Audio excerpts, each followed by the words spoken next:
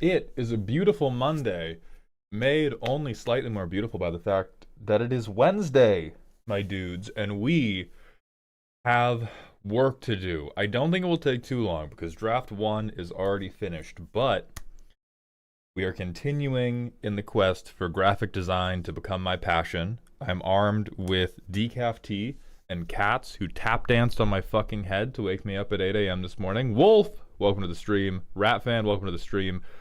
Put Groose, welcome to the stream. You're getting an ad for Fallout 3 because it's an amazing game. That's why. Hope that helps. Thank you very much, Tony Chopper. I got a fresh cut on account of I am going down to LA this weekend to film with Ben Bateman again for Pack It Up. Mauled, I am so fucking burned out and about to explode. We are. And then you lied already, Spellbreaker, because you did the hand clasp meme, and I'm not burnt out. Philip Boardman, I do see YouTube chat. I see you in your, I'm going to guess, hold on.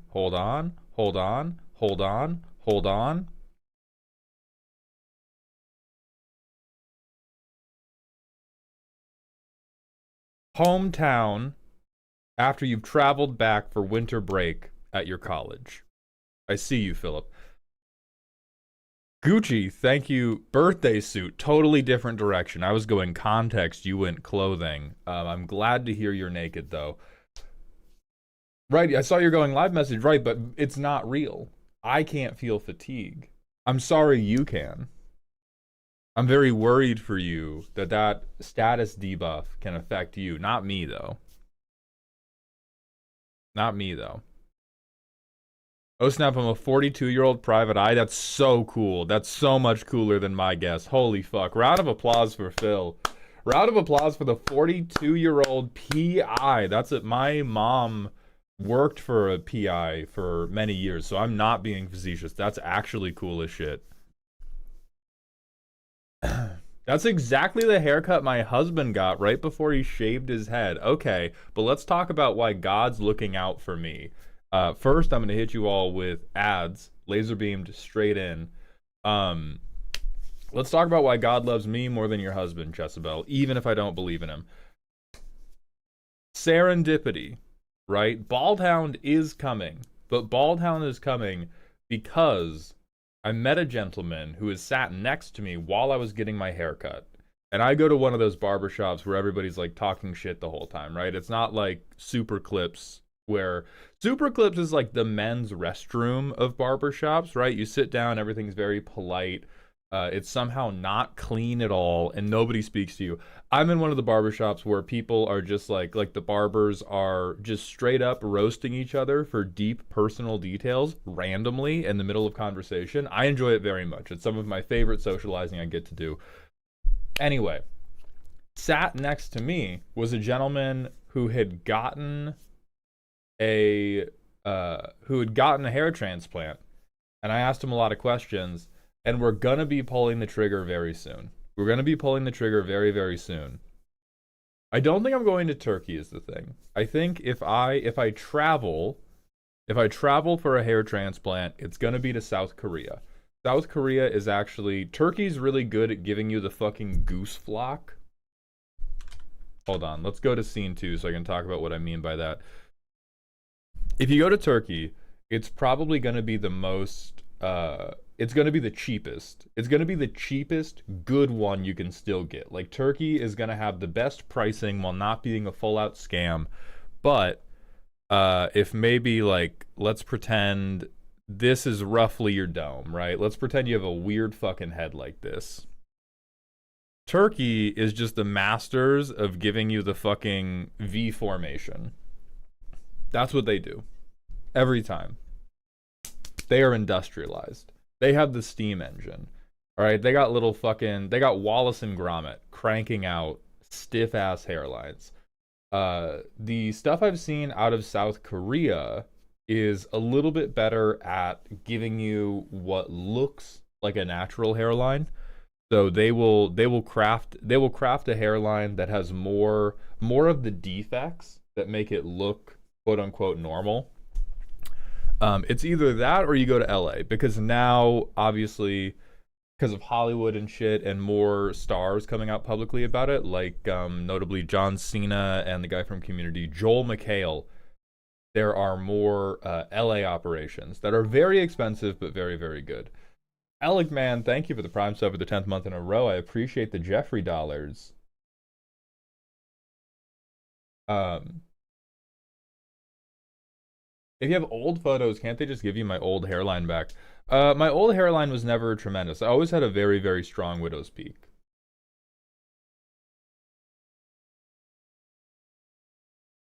So, right, what was I? Hold on, I was on something. So anyway, you will all get Baldhound soon enough, but you're gonna get Baldhound because we have just I'm just fixing this. I'm just fixing this shit. I'm tired of it. I'm done with it. All right, let's talk about why burnout is fake. I think one, I'm still gonna have a widow's peak for sure. Let's be clear about that. I'm not gonna like. Let's go back to just chatting. I'm not gonna be like, yeah, flat line right here. Give it to me. Who's that one? Is it? I want to call him the Barenthal Bear, the guy who plays the Punisher. Hold on. John Bernthal. Yeah, does he? Yeah, I'm not gonna be like, give me the John Bernthal right now. Drag that shit down on pain of death. It's still gonna be a widow's peak. It's just gonna like, I'm gonna fill in the temples a little bit, and then what I really want is better density right at the front. Because right now the peak, little bare. You go up to that peak, you're like, oh, it's not snowing as much as it did last year. What happened here? Go around to investigate, you're like, not as many trees as normal. Was a kleptomaniac bear here recently? No, it's father time. It's father time. Oh, I didn't pull up John Bernthal. Anyway, we're not doing, even though he has a great head of hair, I'm not going to be turning my hairline or attempting to turn my hairline into this. I am going to be just basically like pulling the whole thing down a little bit. Mauled, at what age did it start thinning noticeably out of pure curiosity? Probably mid to late 20s. Was my grandfather balding? That would require my family members to not have died to drug addiction. How am I to know?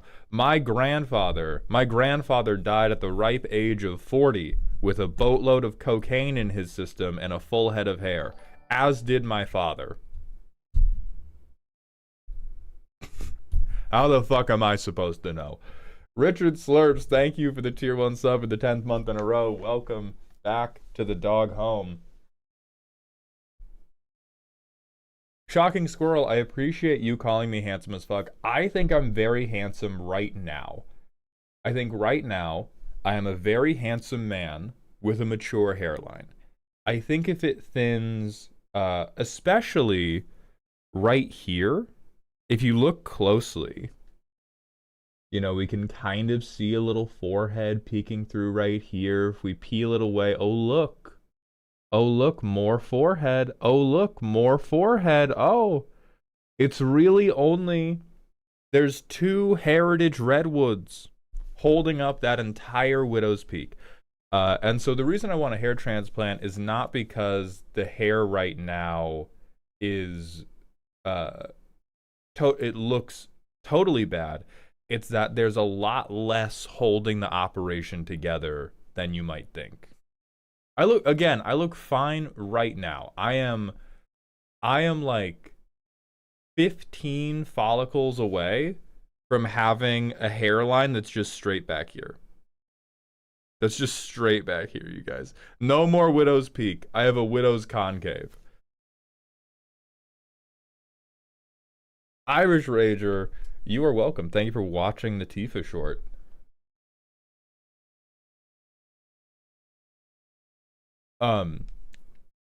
So most of what I want to sort out is really density at the front. If I could have this hairline, if I could freeze maybe like a hairline that was 5% better than this forever, I'd probably take that deal with a genie today. I think this is a good-looking, mature hairline. I look unk as fuck, but I'm like good unk. I can deal with that. I'm not trying to chase this like, you know, young 20s Hollywood action star who gets cast as an 18-year-old hairline. I just don't want to I just see that we're losing ground and we got to correct the trend line. We got to correct the trend line. J the 11, here's the thing. A box chan is telling me hormone therapy is part of Twitch chat's ongoing goal to force femme me. They're talking about taking estrogen to try to make my hair grow, which is a joke we have trod over many, many times. Would hair transplants be considered a body mod? I think it would be. I think they fall under body mod, gender affirming care, something like that. Night C, thank you for 26 months at tier 1 over 2 years, buddy. Welcome back to the dog home. Isn't there topical estrogen for hair? So what I take a pill that is a DHT blocker. DHT is a downstream product of testosterone being metabolized. So I am taking a pseudo testosterone blocker, but it doesn't really block testosterone. It blocks something that testosterone gets metabolized into.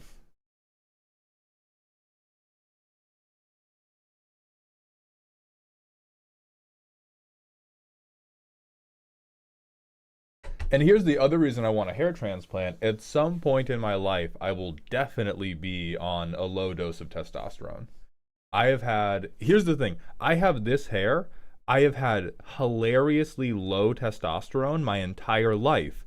And I have not been able to take a bunch of testosterone because I was in the WADA testing pool for years and years. I've only just been out of the WADA testing pool for like 4 years now. But like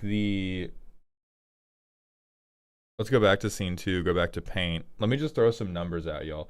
Little McDoom, thank you for the tier 1 sub for the 9th month in a row. Our sub baby's here, and you're making fun of me for having low T. That's great. That's great. What if I banned you?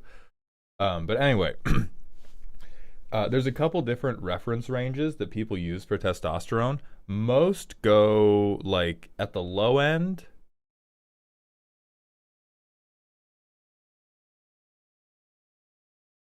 Most are going like low end 150.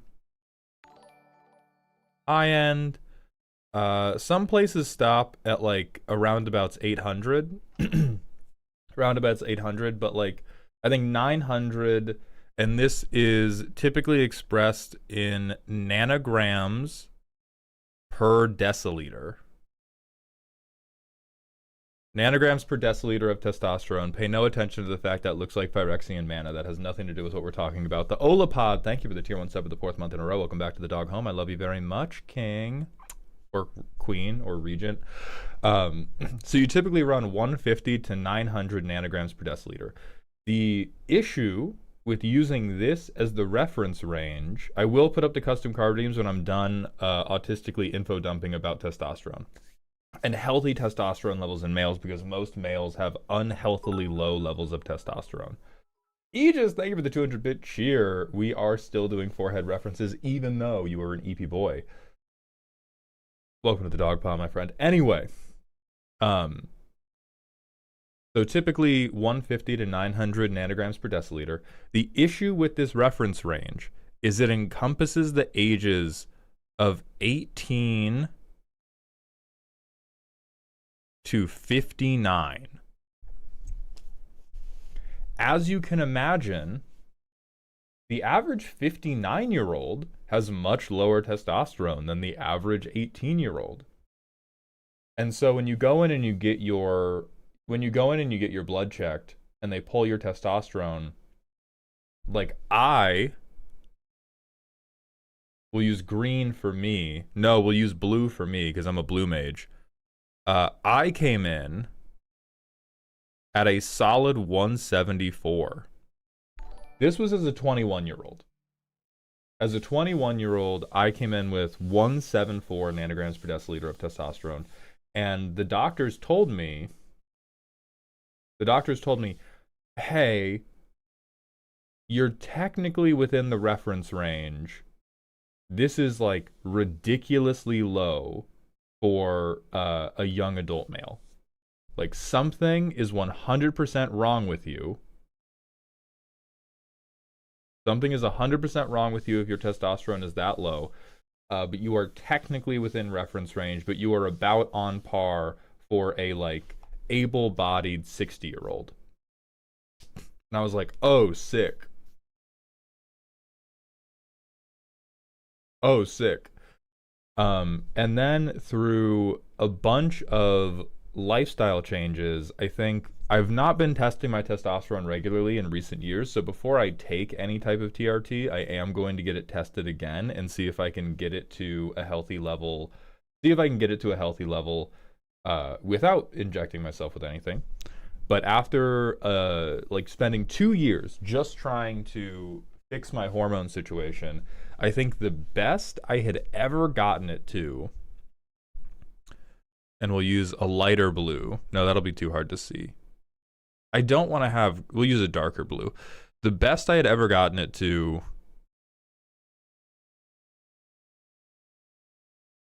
was I came in at a big 331.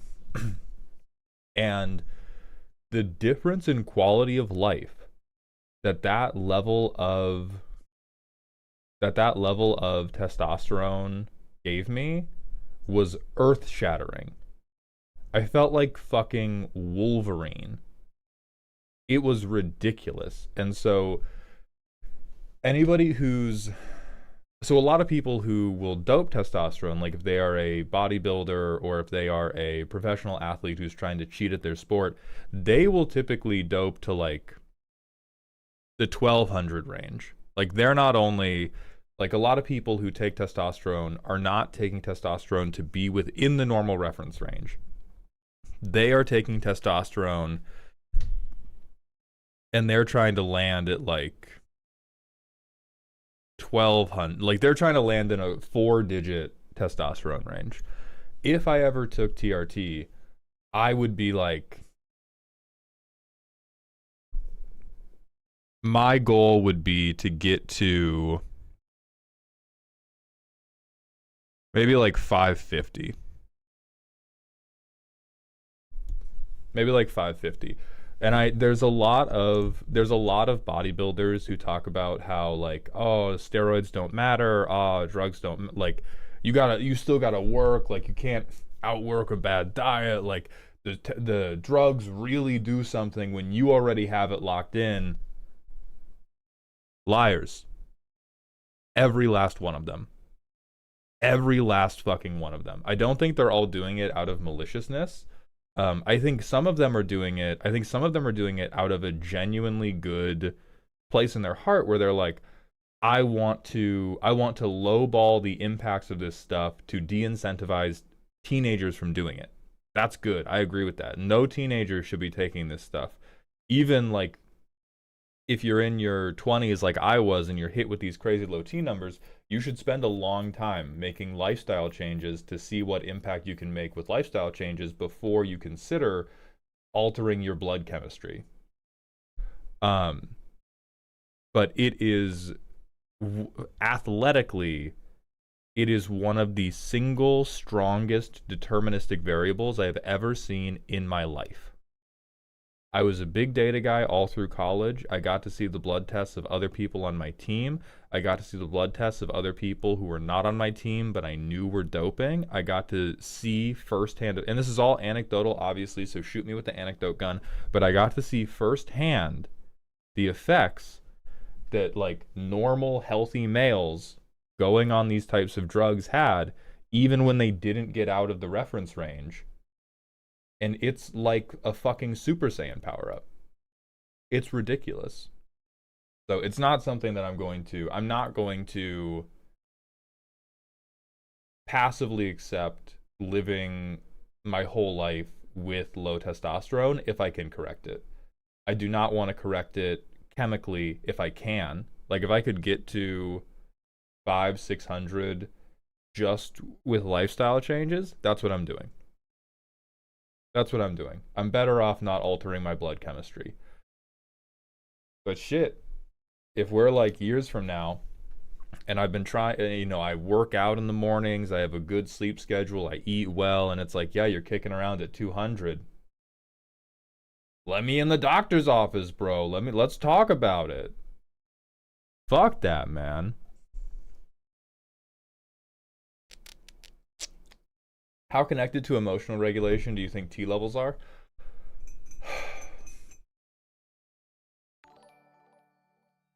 I think people think it's way more connected than it is. Like, I think too many. Uh, I think right now we are trapped in a vicious cycle of too many dudes have been able to use high testosterone as an excuse for dickhead behavior, that it is now ingrained on like a zeitgeist level, on a mental level in our society.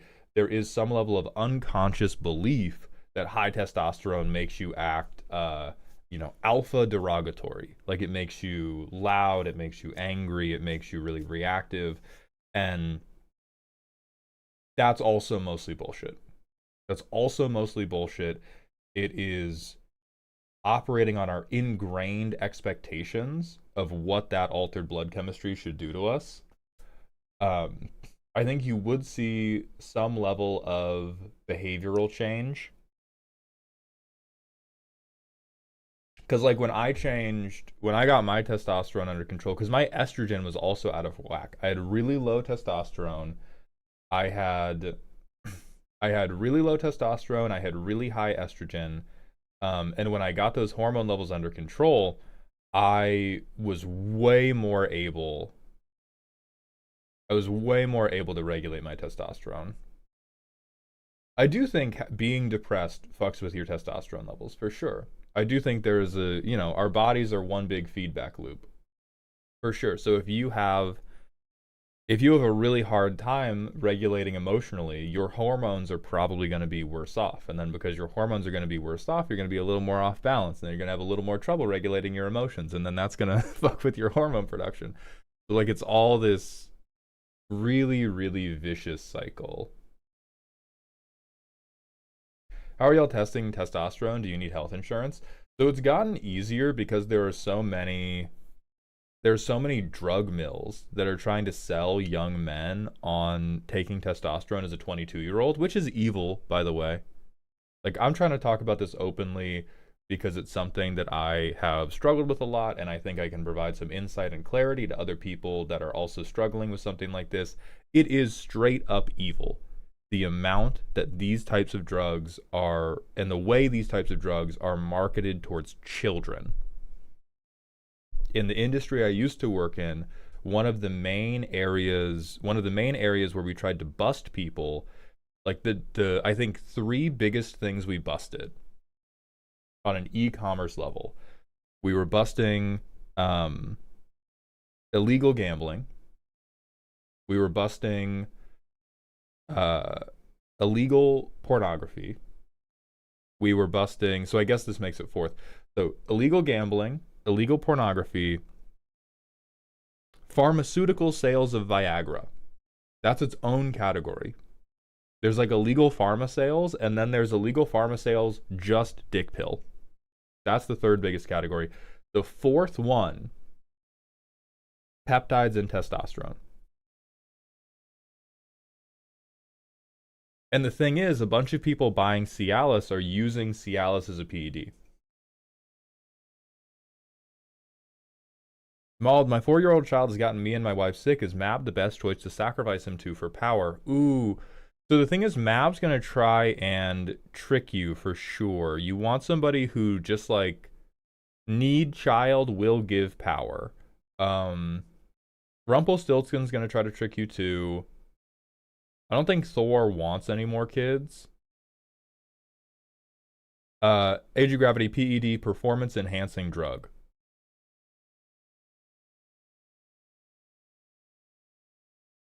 You sure? I think Rumple would be cool though. Isn't he like a little brat every time though? I'll third Yog Sothoth. I don't know who that is, but like I believe in him.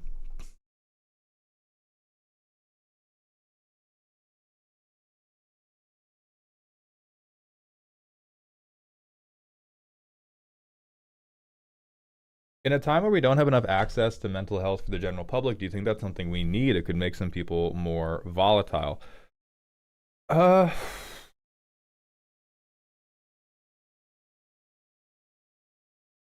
I think what people need is a greater level of introspection and feelings of deliberate control over stuff like this. I don't think what people need is necessarily higher testosterone. I don't think what people need is their hormone levels to be in one specific spot. What I do think you need is I think you need the information to know what's going on with your own body, and I think you need the knowledge and guidance to feel like you can make informed choices for the betterment of your own health. Because like for me, so many of those choices were just, okay, I have to go to bed earlier. Okay, I have to change how I'm eating. Okay, I have to lift heavier weights. Like one of the reasons my testosterone was so crashed when I was a 21-year-old is because I was doing high level rowing, and I was just a cardio hound. I was just a cardio freak. And I was still doing a ton of cardio. I was still doing intense rowing training. When I got into the 300s, the main difference was I started lifting really, really heavy weights and taking more prolonged rest periods. Like I changed my training to being like, I would do 5 days on, 2 days full rest. Whereas some of my teammates took no rest days. They would take one rest day a month, and that was it. And I was out here fucking Jonathan Weekend Warrior. Um, so I do think people need to be more aware of stuff like this. I think it could lead to we, we should all strive to be more aware about how the chemicals we are inundated with on a daily basis are affecting our quality of life. That's the headline. Because I'm gonna tell you right now, the reason today's headline was, burnout's not real. I don't even feel fatigue. I think I am beginning to turn a corner with it, and I think cutting down coffee a ton is helping so meaningfully. You guys ready for what's gonna sound impossible? Gonna sound like a fucking X-Man superpower. When I wake up now, I'm up. I'm sure many of you know exactly what struggle I'm talking about. Right, lies. You say lies, fuck you, right? Mm-hmm. Mm-hmm. I promise you. I promise you. I, after like 10 days of struggling with this, putting my phone far away from the bed, I can still take naps, Footgoose. I'm not a maniac, but I'm talking. You don't even know what I'm on. You don't even know what I'm on. I had an alarm for 9 a.m. today. Z and I stayed up late watching more Thousand Year Blood War, but I had an alarm for 9 a.m. today. Alarm goes off. I get up. I went, damn. I don't want to do this shit. I could sleep 30 more minutes. I'm getting back in bed. Fuck this. I climbed back in bed. I laid there for like 30 seconds, and I went, shit, day's here. Gotta do it. Got out of bed, made some decaf tea, did some calisthenics, did some stretching, a little bit of downward dog, preparing myself to get some Donald later. You know what it is. I'm making movements. Got my hair cut, fed my cats, stimulated my senses. I'm on that 5 gum beat. I've never woken up like that in my life. Have you tried getting addicted to caffeine and then getting unaddicted? And notably, I'm having ideas again. This is why I say burnout's fake. Because I think what's happened with, even though I'm trying to be transparent about it in real time, I think it's like how singers, you only sing about a thing after you've already gone through it. I think that type of thing is what's happening with my transparency with you guys about burnout. It's like now that I'm turning all the corners on it, it's easier to talk about. Um, but it has been so long since I just had like ideas happen for a video for a thing that I thought would be funny without having to workshop them, without having to like sit down and be like, we are making an idea right now and we are turning that idea into reality.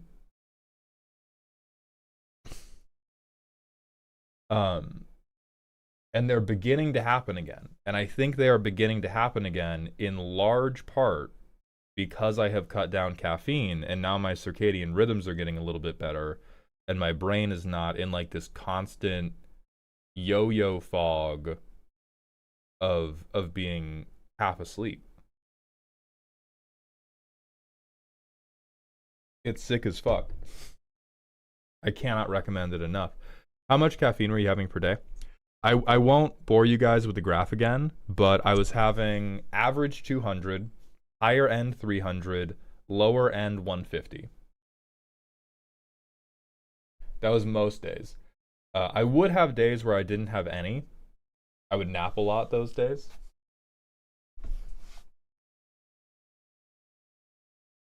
Talking through mental emotional struggles can literally help start addressing them. That's why therapy is a thing.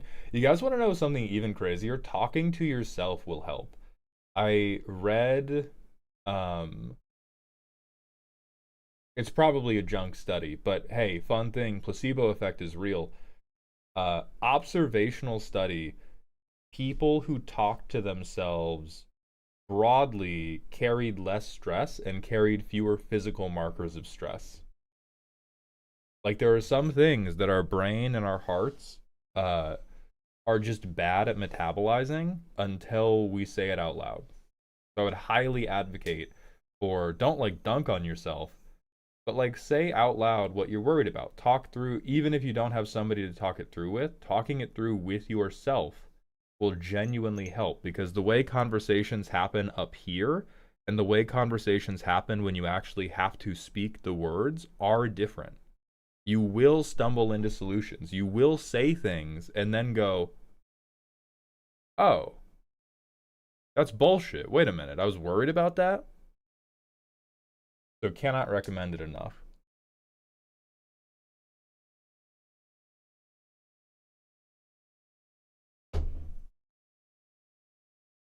All right, who wants to do some work? I do, because I woke up and I'm awake. I woke up and I'm awake, so it's work time. And you all have to do my work with me because I'm bad at my job. Oh yeah, custom cards. My fault. Hold on. Thank you, Little Mixtube. Thank you, Little Mixtube. I'm doing it right now. How was everybody's day?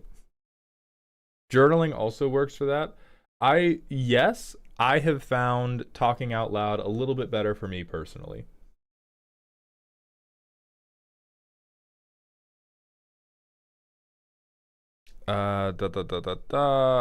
Yes, create a copy. What's this for? This is for.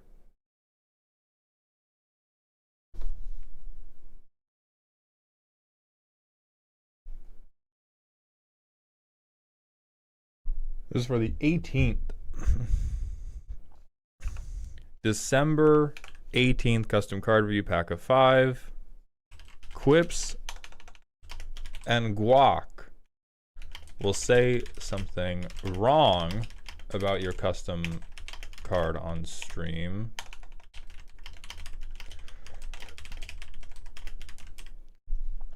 I will strive to correct him. We will do. I don't know how quick Quips is going to be. So I'm setting the packs of 5 live right now. Ko-fi.com/Malltown/commissions. This link works for YouTube too. If you don't buy today, we will be selling more. We will also have free ones you can redeem on Twitch tomorrow. One of the best things I ever did for my mental health was cutting down on self-deprecating, whether it was jokes or just saying I'm so stupid. It genuinely helped me not voice those thoughts. Yes.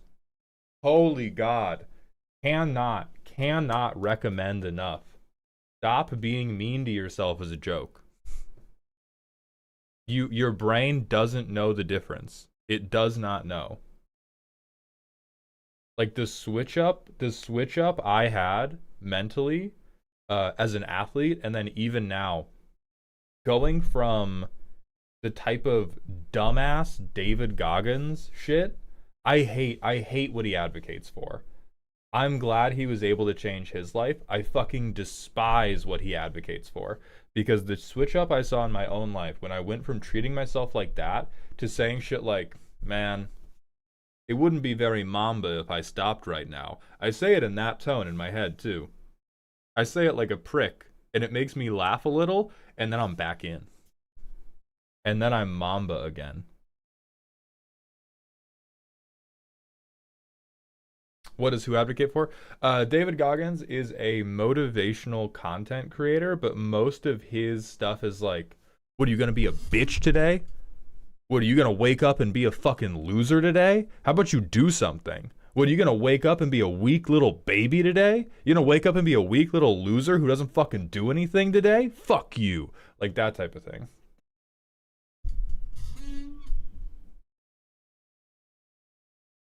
Oh God, Jezebel, that does sound like a lot. One thing at a time. Remember, one thing at a time. Lena dances, yes, similar stream start time.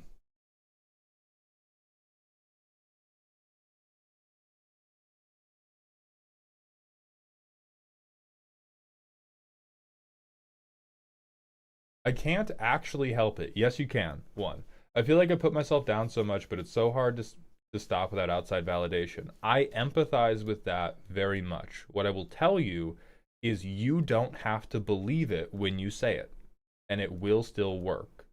I will set the one packs live in a second.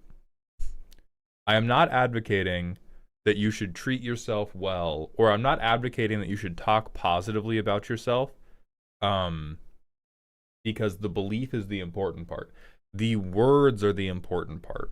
A way you can think of it is imagine like an eldritch summoning ritual for a demon. And it's like if I say this incantation 300 times, it will summon the demon. That's what you're doing. But the demon is you liking yourself. You do not you do not need to you do not need to convince yourself that it is true and then say it. You just need to start saying it. And little by little, it will become true in your mind.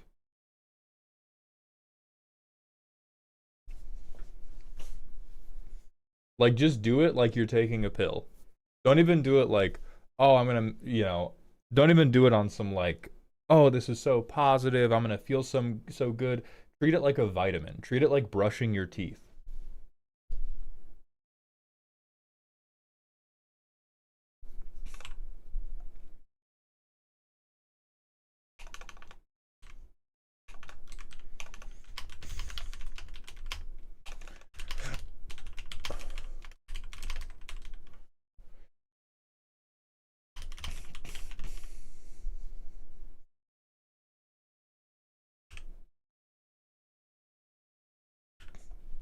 All right, singles are now going live.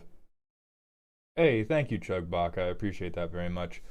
Wolf, actually, perfectly, we have to reschedule you Sunday because I'm going out of town this weekend to film with Ben Bateman. I hadn't sent the email yet. I've just pinged it, but I'll be sending emails out today. Um,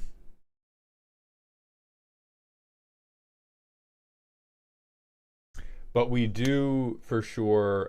Yeah, we're gonna reschedule you anyway because Ben texted me yesterday. Yes. Mothman, I did, and I'm gonna be a real man. I don't know. I don't know enough about thumbnails to be handing out advice.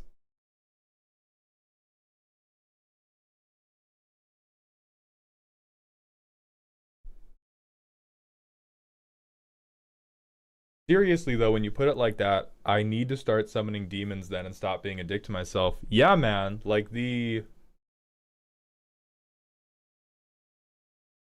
Like, the reason Christianity has such a fucking chokehold on everybody, or the reason organized religion has had a fucking chokehold on everybody for so long, rituals work. Rituals fucking work.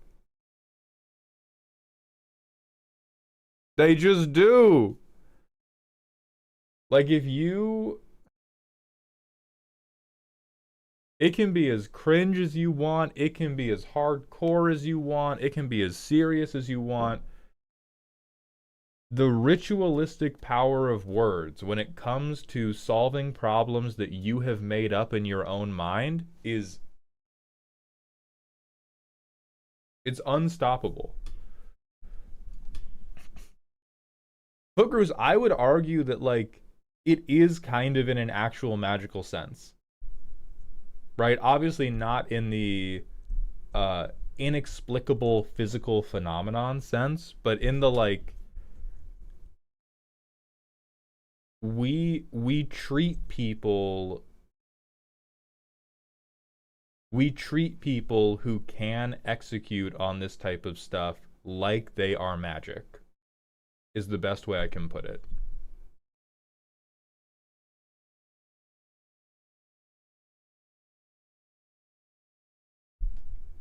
Like, if you look at somebody who is able to execute on a workout routine, somebody who is able to dedicate to learning a new skill, who is able to stop beating themselves up via the use of some ritual that helps them Pavlov themselves, that shit, that's a spell, bro. That's a magic spell. That's what it is.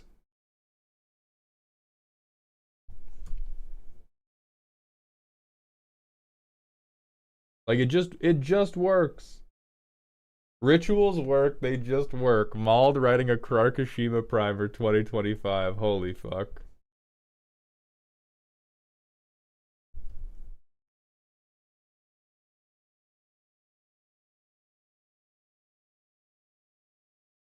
Yeah, like, you can condition yourself to believe in yourself, and then by conditioning yourself to believe in yourself, you will practice more, and you will get better at the thing, and eventually you'll just be able to do the thing as a downline result of fucking lying to yourself. Like, hold on, I gotta blow my nose.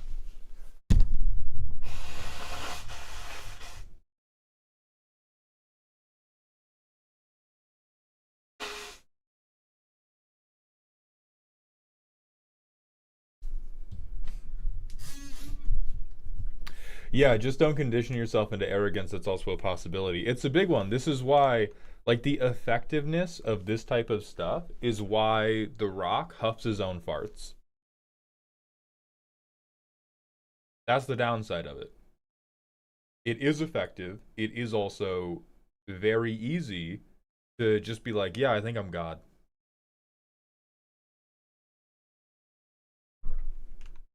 Yeah, I think I'm actually the best thing ever.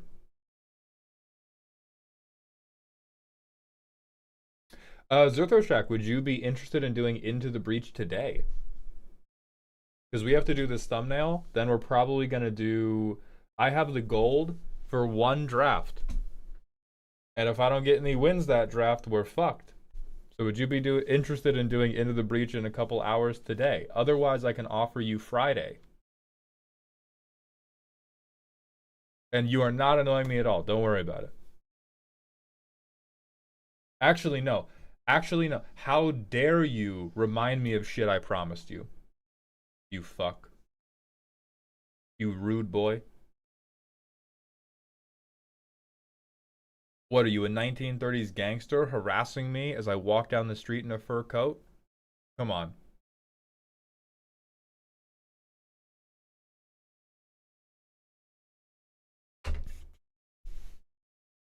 I took your advice, swaps to DC with Deval, and the deck flows so much better. I did try to add in a couple more one-drop creature. I think Gravecrawler has potential, but I'm not too sure. Oh god, I think Gravecrawler has potential. It's gotta be one of the, like, top 10 scariest lines to hear your friend who's getting into Magic say. That's so horrifying. He definitely does, bro. I'm horrified to say he super does, but I'm so glad to hear the deck is flowing better. Um, Maskwood Nexus, almost never worth it. Let me look at the specifics. Bro, why are you trying to play Gruul Raccoon Control? What the fuck are you doing?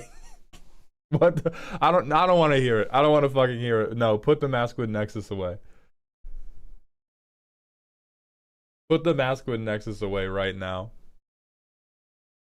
Put the fucking pipe down, bro. Okay.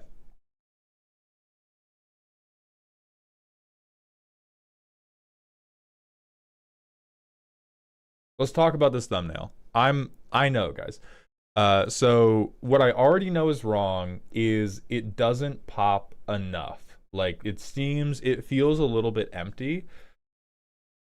You hate the background. Interesting. I was trying to change up the gradient background. Okay, but do you hate it so much? Gerald, you haven't irritated me. You're good, dog. I was trying to do something that was a little like I wanted something with red in it because it's supposed to be like we get in an argument. Make yourself bigger and them smaller.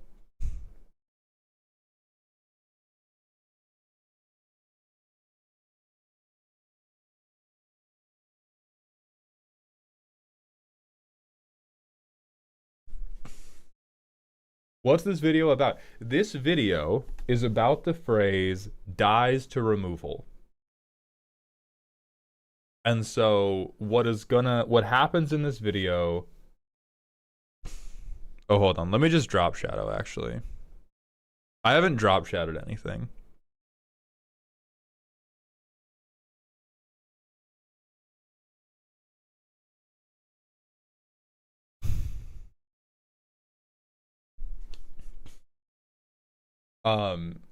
So what I pitched to them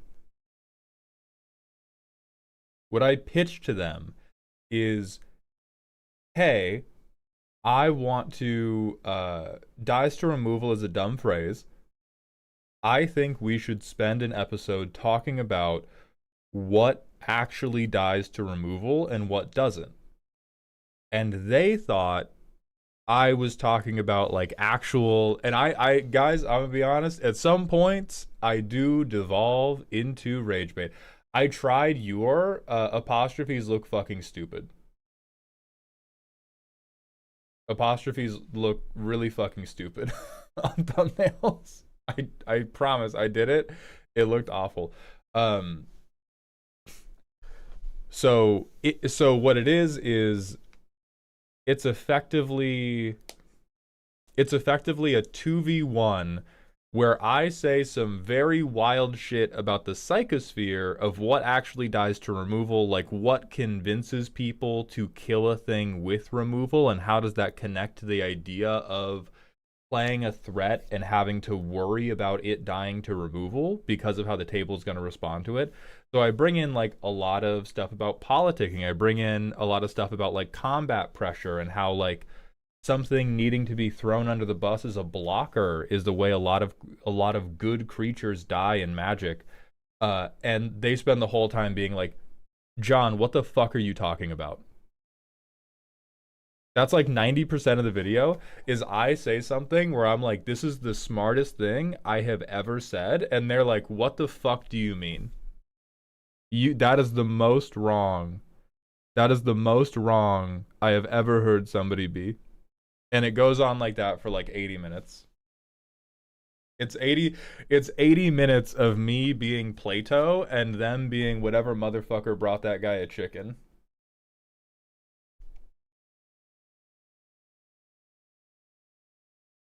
For this discussion, Solemn Simulacrum doesn't die to removal. No, that is one of the most removable cards in Magic. One of the most dieable cards ever.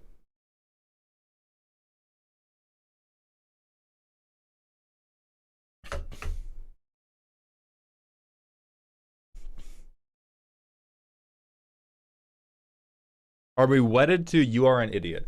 I'm not wedded to you are an idiot. I like the concept because this is a more argumentative one. Um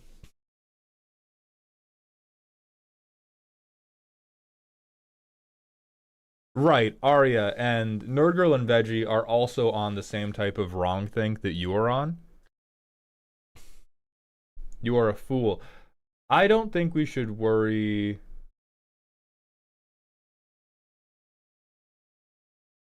I don't think we should worry too much about specific wording. I think we need to worry about like shapes and colors.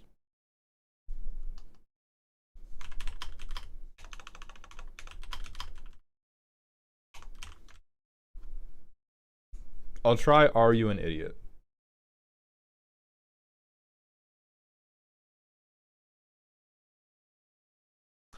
Arya, you are flatly wrong. This is a thumbnailing thing I've used many, many times. So whether or not people can read it doesn't matter. I have used this thumbnail template many, many times, and it is always a banger. Like tiny text on left with something rage baity, response on right with big word, just works. Doesn't matter whether or not they can specifically read it. Blue Jay, that's too many words, I think.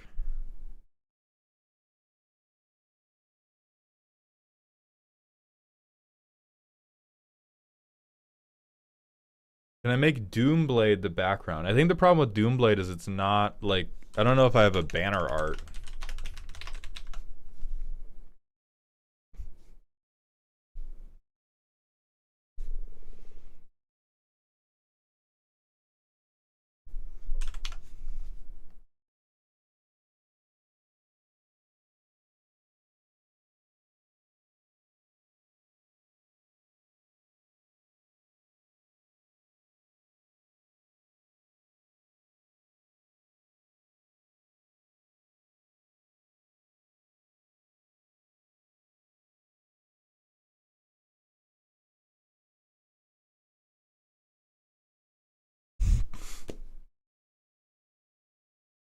Do we like that more than the gradient?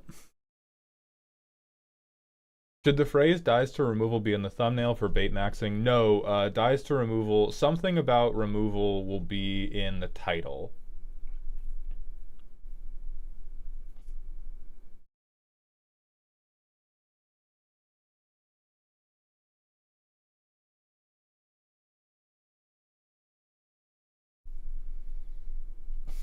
I do like that I'm like touching the angle's face.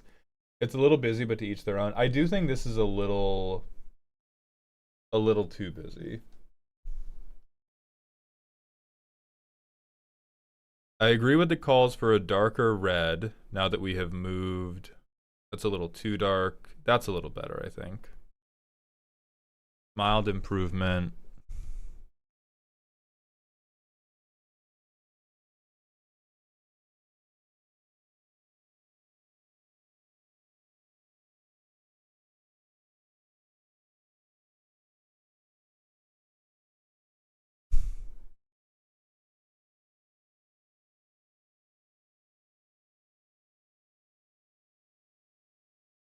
Let's see. Let's try the white outline.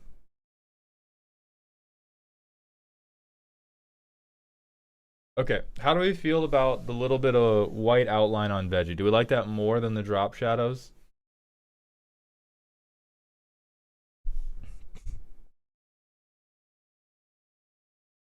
Thicker white outline? You're a maniac. Thicker white outline is crazy talk.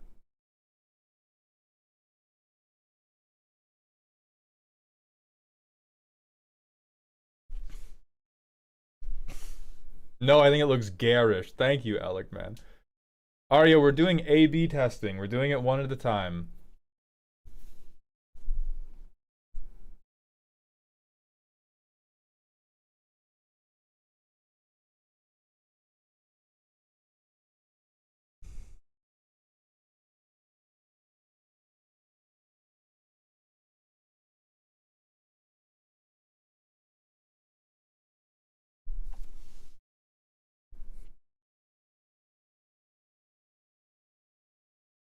I do like the outline on me more than Veggie. I will try thickening this up to match how thick it is on me. Did we just not have enough outline?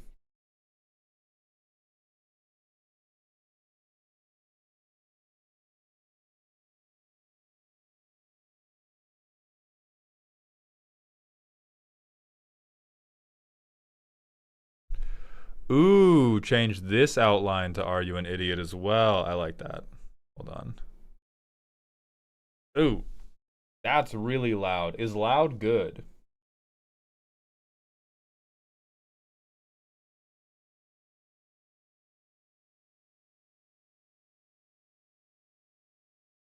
No, like white and black outline. Can't do it.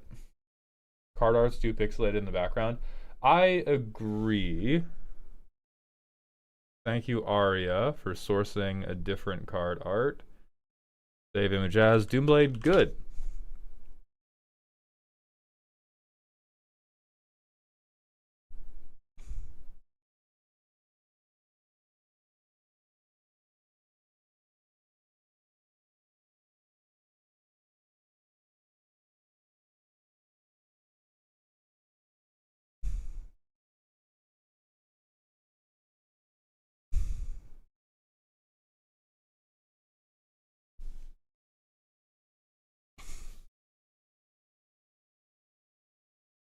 Can you put a green outline around you and a red around the evil wrong people? I don't think that will play visually well.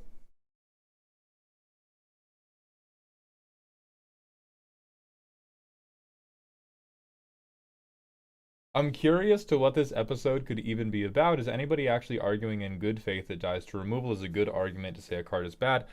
No. the episode is me speaking from the mount. The episode is me screaming from the mount about how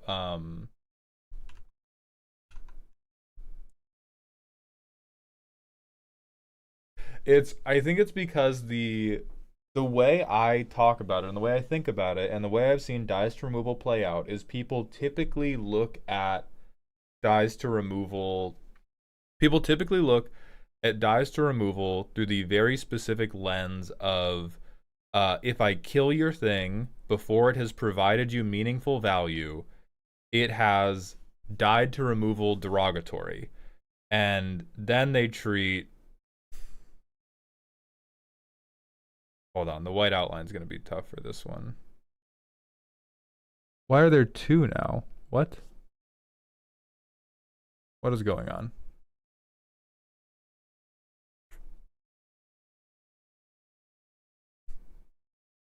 Hold on, let me try to course correct this. Why is this only on one side of the thing?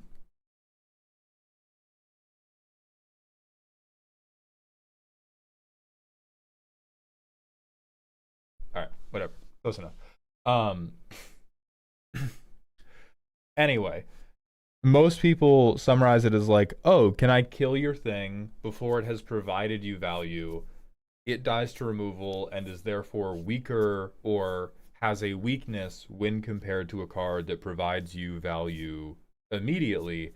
And a lot of what I bring up is like there are some cards that theoretically die to removal, but in practice super don't because the way they provide value or the mana value they are or the type of creature they are make them more or less removable in the eyes of most Magic players. It also has to do with how much I set you back in terms of mana. Not true. Well, to some degree it is true, but again, like you're thinking too literally, and most of this episode is basically entirely uh, I bring I argue for dies to removal in a greater philosophical sense, and Nerd Girl and Veggie go, what the fuck are you talking about? It's this extremely literal thing about how many cards and how much mana I set you back. Yeah, baby? I dumped it out on the table in here. What do you need? Oh, yeah, what's up? Hey. Catch your boy holding like a gentleman, by the way. Like a gentleman.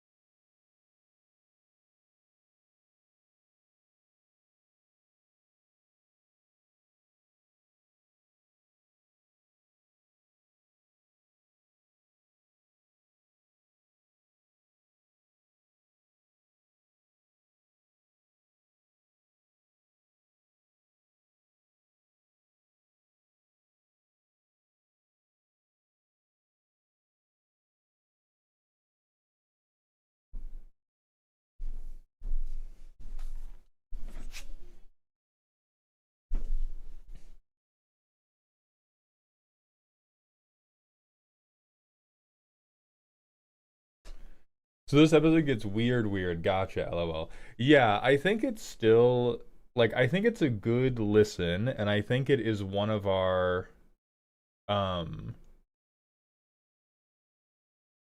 I liked the back and forth of it way more.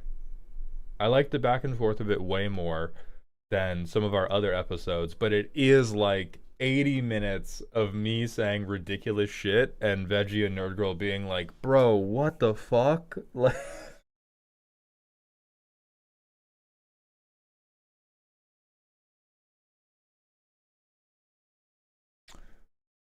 ooh, vignette on the background. I like that. We did that on the last one and it played well.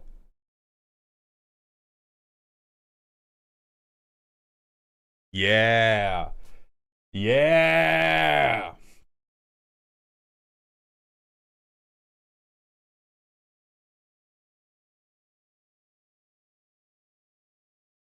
Boss, my lands deck is becoming more legacy pilled. I just dug up a volatile vault for my Ixalan box and it's gonna go boom every turn. I am gonna call in a wellness check. But I like this thumbnail. I like this. Did you say vignette? Yeah, I said the word. I said the word. What do you mean?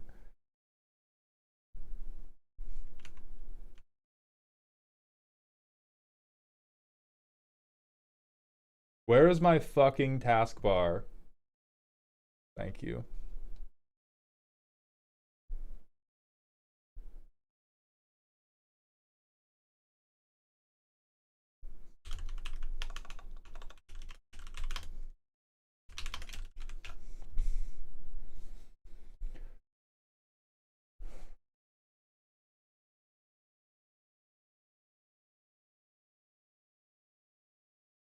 Is the in this essay I will large enough for someone to read on a thumbnail? I genuinely don't know.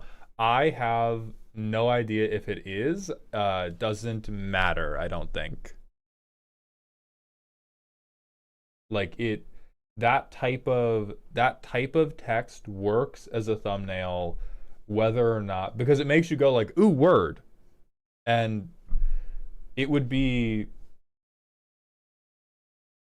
um it would be a real problem if this wasn't readable. This part's gonna pop, and people's eyes are gonna go, "Ooh, that pops." Ooh, there is something else. There is something else below it, and at that point, they're invested enough that they might read the title, and then they're clicking the video. I hope I get internet famous enough one day to get on one of these podcasts and spout my own bullshit. How many shorts have you posted this month, Aria? I believe in you, Aria. How many shorts have you posted this month? It is capitalized, yeah.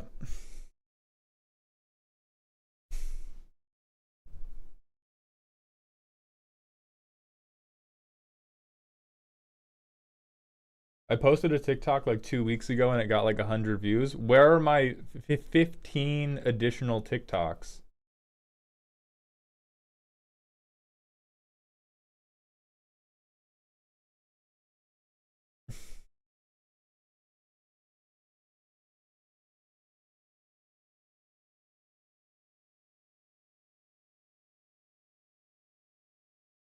All my ideas involve a camera and I have stage fright. I mean, you gotta do the like, then don't post them, but talk to your camera for 1 minute a day. There's a like fitness creator who framed this as like a public speaking challenge and made everybody post it. But if you have stage fright, like if you having stage fright is normal. I had stage fright. Either you start addressing it today or tomorrow or it never happens. That's it.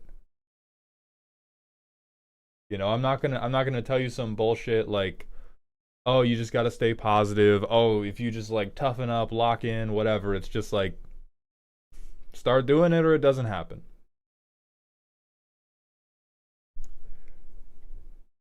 It's that simple.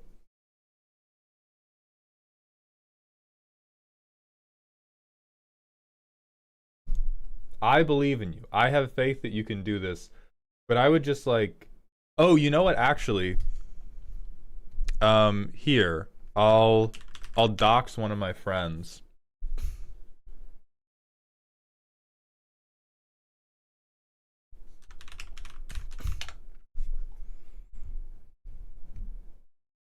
So I have to go get his ass for it. But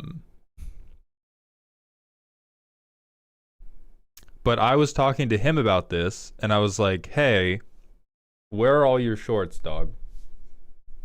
You're a content creator. You're trying to be a full-time content creator. What the hell is going on with posting cadence? Like all you do is stream, and we're not getting any other type of content out there. And so we started doing our 1 hour work periods together. And then he posted like a million things. And he also tried these, and these are his like most viewed videos on the channel now. And these don't happen if he doesn't just like take an hour every day and say some bullshit into his camera. Aren't even subscribed to you as your so-called friends. I don't subscribe to my friends. Yeah, I'm pulling that ladder up. I'm pulling that ladder up and I'm hitting you with it. Subscribing to my friends. My God.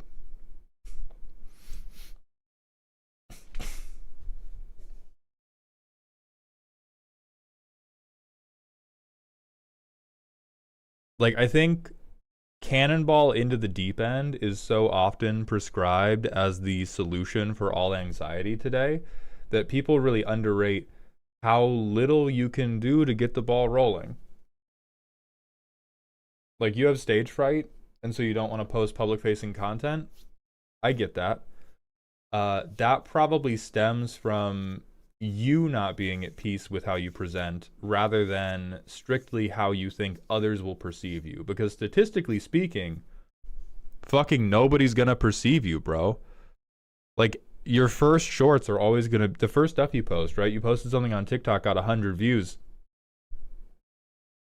Nobody is seeing or thinking of you.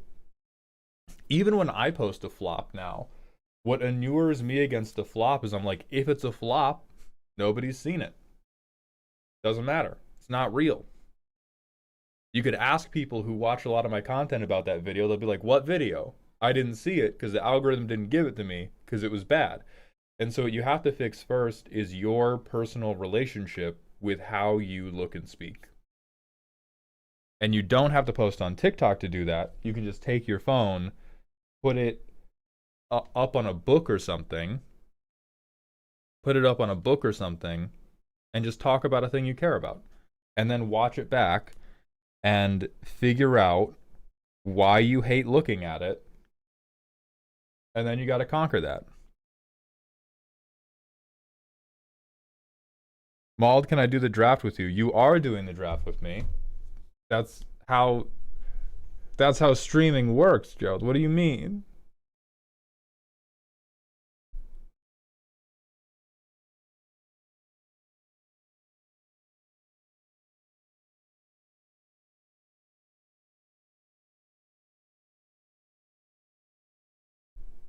Pending Platypus, thank you for the random smasher pass.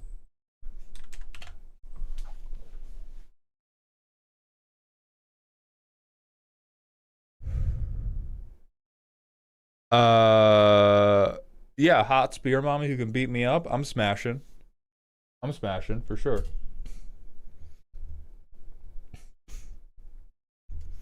I really want to pull the trigger on an anti-hybrid change video.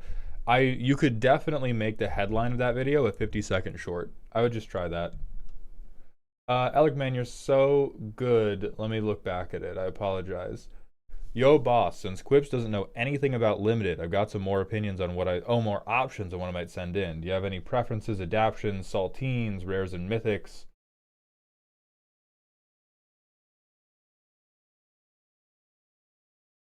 Send in some rares and mythics from Age of Sigmar, actually.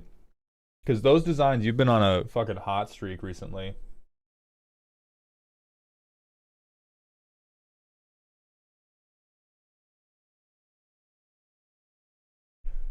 Ver to Verveen, thank you for the Twitch follow. Welcome to the Doghouse, my friend. And Jomi Bug, thank you for the Prime sub for the 10th month in a row. Welcome back to the Dog Home.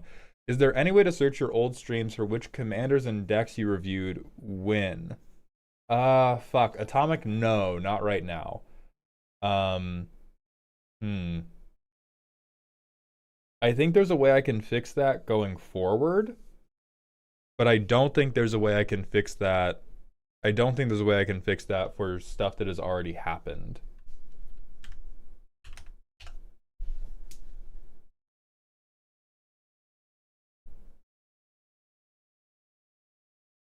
All right, let's go. We're going to MTG Arena, baby.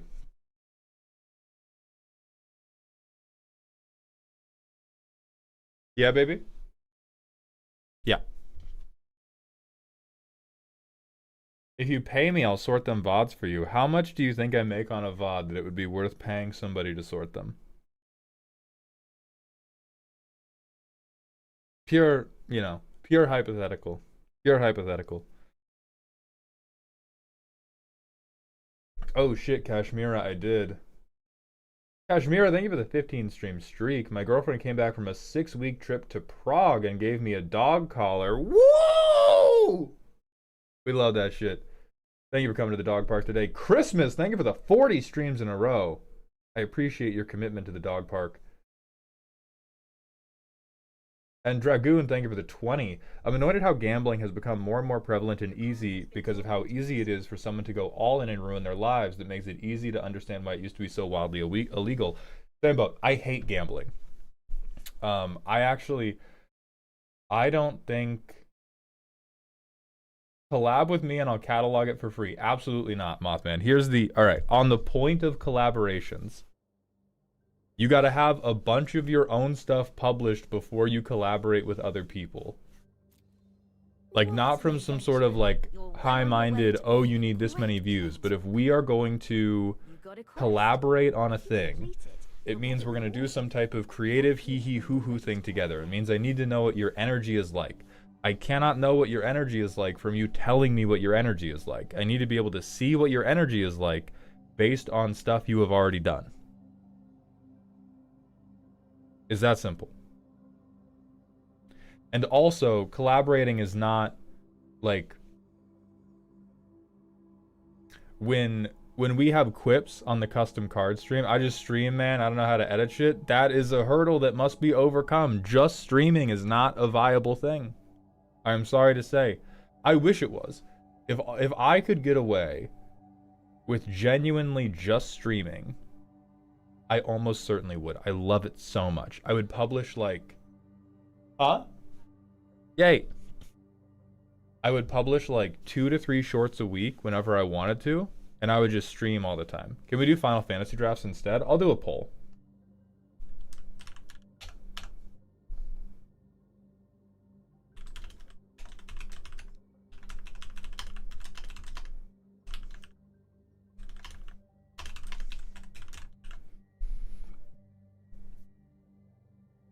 I promise I'm chill, bro. Everyone agrees with me as long as I'm waving this knife around. I mean, it's just the like... Hey, I edited your most recent gameplay episode on Decked Out, and I want to say it was an honor to contribute to the Malltown cinematic universe. Hell yeah! Thank you, Pieway. What's a good cadence for uploading shorts, TikToks? If you are new... Well, actually, let me hit you with the straight goose. Let me hit you with the straight goose real quick. The neck, the absolute bill. Cadence is made up and does not matter. If you attempt to become a content creator, a lot of people are going to tell you a lot of superstitions about what cadence is best, how often you need to post, how many days in a row you need to post, what time of day you need to post. It's all bullshit. Every last bit of it. What is important about cadence, especially if you are new and especially if you are bad at content creation, and I'm not putting you guys down, when I want you to understand, my internal scale for content creation, I am bad at it. That is not in a speaking down to myself way. That is how high the ceiling is for what I can do. That is how high my faith in my own potential is. So when you're bad at it, you want a pretty high cadence because you need practice. This is a thing you have not spent your life preparing for. School did not prepare you for this relatively well. You probably have not been training professionally for it at whatever job you currently do. This is an entirely new skill you have to learn and develop, and it is very easy to fall into negative anxiety loops. And to avoid falling into those traps, you must practice it incredibly often. So if you genuinely want to start doing it, I would say every day. Every day you film something and you try to convince yourself that it's postable. Because if you don't do that, it will take you so long to get the practice you need that it'll feel like you're not making any progress.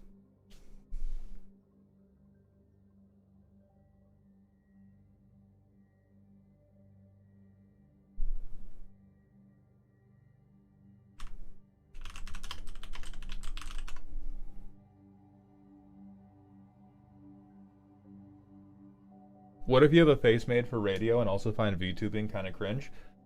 Being ugly doesn't prevent you from being a content creator.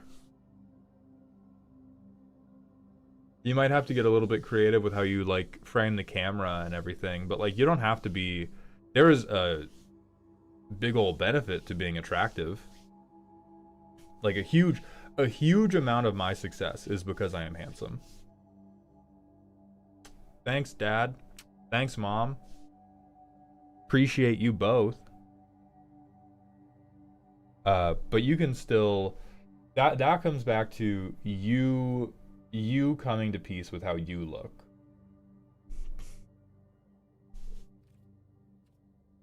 All right, we voted for Final Fantasy. Thank you all. We're quick drafting, by the way. Oh no, I have to pay gems for a quick draft. Oh no, okay.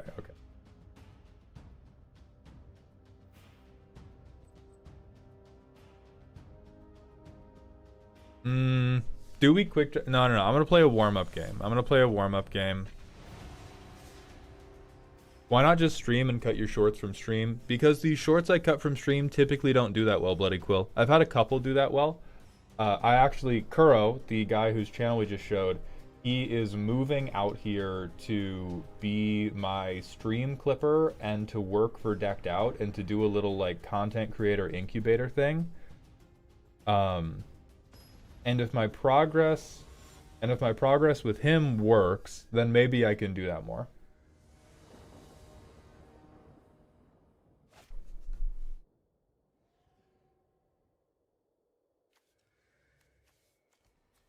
Darebrained, you shut your ass up right now. We can't keep this hand. We can't keep this hand either, but we will. I'm so fucked, dude.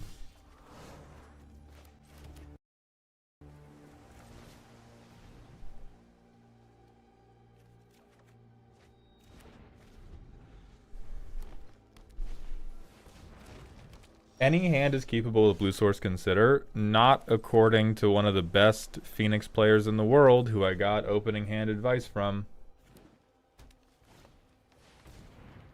They actually told me that Blue Source Consider is one of the biggest traps for Phoenix players. What we're looking for with what we're looking for in terms of like, oh yeah, that's keepable. Free the Fae is instant keep. Whatever the fuck else is in that hand, like 1 or 2 lands in Free the Fae, yeah, you make that shit work.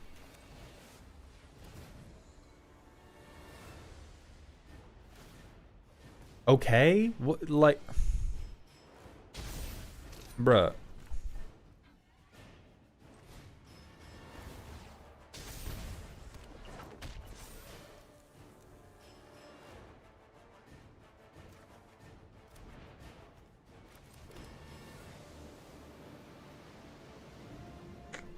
Kind of want to lightning axe something, but I just don't think I care.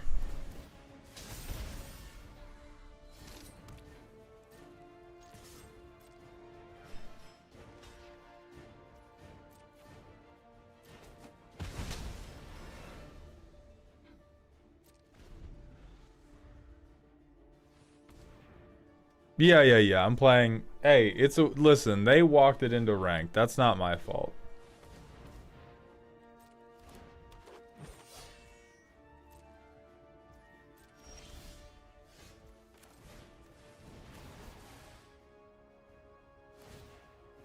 Hey, good for you, boss. Respect. Respect. I get it, dude. Hell yeah. Does being an ambassador or being sponsored by Wizards really make that much of a difference when making Magic content? I have never been either, so I am speaking completely out of my ass when I say this. I think being sponsored by Wizards can make a little bit more of a difference if you have an ongoing sponsorship. Because like corporate partnerships are always very good, because if you can get paid enough from a corporation that you don't have to like hyper obsess over views, depending on how heavy their fingers are in your butthole when they like try to pilot you like a Muppet, you can get a little more artsy with it, because you don't have to be like chasing a view number the whole time if a corporation is your patron. Um Being an ambassador, I think it only really matters if you're making a lot of content a la Ben Bateman. Ben Bateman is probably the most successful guy out there in terms of packaging, like crack packing videos. I know Z had some box opening streams when they've been an ambassador, and those were also very successful. So I would say unless you're doing either what my girlfriend is doing or what Ben Bateman is doing, it doesn't help you. I did see they nerfed them to being a dirty tapper. You're well on your way to Oh my god, we have to play it. I don't have 10,000 gold yet. I don't have my 10,000. I don't have my 10,000 G's, man. Come on. Preview cards draw a lot of people to a channel. I think that's bullshit. I don't think they do. I think preview card is a little gold sticker they give you. I don't think it... Like, I've never seen... Like, the only preview card video I've seen get a lot of hype was when Game Nights filmed the, like, short movie. This hand fucking sucks. Yeah, get out of here, Phoenix. And even then, like, my preview card, one of the worst videos I've ever published. I'm still really happy I got it because it was still cool as shit. Like, it was still just stone cold awesome. But I don't actually think... I don't think they cause very much growth.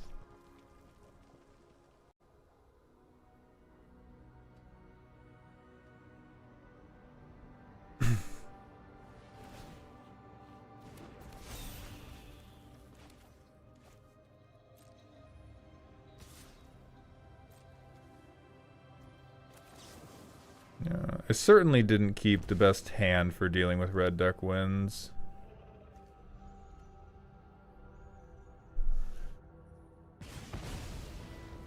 Thought BB was banned in Standard. This is Pioneer.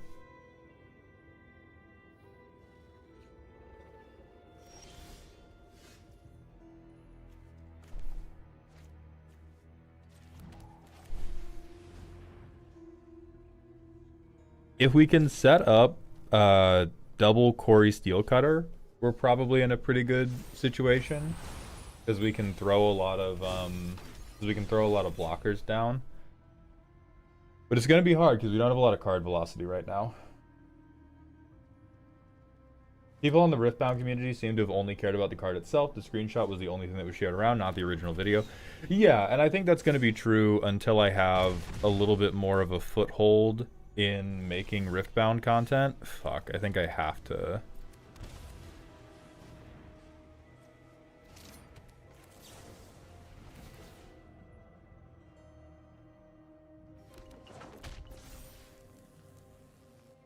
Like, even in Magic, like, I saw, like, Good Time Society, you are, alright. Nope, that's fine. Thank you. Like, I saw Good Time Society got a preview card. Nobody shared the Good Time Society video. They shared the cards, though. Like, I think that's just kind of a universal truth about preview cards.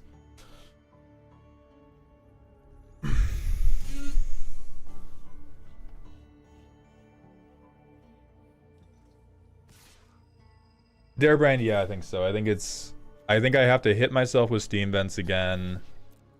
If I get a Free the Fae off the top, it might change what I do, but otherwise it's just VV Vents, and I... Interesting to play that main phase too. Oh god, I'm discarding Treasure Cruise? I think I am.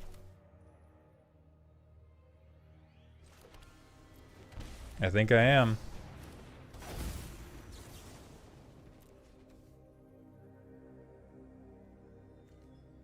This is an enters trigger, yeah.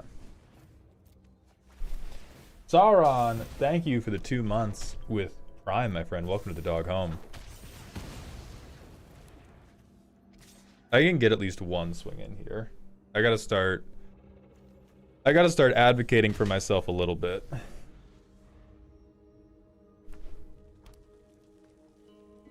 Was watching the VOD from your stream a few days ago. Spoiler baiting your girlfriend with Bleach reminded me of when I told my GF at the time. Spoiler, everyone dies at the end when they started watching FMA Brotherhood. That's crazy.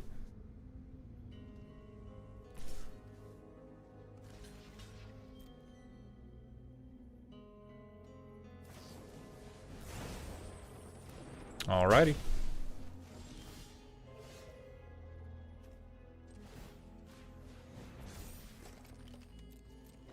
And now we wait until we draw a good card or they lightning strike us again.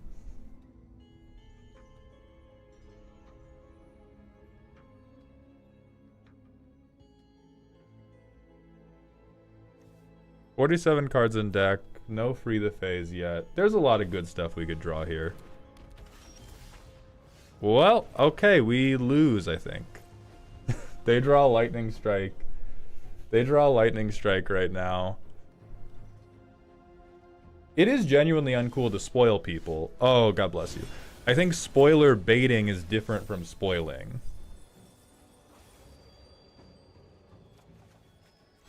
Oh, heaven help me. Heaven help me, I'm doing rude shit. And I'm getting another blocker. Fuck you.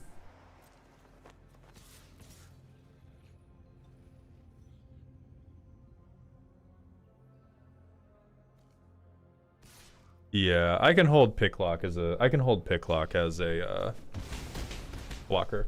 How do I explain to new players that even go wide decks need board wipes? You show them board wipes that don't affect them. That's how. Like, people don't want to be like, why would I play an expensive card that doesn't do anything to help me?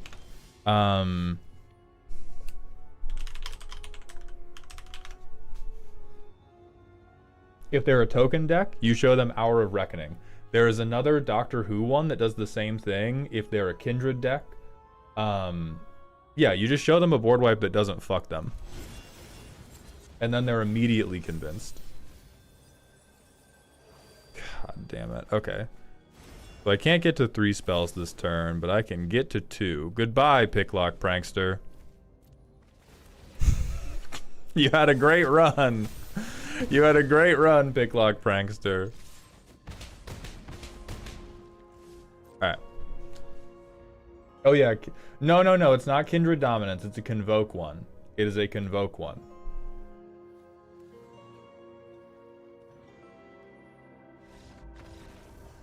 Yeah, Corey Steelcutter is a pretty fucked card. You could also cast the one from Exile to get Flurry. Yeah, but that doesn't have nearly as much aura as Lightning Axing my own creature. Everything comes to dust. Yes, that's the one I'm thinking of. You're well on your way to being a great Can you share the deck list? Peek above, if you... This one? If you Google, like, Pioneer Phoenix, I net decked this bitch. Go here when you're ready to play a game. Alright, now we can Premier Draft. Let's get it going.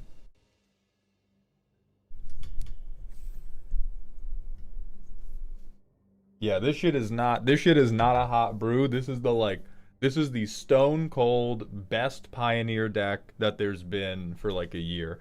How often do you net deck? Really only if here's the thing. to some degree, everything I build from now on is net decked because the card choices I get to see from the main content I make being deck roasting, I'm influenced by you guys. Like a bunch of silly cards that I like playing are somebody submitted it to me and it was part of a different deck and I'm like, ooh, I could use that for my blank. That's net decking to a degree. So the amount of time I just like Google deck list, use deck list, only if I'm doing competitive 60 card, which is basically never. Every other situation, I would say it's effectively net decking because I am drawing on all of the cards I have seen you guys submit. Svides was actually Kuro, I think, found it first while we were building a VV deck together. So Mauled original thought was VV Stompy. We went to the dregs of like red-blue creatures that were not high on EDH rank, and we were scrolling through, and Kuro went, "Oh my god, look at this!" And I looked at it, and I was like, "Holy shit, this is perfect." Okay, this guy sucks. I kind of fuck with this guy. Don't like her very much. We could do Orzhov. I believe in equipments more than I believe in making a Doge. Ignis is also pretty hot. I know Fatal Push is the best card. Everybody shut up about Fatal Push. Everybody shut up about the Fatal Push. Let me believe in Rufus Shinra, man. It is Fatal Push. God damn it. All right.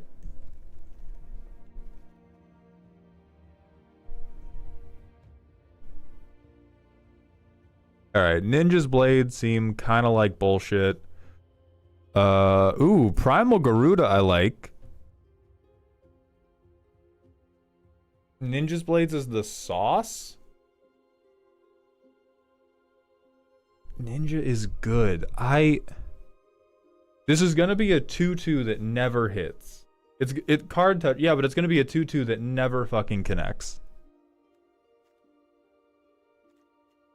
I don't think I believe in it over removal. You use the push to remove blockers? Yeah, I will have it in hand. You're so right. Little Mix Doom, thank you for the 50-bit cheer. Ignis is pretty hot. Malltown 2025. Shut your ass up.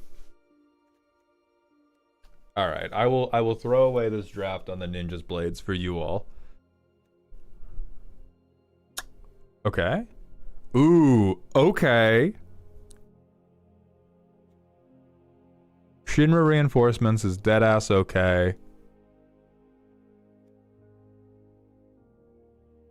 God, I like Garbrandt, but I know that this is just a way better card than Ice Magic or Judge.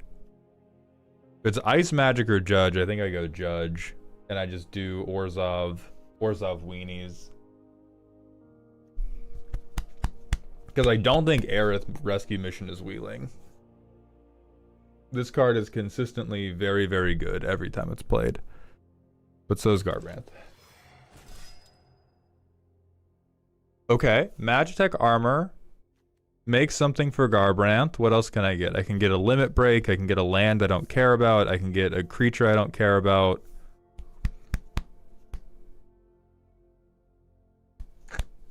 Aerith is not meh. Aerith is not meh. You all just don't see the potential. Limit Break is my favorite trick. I think Magitech Armor is the good pick, but I love hitting people with Vincent's Limit Break.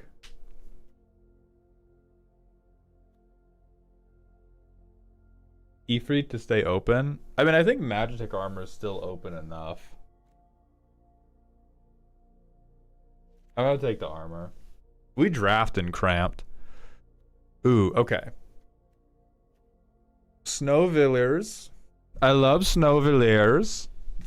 I love White Mage's Staff. I love Ari Man.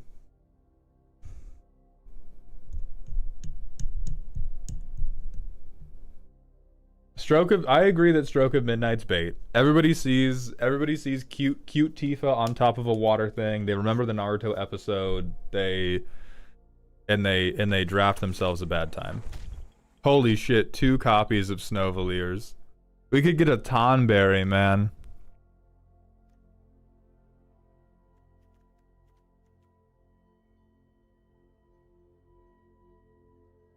I almost want to take Garland. Just in case I end up going some type of weird Rakdos thing. Because we're still in pack 1. And this guy is like, hey, 2 mana, 3/2 that comes back. What's the Final Fantasy version of Earthbending slop? It doesn't really exist, which is why Final Fantasy is a much better set. Okay, Evil Reawakened, whatever. Deadly Dispute is a card of all time, especially if I'm doing sack.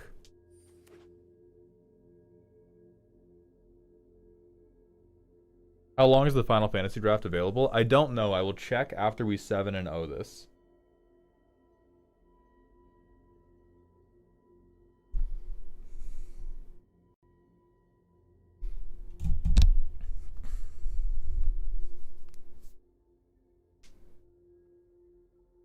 All right, this first pack is looking devious. It's not looking. We're not cooking crazy style, but we have the stove on. We got the box of Kraft mac and cheese next to us. We have a little bit of pepper to pour on the top. Ooh, I think this is weapons or Namazu. The way the deck currently looks, I think it's Namazu.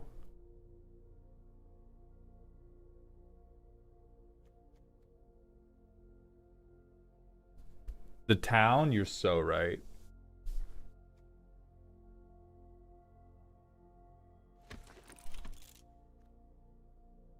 More removal because I'm a prick.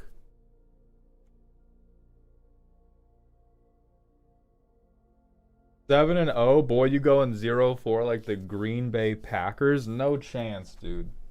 No chance. I don't even eat cheese. That was yesterday, Maldhound.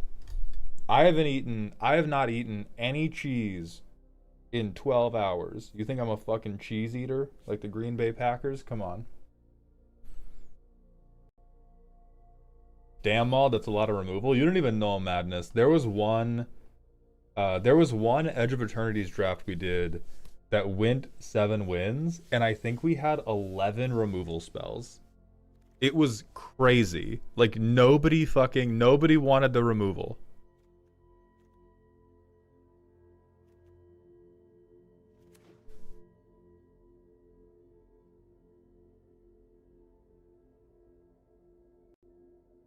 Also, this is going to sound incredulous. I promise you, I want to let you in, but there's got to be some really bad cards for you to come back out. Anyway, so me and my mom oh my God, the bait wield. Me and my mom grew up in San Francisco. Holy fuck, Moogle's Valor? Get in my mouth.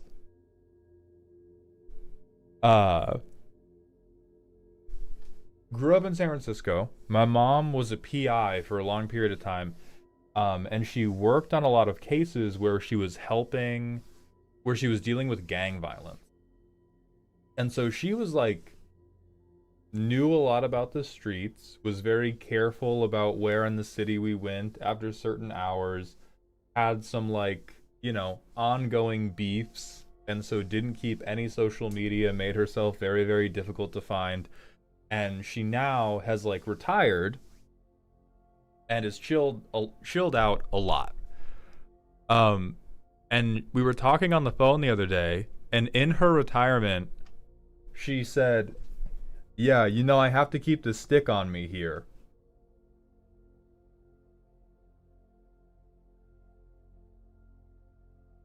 What's up, Mom? What's happening, Mom? What's up? She meant a literal stick because there were wild animals.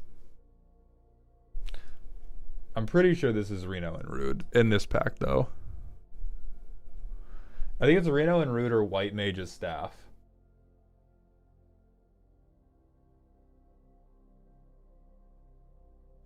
Or Dragoon's Wyvern, which is really good, but I think it's Reno. Holy shit, another Snowvillers, dude! I think we overkill.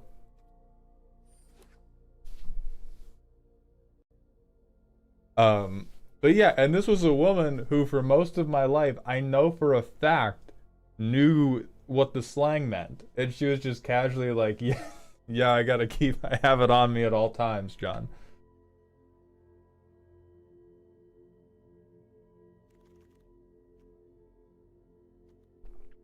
Okay, we have Aerith rescue mission. Uh, fucking bonus sheet dip them. Yeah, yeah, I'm gonna bonus sheet dip them. Trust, trust.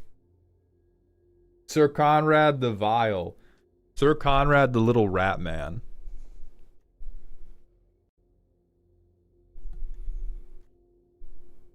Okay. Garbrand is probably not making it into the final cut of this deck unless we find some freaky, freaky lands. We're probably just going straight up and down Orzhov. Not doing Excalibur. Okay. Black Mage's Rod gets me a little guy.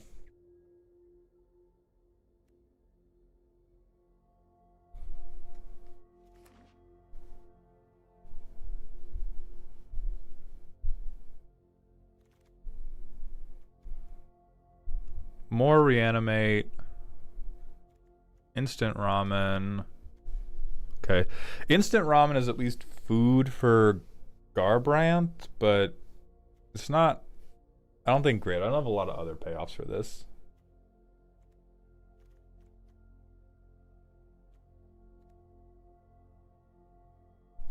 Oh, inspiration. Yeah, I guess. Oh, hell yeah. Slash of light? Fuck yeah. Fuck the good card. More removal? Fuck yeah, dude. I don't even need to play a creature. Alright, Towns, get out of here. Strixhaven, get out of here.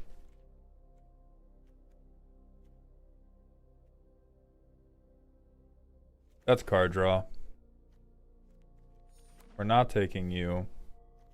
And we still have a whole other pack to do. Alright, we gotta handle this fixing shit.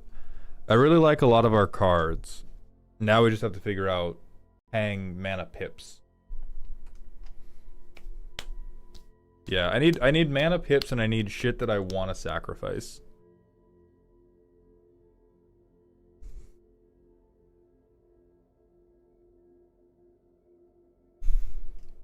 So I think we have 1 dork, 2 dork, 3 dork, 4 dork, potentially multiple dork.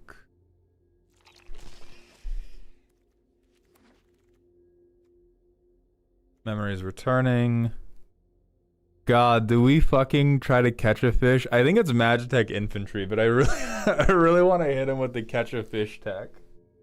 Verity Vargas, thank you for the tier 1 sub with the 13th month in a row. Welcome back to the dog home.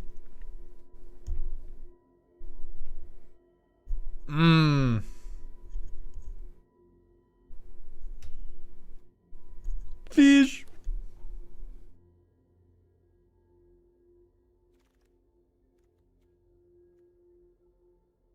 Okay. Final days can make us some guys.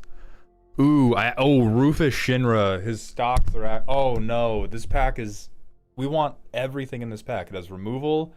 It has the man who makes us very sacrificable dogs. It has more removal, and it has Choco and Mog. Holy shit. I think we take Rufus. Yeah. We take Rufus, we make dog. From father to son, terrible.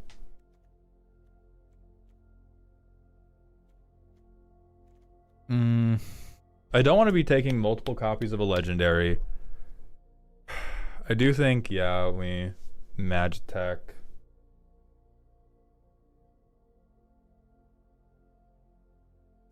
Yeah, I'm gonna Magitech. Garland, I don't think you're in this deck anymore. Oh, I'm immediately, my will to not run multiple copies of a legendary is being tested. Fuck. Because Garbrandt is so good.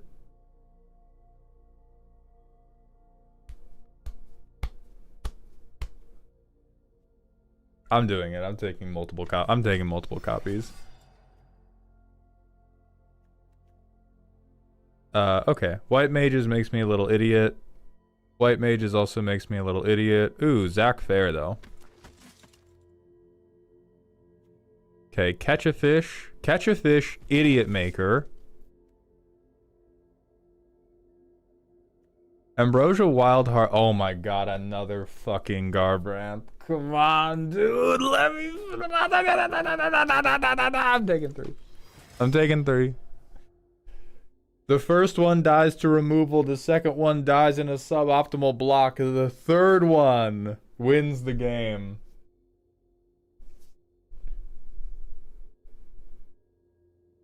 Cuts will be hard. I think we can. I think with how it's currently looking, I don't need Ariman.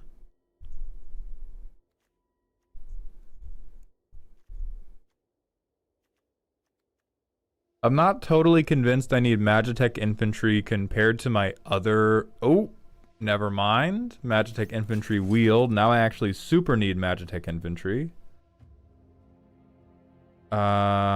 Oof. I don't think Shinra Reinforcements is strictly necessary. I think Catch a Fish probably dies.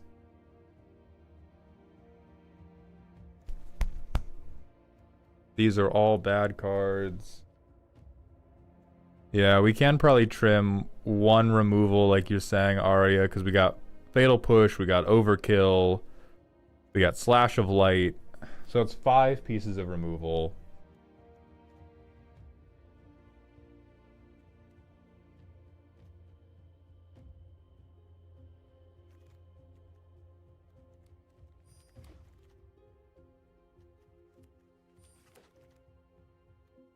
Why are we cutting removal? Because we have a ton and our creatures are very good.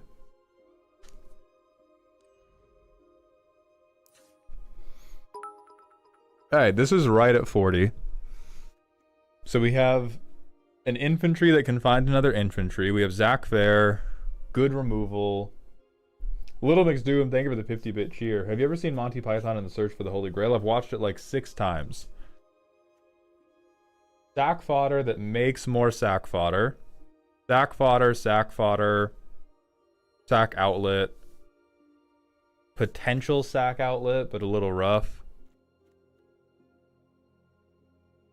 I'm not sure if I believe in this card, but maybe. This guy fucking rocks. This card fucking sucks, but all of you said it was very good. This guy's great. This guy's great. These are all great. Are any of these good enough to make me not want to triple judge? I don't currently think so.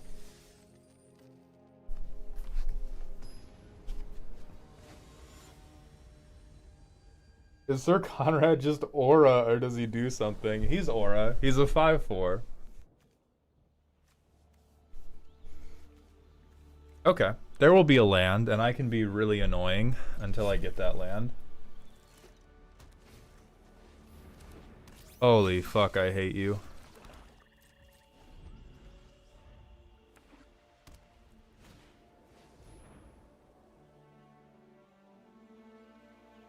Man, I'm about to fatal push this fucking card. What a fucking... Yeah, fuck you, man. What a jerk you are.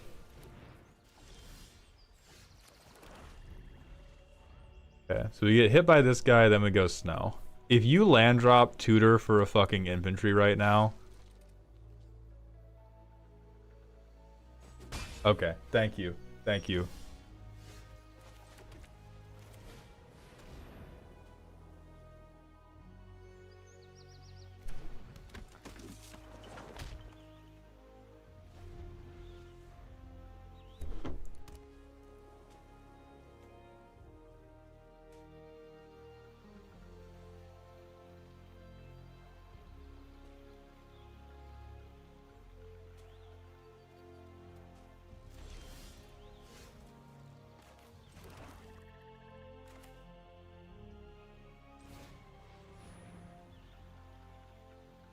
Is Ninja's Blade a 2/2 with no evasion? Does this card... Oh, I forgot to use my 1 white pip.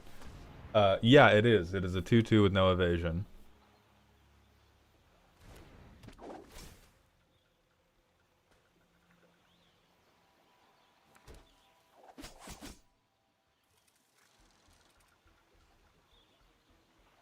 I fucked up a little bit because I don't have Garbrand out to benefit from this. I genuinely did not realize I only had one planes. I was like, oh, I can double spell infantry Garbranth. Great. Oh, absolutely not. Hold on. Whoa, whoa, whoa, whoa, whoa, whoa, whoa. Get the fuck out of here.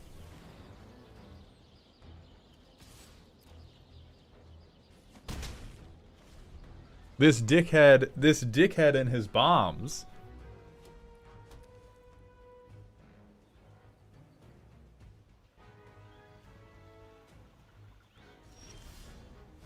The dream, bro. Alright. They don't know. They don't know. They're gonna try to kill spell it, I promise you.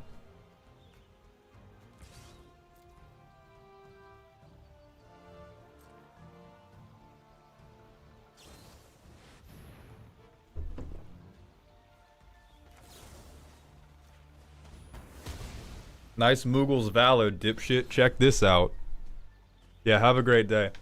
You will not be killing Snow. You will not be killing Snow. You will gain 2 life. Fuck you.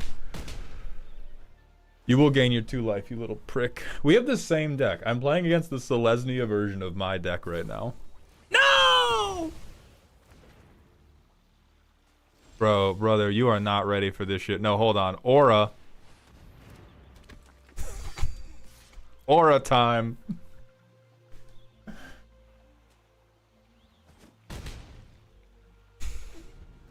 Stunt on them. Golbez. Golbez, become my blade once more. Yeah, there we go. Pack them up. Get the fuck out of here. I love this set, dude. I love this set.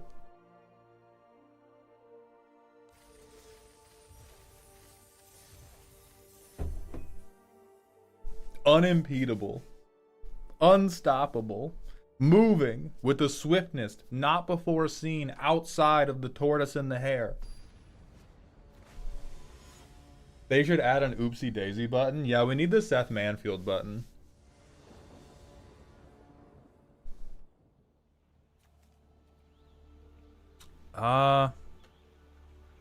Actually a low-key awkward curve, but I do want to try to keep it. Because the problem is I can't Reno and Rude turn 2. Like if I... Fuck. This is gonna look dumb as fuck. But I'm gonna play this so I can guaranteed curve into Reno and Rude. Damn it! Damn it! It was on top! No! And then I can Magitech Infantry and use them as fodder. Now, because they didn't turn 1 play, I can definitely block. So it is not the end of the world.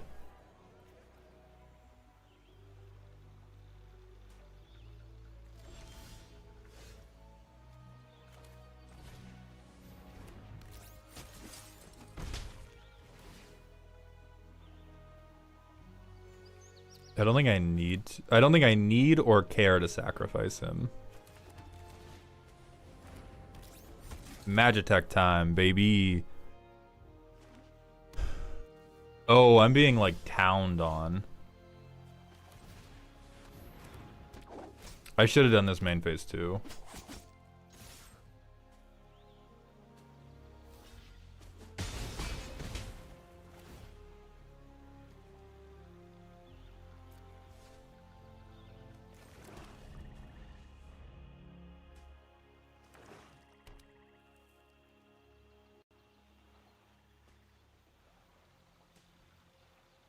Problem is I'm exiling their land drops, so they're just gonna hit gas now. They're just gonna pull gas.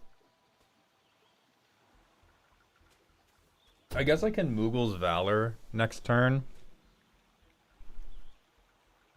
That wouldn't be that bad. I think if I got Moogle's Valor into the +2/+0 banner, that's pretty good. Ooh, no, we're tricking them crazy. We're tricking them crazy style.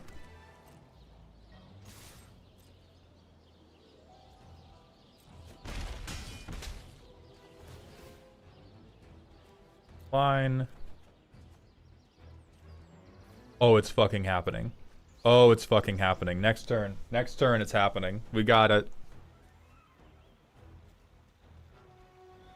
So I think we hope to God that they like kill spell us or try to board wipe.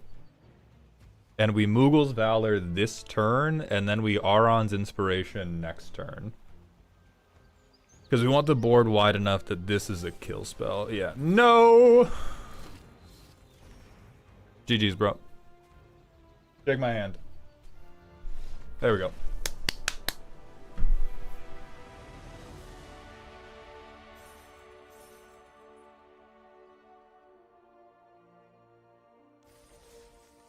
Tiny dipshits answer my call that my opponent might yet cope, seethe, and mauled. Hell yeah. That's what I'm talking about. That's what I'm talking about.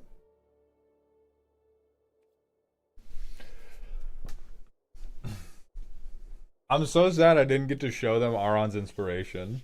Because they were just like, oh my god, I'm fucked. They didn't know they were giga fucked. They thought they were desa fucked. They were giga fucked. They thought they were centa fucked. They were mega fucked.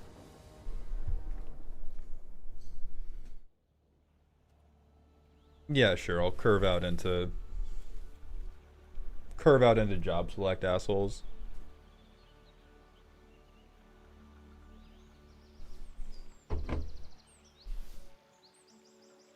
And I have both my colors. I'm missing a pip for Moogle's Valor, which could become a problem later. But I don't think it's a problem right now, so I don't care about it. It is not real and does not affect me.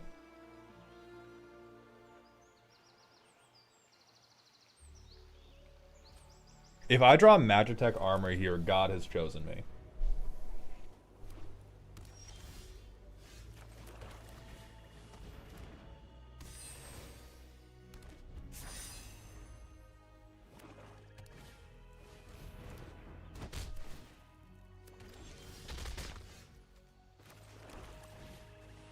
Gabrant! Gabrant! Block me. I dare you. I want you to, actually. Please. Block me. Kinda sad I missed out on getting tickets to this memorial concert, but they had sold out within 10 minutes of being put up on sale back in November, so that's nice. Damn, that's tough. That's a rough one for sure. Okay, they gotta have removal then. Terrence, we're not tilting. We're playing a good set today. We're playing Final Fantasy instead of Avatar.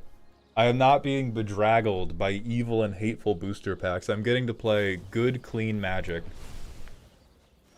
I'm getting to play good, clean, and fun Magic.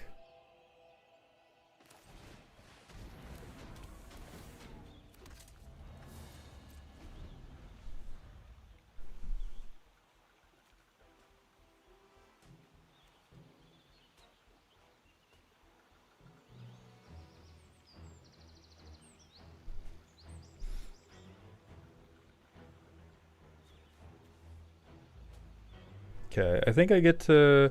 So next turn I get to Ninja's Blades, and then I can pay to equip the Ninja Blade to the Magitech Armor. So I'll have a 5/5, and then I get to card cycle. I think the biggest problem there, or not even problem, but the most upsetting thing there is that I'm almost definitely not discarding Moogle's Valor, so whatever comes off the top... Oh no, I'll discard the land, hell yeah.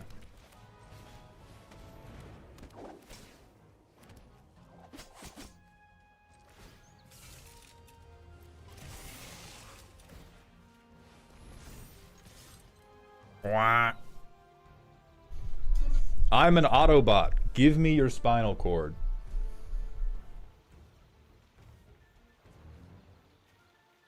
Did they fail to find? That's fucking crazy. Yeah. Moogles is getting played next turn. Unless I draw something fucking crazy. Or I think on their next turn, right? Like I untap and I hit them with Magitech Armor again, and then... Oh, but I would need to pay to re-equip this, actually.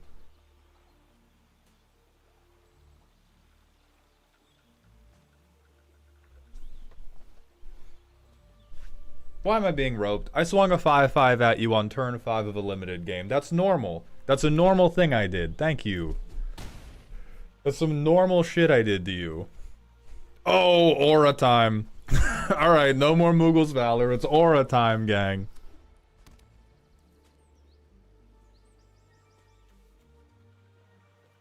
There's no more time for good plays. We have to play the caked up Night Boy. You're about to be so fucking sad. Holy shit. Holy shit. Playing Hunt the Mark before Mughals Valor, or before Golbez comes down.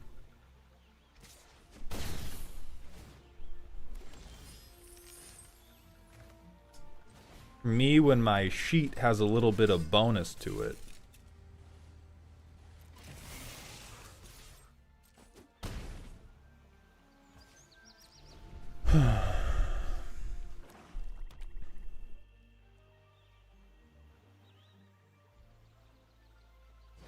This is such a good set. Oh, you are a fraud and a bitch. You are a fraud and a bitch, good sir.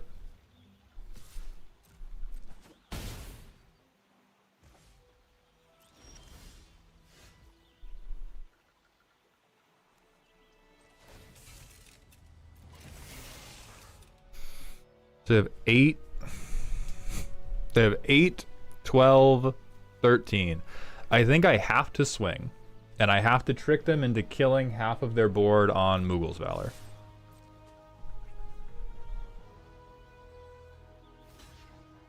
Oh, we can't laugh yet. We can't laugh yet. We can't laugh yet. We can't laugh yet. That's how it's done, boys and girls. That's how it's done. By the way, that's how it happens.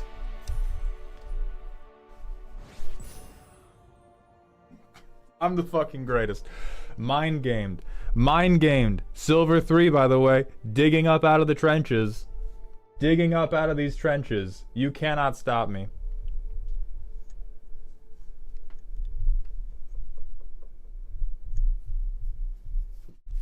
That was hilarious. I can't believe they double blocked both. That, oh. I was like, okay, they'll chump. And then they'll put me low, and then I have to try to kill them. But no, they blocked when they were like, yeah, I'll trade my board. What do you mean you have little guys? What do you mean you have little guys? This set's so much better. This set's so much better, dude.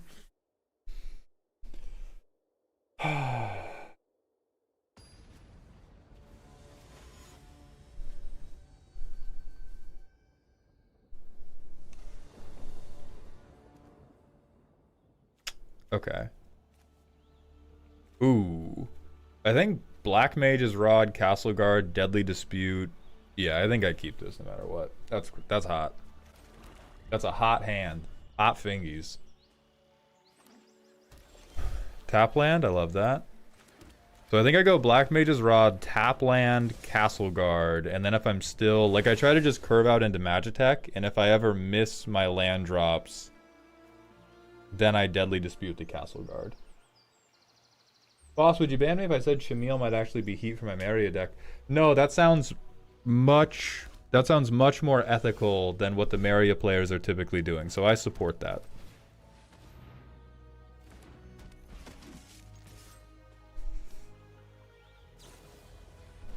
Oh, real. Real and despicable.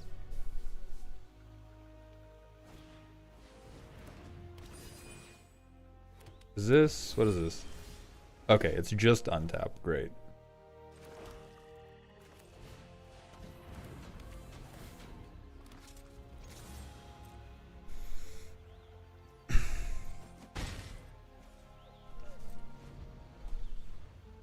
Alright, I have removal, I have massive threat, I have a little bit of card velocity. I like all of that.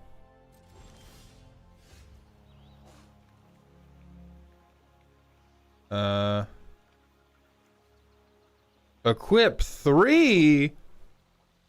In this economy? Oh my god.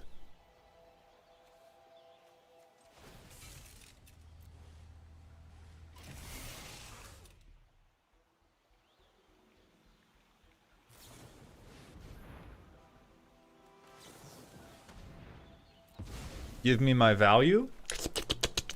Give me my value. Fuck you. Nice fizzled spell, by the way. Interesting. So they're just trying to, like...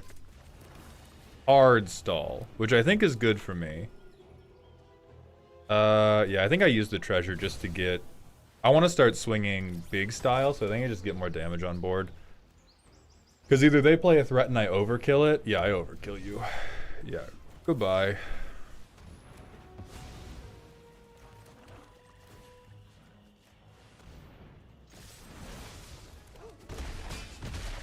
Alright, their clock does not look great now.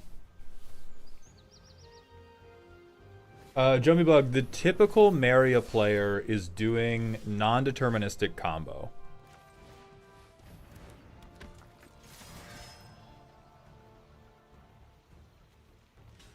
No, my Magitech infantry! Whatever will I do? Come here, Magitech infantry.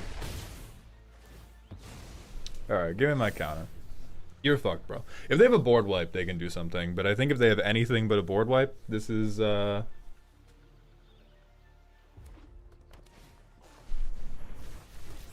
Oh, yeah, you're cooked in half, bro. I'm sorry to say. Sorry to say.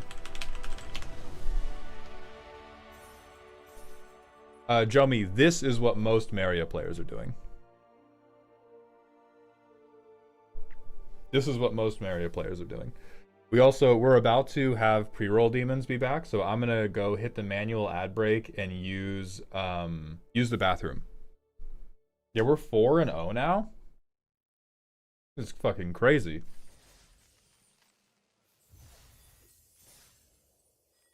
God, I love Final Fantasy! Alright, laser beaming a bunch of ads. Yeah, the vibrations are... I forgot that I did high vibrational drafting on YouTube. Meowski, no roast today. No, roasts are happening. If you bought a Sunday roast, we have to reschedule that because I'm out of town this Sunday. So, actually, no more roasts for the rest of the week except maybe Friday. We may be doing reschedules from this Sunday on Friday. But I'm going to LA over the weekend. Alright, we'll be right back.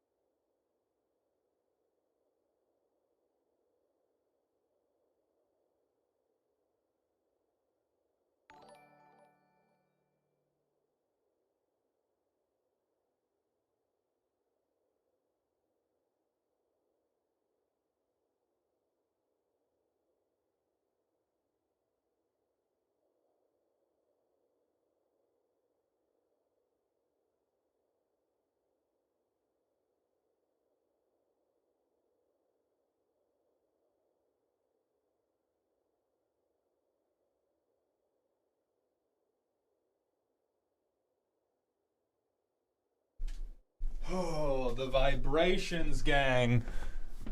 Equilier, thank you for the Twitch follow. Welcome to the Doghouse. Olapod, thank you for the random Smasher Pass. Let's see what Scryfall has in store.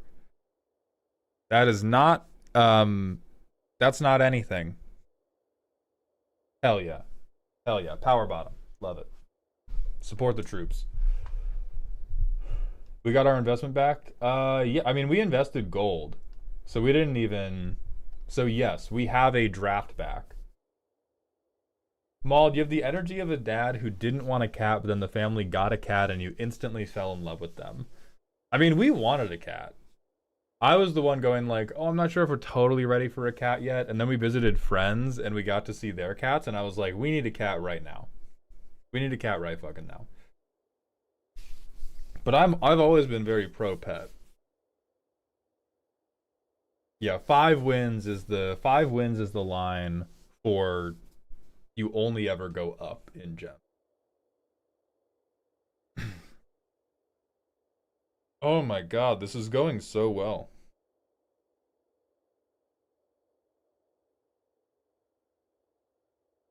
Mauled has more dog dad energy. Yeah, but my kitten's cuddly. Meowski, they're rescues. They were spayed by the rescue agency before we got them. Oh, they're running around in a onesie? That's so fucking adorable. The Voice of Madness, the rewards per win do not scale with your rank, but you get different rewards at the end of each month, I think, when your rank resets. And if your rank is higher, you get like more packs, basically. The rank rewards, not worth it. Not fucking worth it, even a little bit. You should only grind ranked if you really like it.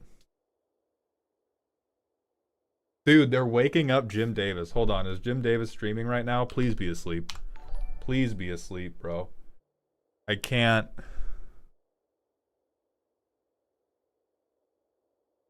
Okay, Ash Lizzle's streaming standard. I'm safe there. This is Pioneer. I'm safe. Standard. I'm safe. Okay, Voxy's drafting the bad set. I'm safe. I'm safe. Who could they be getting? Who could they be getting, bro? I'm safe from whoever 3 Omega was. Hey, look, there's me. Getting fucking bodied. God damn it. I had to get my money up. Existential Breads, thank you for the tier 1 sub with the 7th month in a row. Welcome back to the dog home. Maud had several top first Metalbender artifact decks at Commander while I'm building her as Avatar of the Mole God. Thoughts on adding Tomic Distinguished Advocate as protection/hate? Don't know the card off the dome. Yeah, this is a good curve out.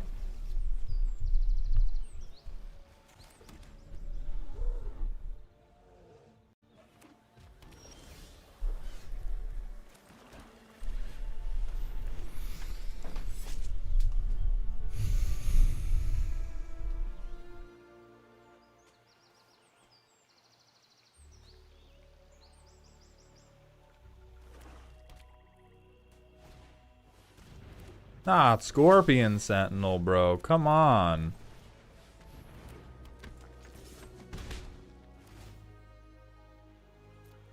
I don't want your land drop. I don't want your stupid land drop, buddy.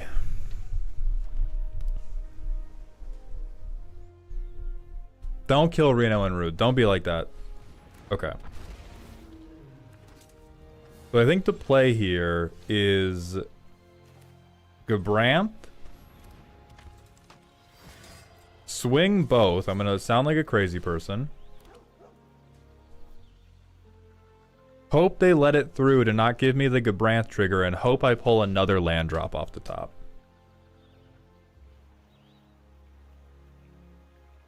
Okay, they're maniacs who block. No. We didn't want to. We wanted to not play a land. Because either we were getting through, we were either getting through in a situation where we wanted it to be a land drop, or we weren't getting through and the land drop didn't matter.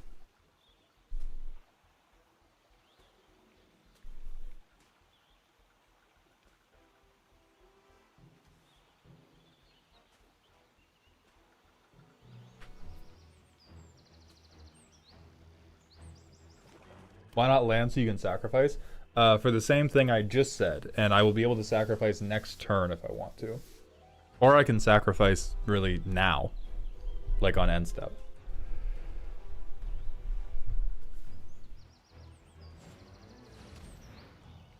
Okay, Delivery Moogle is fine, I think.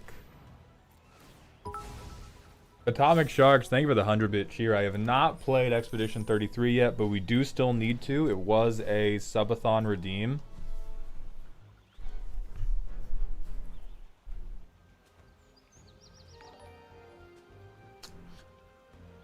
Man, if I swing Gabranth, these losers are gonna double block me.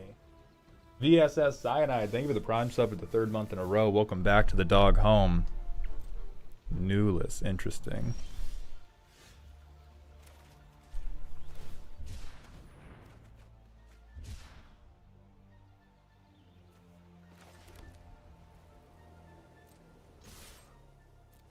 Yeah, I crash here.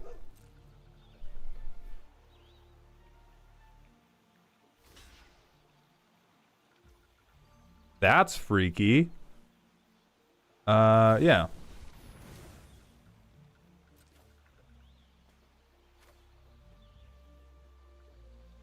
Then give me both your flyers.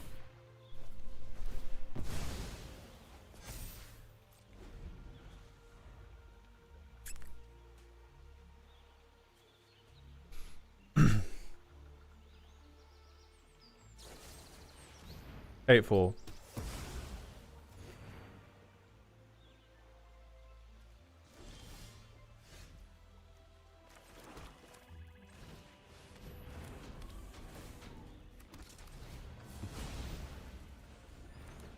Okay. I think we're just gearing up for another fat Auron's turn. Didn't Expedition 33 have an AI generated image drama? If they did, I do not know about it.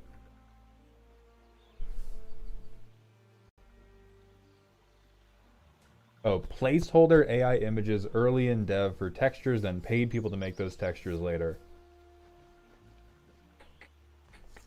Shocking Squirrel, have a good night. Thank you for coming to the stream today.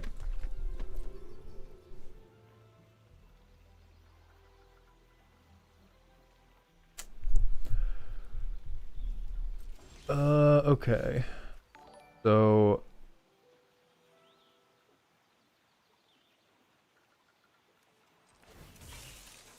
you're gonna get crewed by this guy. Everybody's going to combat.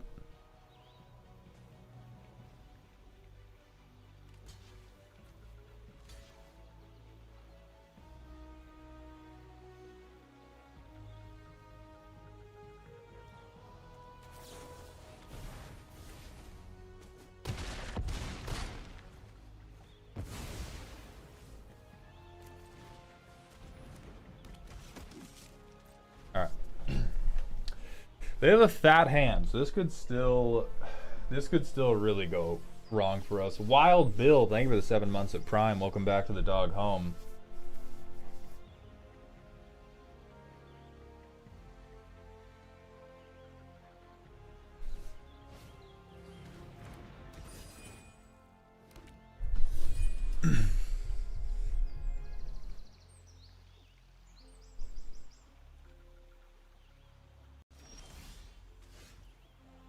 Alright, we did not get our Moogle, but they do not know that.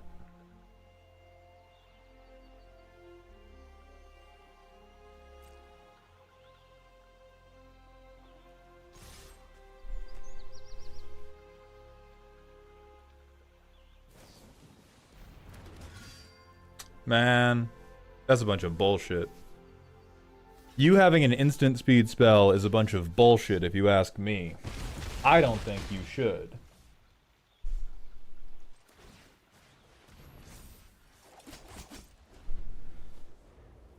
Like, if they drop just one bomb, it can honestly, I don't get the AI hate. So VSS Cyanide, the AI hate is, right now it's morphing into a larger, like, puritanical issue. The AI hate ultimately comes down to copyright and the lower class of the world continuing to get fucked by the upper class of the world. Josh Johnson had a very, oh, we lose the game. Super good.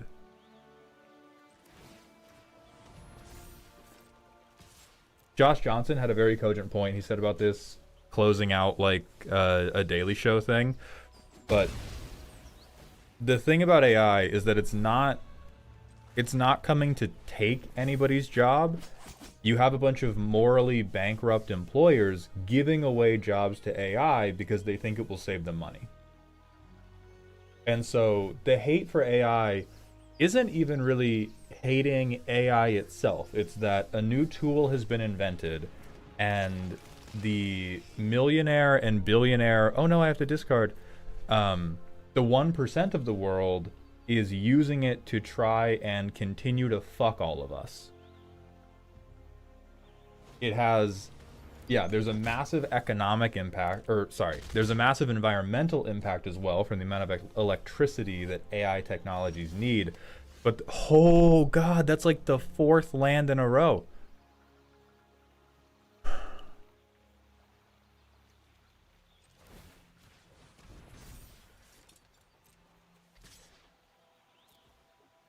I think we like clean, I think we just clean lose the game now.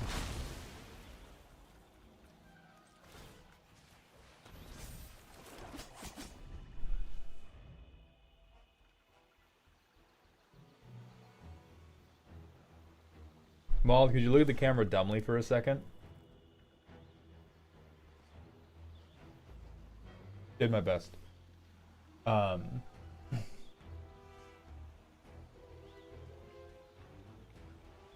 I understand that, but we should redirect our hate to the people in the ivory tower.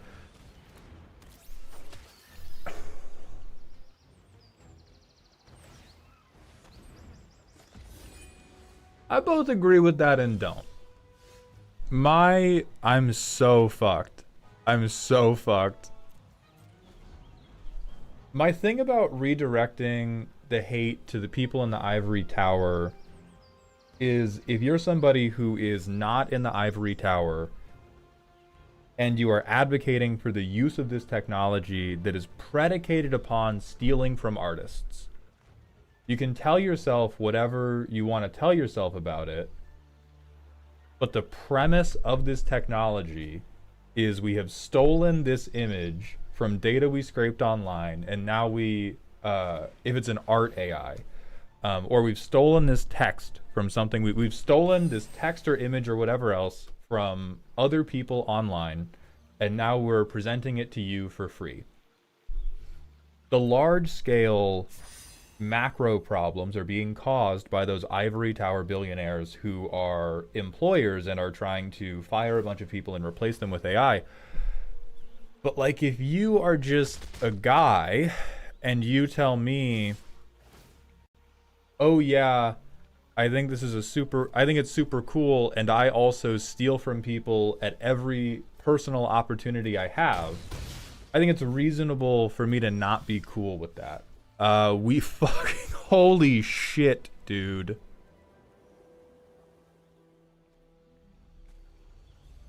I mean, screw beats flood. Screw beats flood, that's my fucking fault.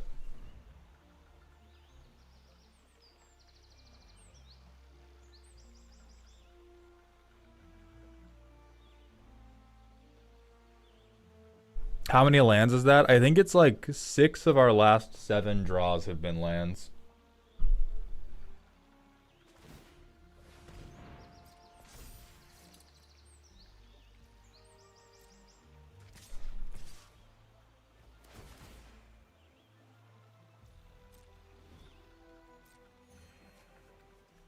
So it's 8. So it's 10 here, 11. We're at 11 out of 16.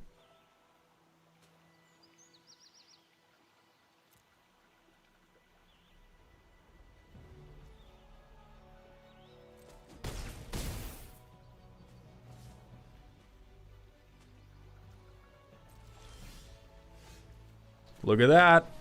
Snowvilliers. It's happening. It's happening.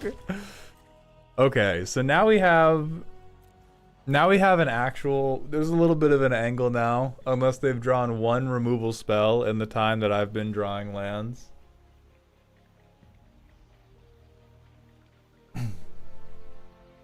I guess that makes sense.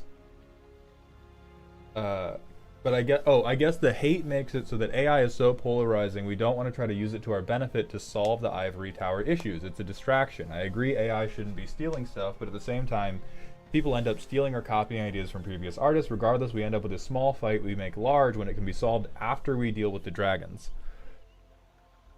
The internet does have the tendency to make a lot of molehills into mountains, but I do think that the rhetoric you are employing right now is oftentimes used to keep people in this place of learned helplessness, because they end up in a place of like, oh, what we need to be focusing on is the big fight, but I personally can't do anything in the big fight, so I won't do anything ever.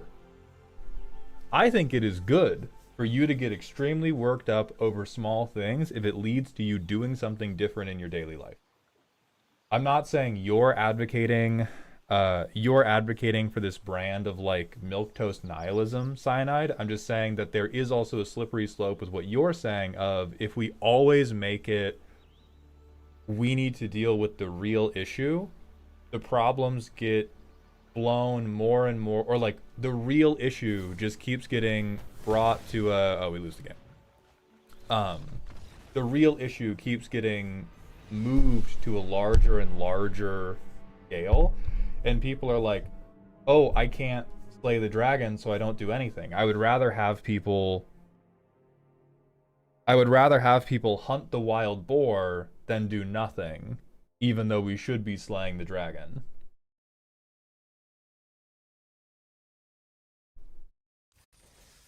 I mean, we got robbed there. We got clean robbed. I don't know who. I didn't know the secret to being a gold and above drafter was paying Arena to shuffle your opponent's deck badly, but fair play to them.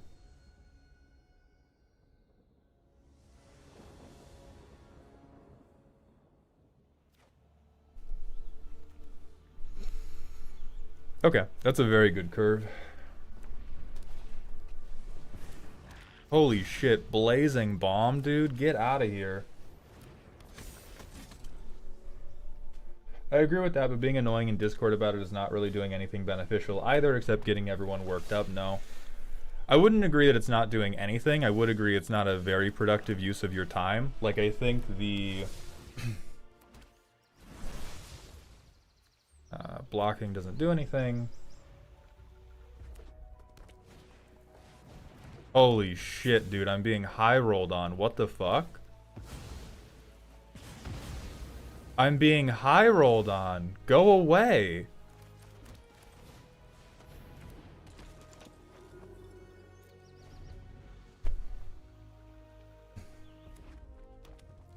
Like, I think the...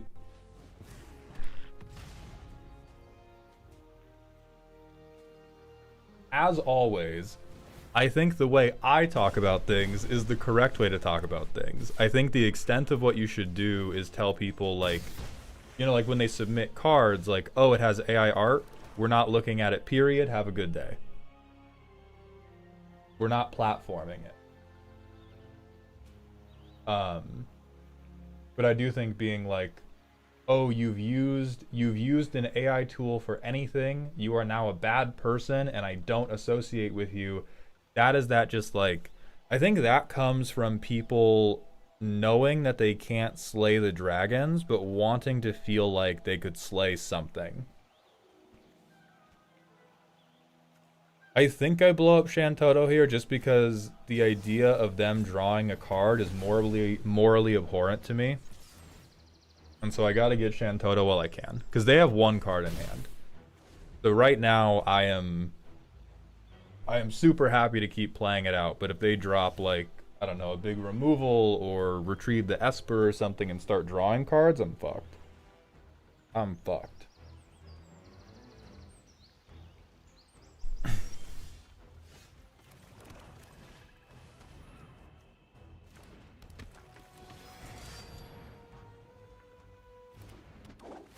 What should I say to my parents who are literally going into large language model degrees? Can you elaborate on what a large language model degree is? Like, are they going into information technology and it involves designing large language models? Because again, this is a tool. Oh, I'm so cooked. This is a tool that does have a use case.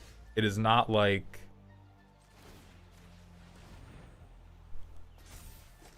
Hold on. Pick up my rods, dog.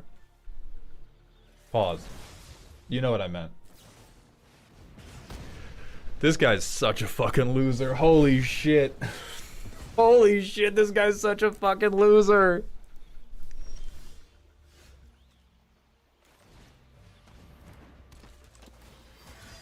Alright, second Garbrandt. How you feeling?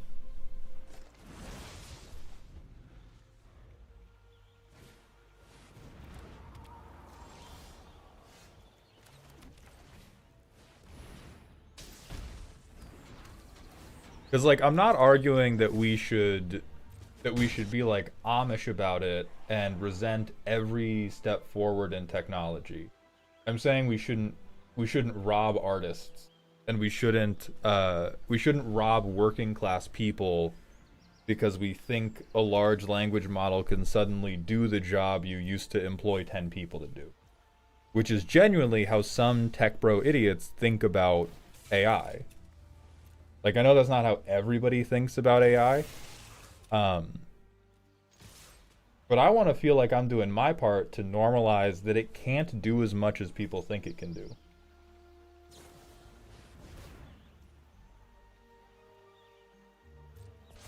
That is okay. Get the fucking hence. Nice boat, dude. Yeah, I think he goes back on top.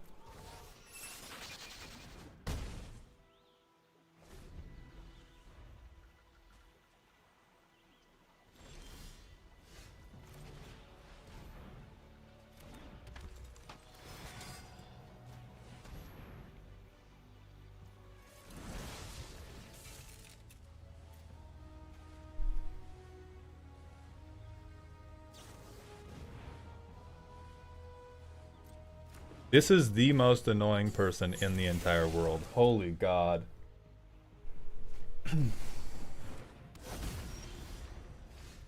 Oh, and they had Vivi? Alright.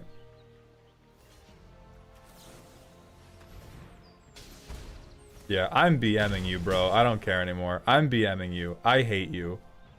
I do not. I despise you, man.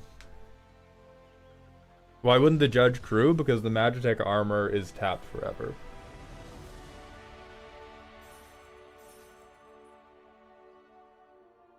Do you agree that if AI is as inevitable as it seems, wouldn't putting more energy towards guiding and regulating the technology as opposed to boycotting be more productive, or at least protesting the more unethical uses of it and supporting the better uses of the technology? I think every use of the technology people have shipped to me on stream is either an unethical or at least hilariously stupid use of the technology. I do think that's what I'm doing. I cannot directly put energy towards regulating the technology. I don't make the laws. I'm already voting left. There is not additional effort, or at least the level of effort I would need to put forth to have an impact on regulating AI is so much greater than what I'm willing to put forth. I'm not going to do it. Not going to do it. And then in terms of, I don't think I have boycotted it, but I think everything that people have recommended to me about how I could use AI or how you should use AI is dumb and wrong. Like, I think using...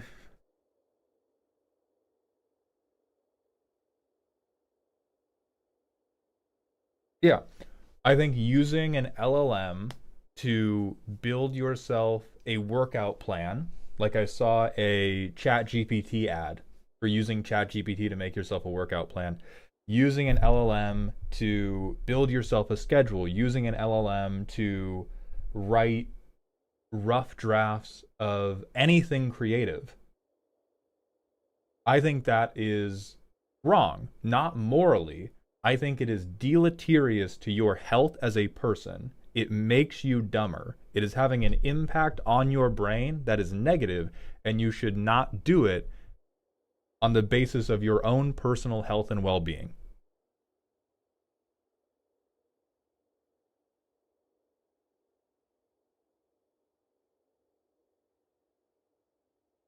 And the only things people ask me about AI on stream are creative uses of it, because I'm a creative.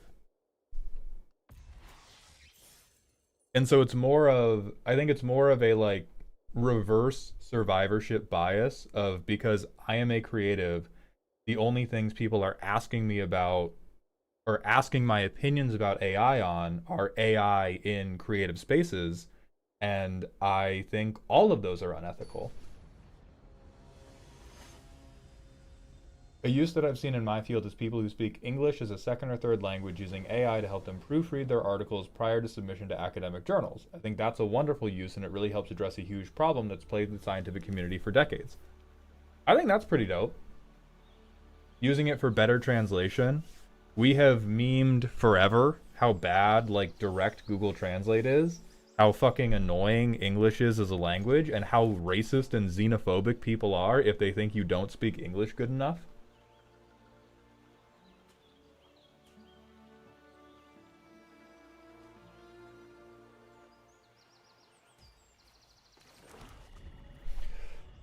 For what it's worth, the latest AI models are absurdly useful for coding. That one worries me because I do feel like that's the one where we're making people dumber. I use it to speed up the boring parts of code task I have to write. Keeps me on the flow longer. I could get with that one.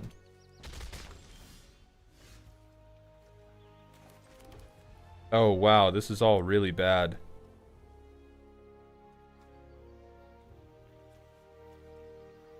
This is all really bad and terrible. Hold on. Not dumber, but lazier, I would say. No, I think it actually makes you dumber. I'm not talking about effort. I'm talking about, like,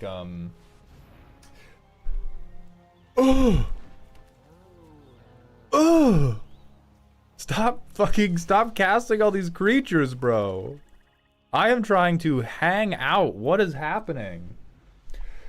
So it's more to do. Holy shit, bro. What? I can't even hit the cat with this because they don't. Oh, we're fucked.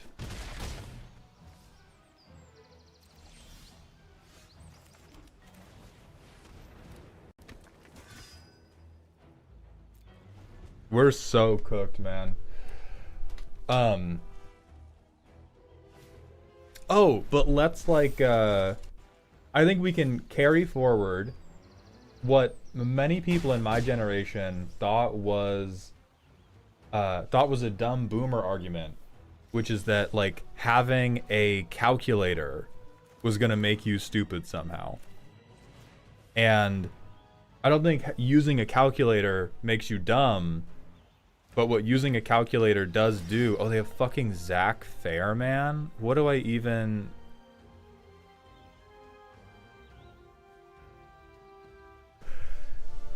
Genuinely nothing I do matters. I have to do this and they sack Zach Fair, and then I take a bunch of fucking damage. Oh, okay, you have Slash of Light too? GG. GG, nothing I do matters. Anyhow, I don't think using a calculator makes you stupid. 100% using a calculator makes people worse at mental math. 100% makes you worse at mental math. The skill we used the calculator to replace atrophied in our head and eventually fell off like a vestigial tail. And what's 9 plus 10? 12. And my worry with AI, particularly when it comes to educational spaces, is I think people have a really hard time restraining themselves and balancing what they're actually using the AI for. And I think they are atrophying important skills. What's 6 times 7? 12. I don't think it atrophies the skill by necessity.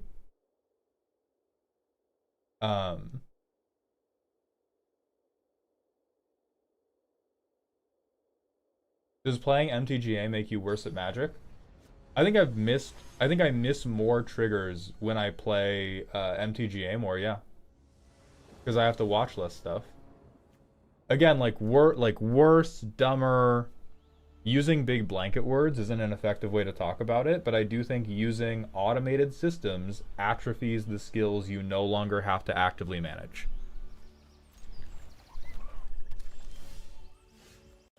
And I think there's a lot of people who use AI in their day-to-day lives to replace skills that they would be better off actively managing.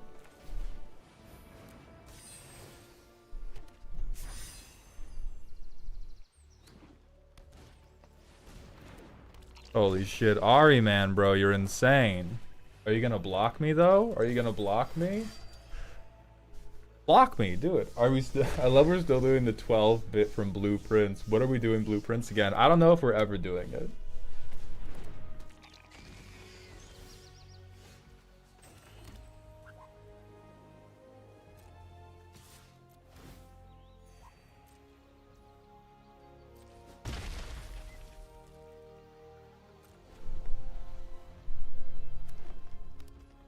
It's like how no one memorizes phone numbers anymore because of cell phones. Exactly.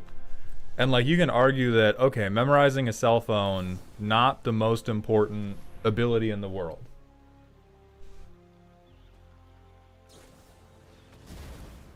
You're a fucking maniac, dude. What the fuck?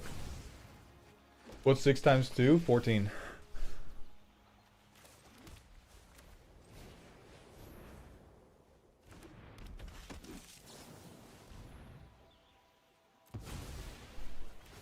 When is the Nuzlocke returning? It should be soon. I'm not exactly sure when though, but I do want it to be soon.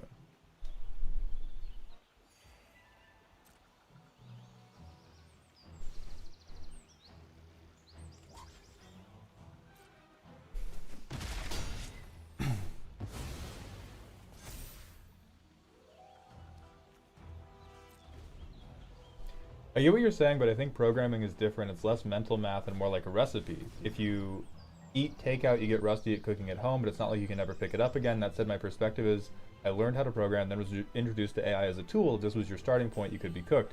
I agree with that very much, and I don't know enough about coding to know what the healthy or unhealthy use cases of AI in coding are.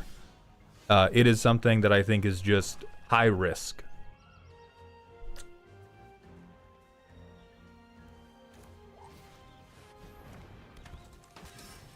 Oh, equip 3? Come on, bro. You're killing me.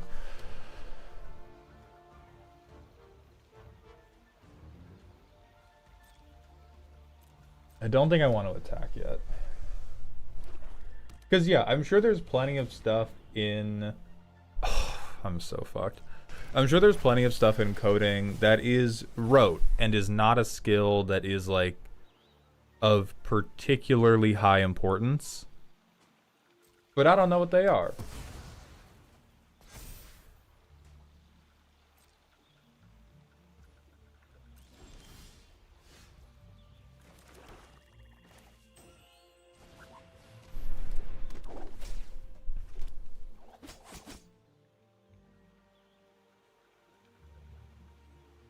I do not want to run Gabranth into the Death Touchers, but I think I might have to. Oh, you know, I think I have to because I have other Gabranth. Yeah.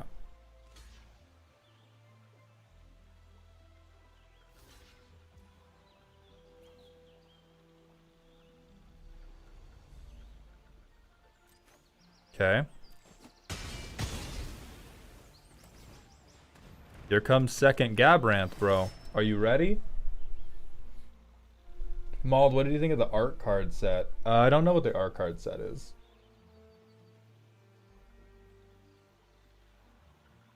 Because, like, I think if I was going to get the closest I could to... Holy fuck, man. Double Evil Reawakened? I think game's over. Actually, the 7-5 will kill itself.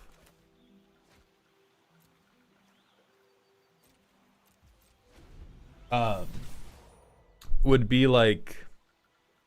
You could probably make an AI that would just snip dead air from a video. Not make any decisions about, like, zooms or what bits got cut or what bits got kept. But that seems like the type of true super rote task. But I think it's very easy to get into a slippery slope situation where you start using it to make things easier and easier and easier, and you use it in ways that do cut corners. Hold the flood, man.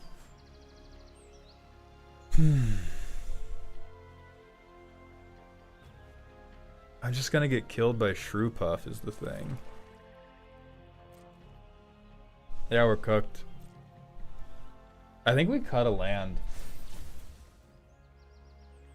There's a Mistborn deck building game? That sounds pretty cool.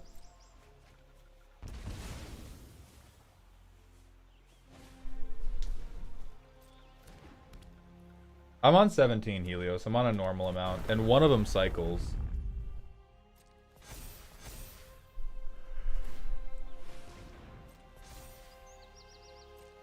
Oh, we can't cut a land because we're just fucked now. We had a bunch of super good games, and then the shuffler was genuinely just like, okay, he's won it. He's won enough. Yeah, give him every land in his deck.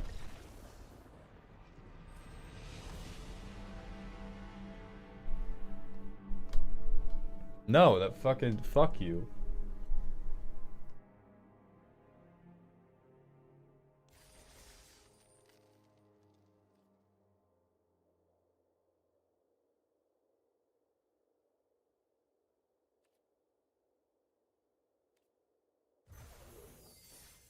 All right, we went gem positive.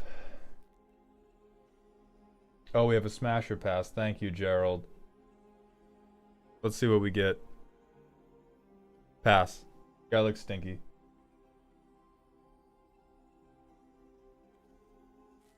I have 32 avatar packs. Let me open all the through the Owen paths. What do we get? Anything good? Hell no. Awesome. What's in my Edge of Eternities packs? Wild. Oh shit, Ouroborite actually. Type shit. What's in my Final Fantasy packs? Do you play in-person EDH? Yes. Is Avatar the worst draft experience for you this year, or is something like Spider-Man worse? I didn't even draft Spider-Man. So I would hazard a guess that Spider-Man would have been worse if I drafted it. Oh, double VVs? Oh shit, Anna Kinnon.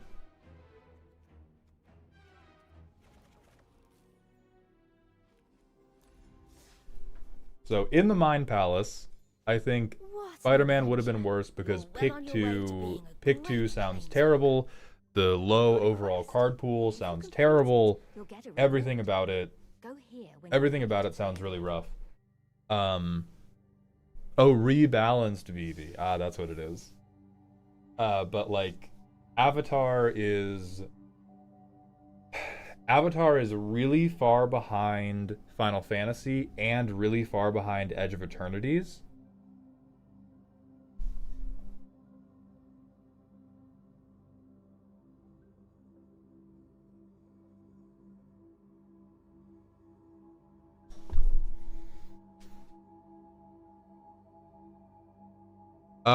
That's cute. Yeah, I think you could play it. That's cute enough. I'd try to rock with this.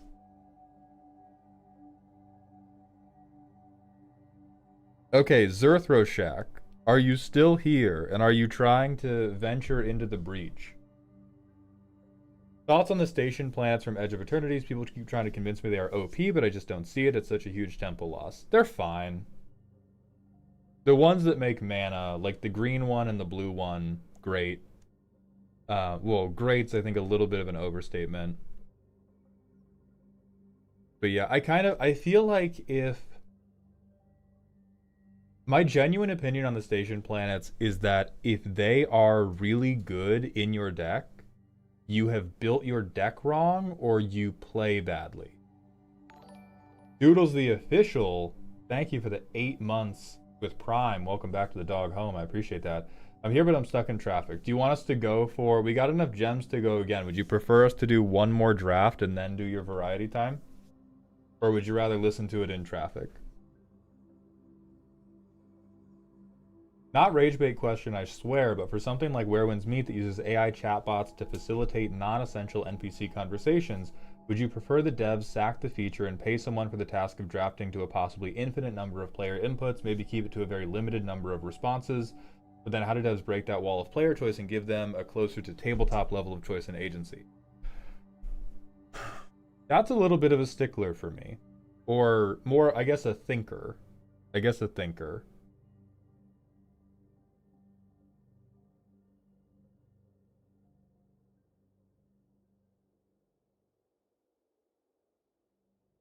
Because I don't think the two situations you can exist in are, oh, either it's AI chatbots or it's super well written NPCs.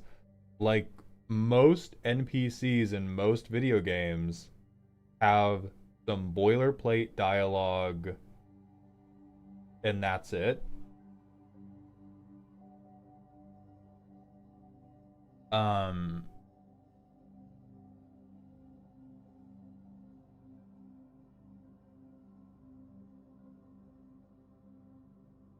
oh no, Olapod, we'll do it right now. Hold on, you gotta go really quick.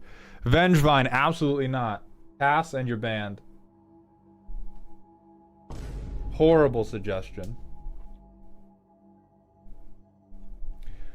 Like it doesn't sit right with me, and I'm still trying to figure out exactly why not. Because if you had asked Kid Maldhound what I would love to see artificial intelligence used for in gaming, I think what Where Winds Meet is doing would have been the answer I gave you.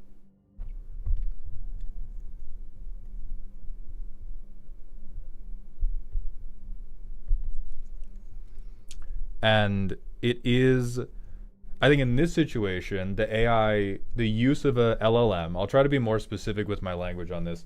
The use of the LLM in Where Winds Meet is opening up a functionality that was previously not possible. Like it was previously you genuinely couldn't have infinitely branching dialogue trees. Right, Kid Mall wasn't burdened by ethical and moral thought processes. Yeah, so I think Where Winds Meet is definitely taking collateral damage because of how morally abhorrent the idea of making AI designed games is. And there's certainly being it's certainly being pushed into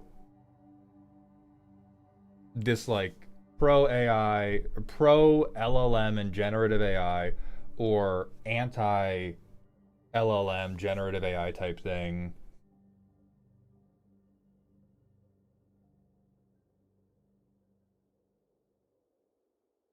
Right. I do resonate with the idea that adding that as a functionality to the game does cheapen the game a little bit in my eyes. Not everything needs to be infinite. We don't we don't need to be able to and especially if your game is trying to tell a story, which is what I think like most role-playing games are trying to either tell a story or let the player tell a story. Um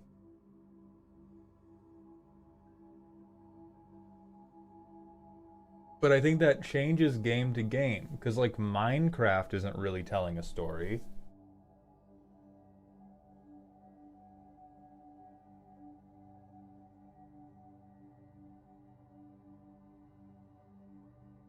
Think how saying it seems unnecessary. If you're talking to an NPC, you want info on the game or lore. It feels like empty space. I don't want to talk to the cashier at my grocery store about the weather. I want to play the game or get immersed, and I don't think the LLM does either well. That is a good point that I think is turning over stuff in my brain, and I think it connects back to, so I think my displeasure with it connects back to that when you use a tool you are atrophying skills. And some people, I think, will argue that if you talk to an AI chatbot, I'm talking, I'm not atrophying the skill. I think talking to AI chatbots atrophies your ability to socialize. They socialize different than people. You can just like command them to act a certain way. And I think that there is a direct correlation between how many people are going to engage with that type of thing and the atrophying of their social skills. Isn't that only true if you do it a lot and don't really talk to people? No. I think it's only true to a devastating degree if you do it a lot and don't talk to people.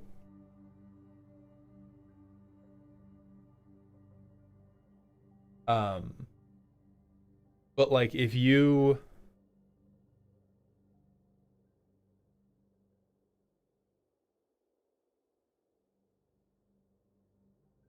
so I think that's part of what makes me uncomfortable with it. Not, oh, we have to. I think if you cannot differentiate the two as completely separate things, then it's an issue for sure. I think even if you try to differentiate the two, it still atrophies the skill. Like if I tell myself, oh, I need to remember how to be good at mental math, and then I use a calculator for every math calculation, I'm going to get worse at mental math. That's not really a moral stance. I don't think it's like I don't think you're a good person if you're good at mental math, but I think it's a pretty like one to one. The difference that people aren't seeing is that NPCs are supposed to be machines mimicking human behavior. LLMs are only unethical when they take from humans. It's not like previously human employees were online responding to Skyrim dialogue choices.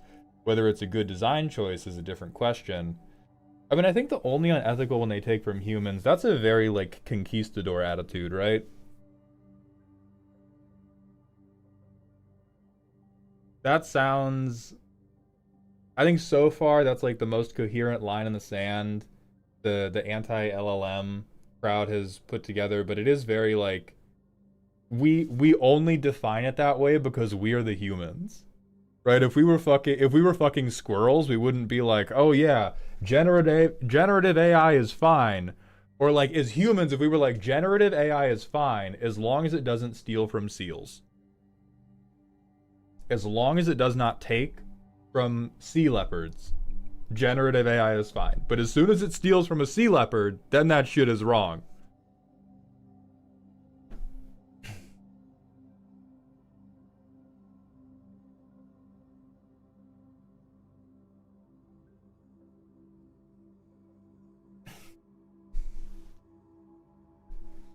The unethical thing about using AI to voice NPCs is that it results in people not being paid despite voicing the character. Oh, does Where Winds Meet use them to I thought it was like text to text, like you were just talking to Chat GPT. Is it like speaking the lines as well?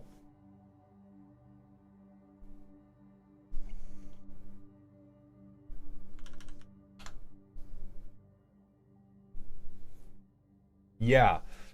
That sits worse with me because that is 100% you use the AI to not pay a person to do a thing you would have had to pay a person to do, and the AI was only able to do it by stealing from a person. That's pretty one to one. Like you robbed a voice actor to make this.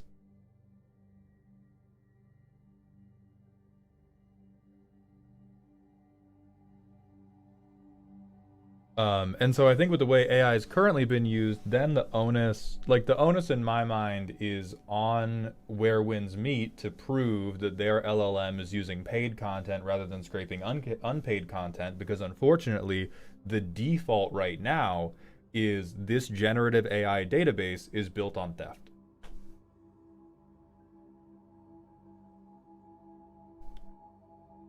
Maybe there are a couple that aren't, but 100% the default right now is if you are a generative AI, you are built on stealing.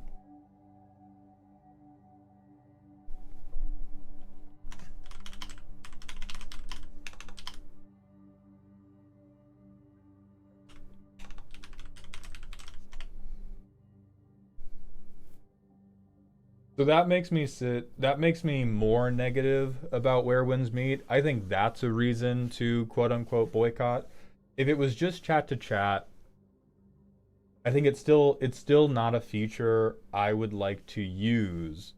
But I could see my way to being like, this is an optional thing in the game that I don't have to participate with.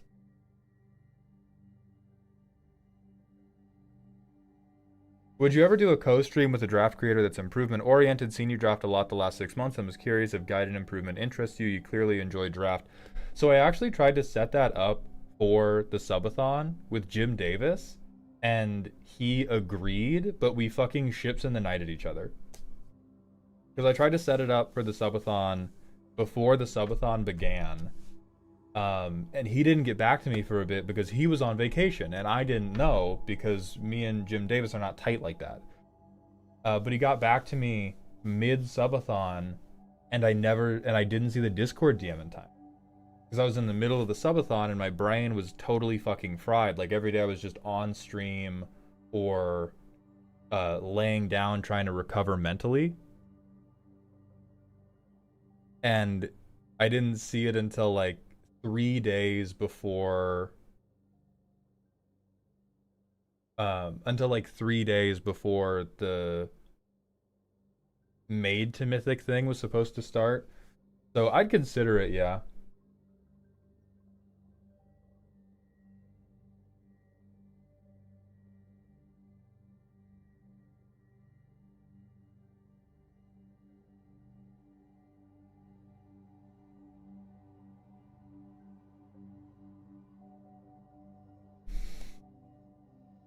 Okay, so Where Winds Meet uses chatbots, which are just chatbots. They also separately use AI voiceover for localization, which plain sounds horrible, ignoring ethical concerns. Okay, so I do think I feel much more negatively about the localization stuff than I do about anything else.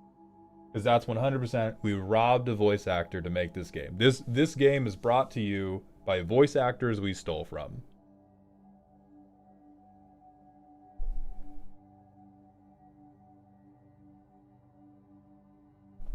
It gives me the ick bad when someone uses AI to clone a dead person's voice. Someone showed me this thing called Redacted that was Batman describing plans for fighting Chucky, and it sounded like Kevin Conroy, but just off enough to make me uncomfy. Legit question, how would you employ a voice actor to voice an NPC that's just an LLM in real time? To steal from the voice actor, the dialogue would need to be pre-written anyways. Um, you would have to pay the voice actor for the rights to use their voice with respect to that LLM chatbot. That's a thing you can do. Like you can pay for the rights to somebody's likeness within a given scope. That's a thing that already happens. So you could 100% like your contract could be, hey, here are all the lines we need you to read. These are not going to be in the game, but we need you to provide training data so that our generative AI can then make whatever sentence we want to make out of what you did, but we're paying you for the right to do it. That's just an agreement people can make.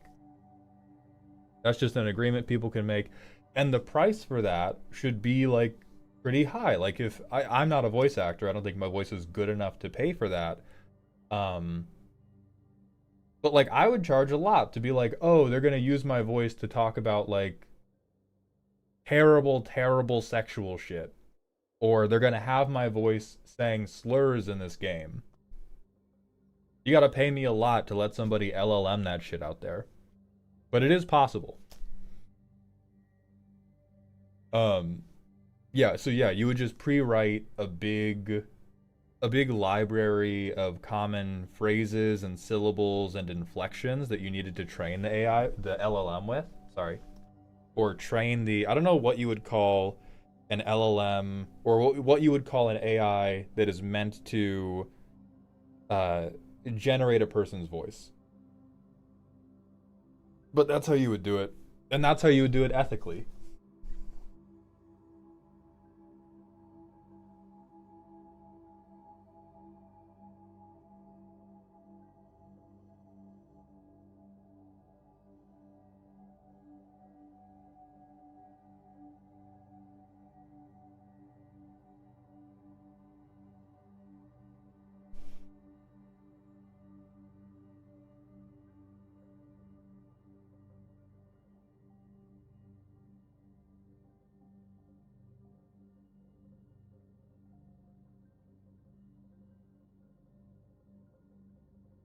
See if I missed any.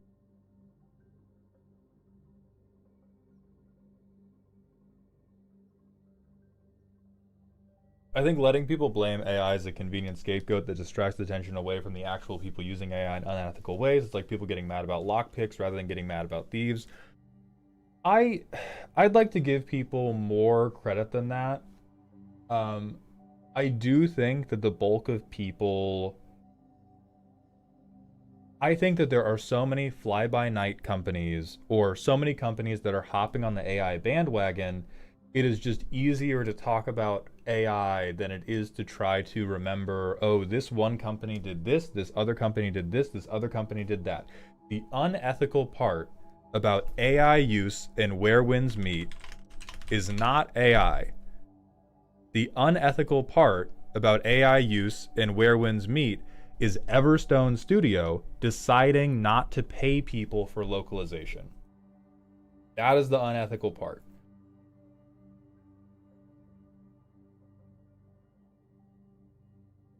But the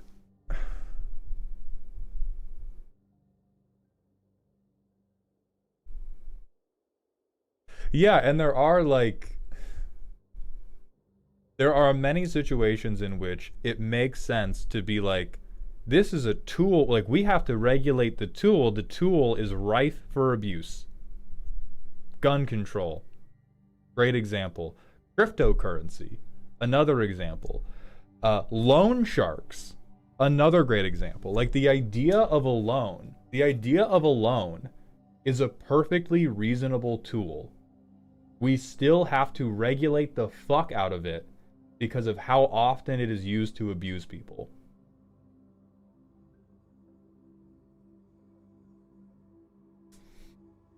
What clip on Z's stream?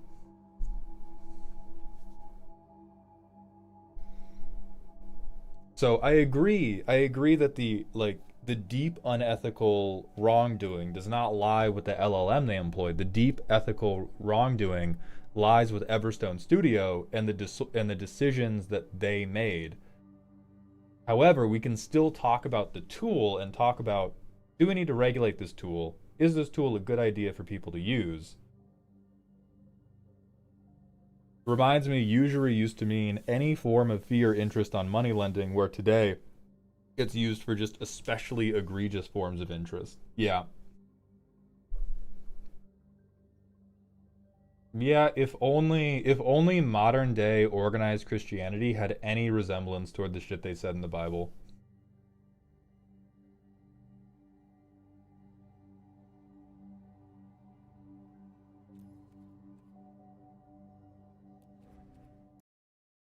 Okay, Zerthoshak, I'm jumping into the breach.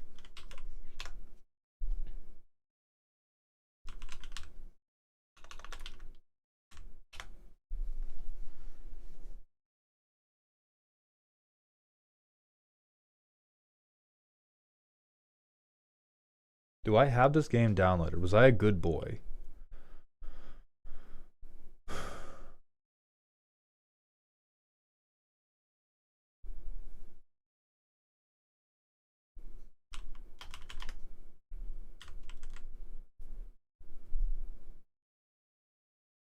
I was not. But we're getting it right now. It's a couple hundred megabytes. Perfect.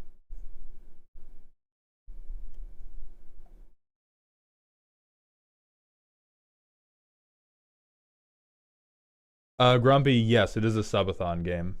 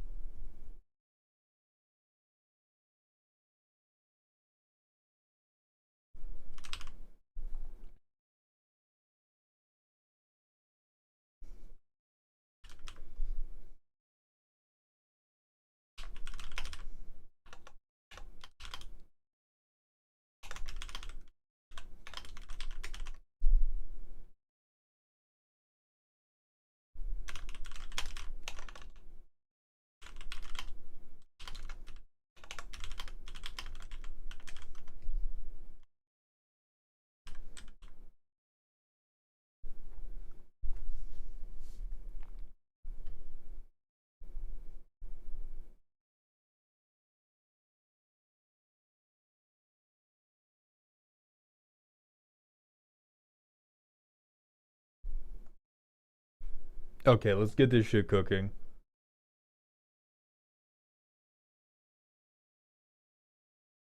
Download. Stop patching squirrel with a gun. Holy shit, I do not need to play that game.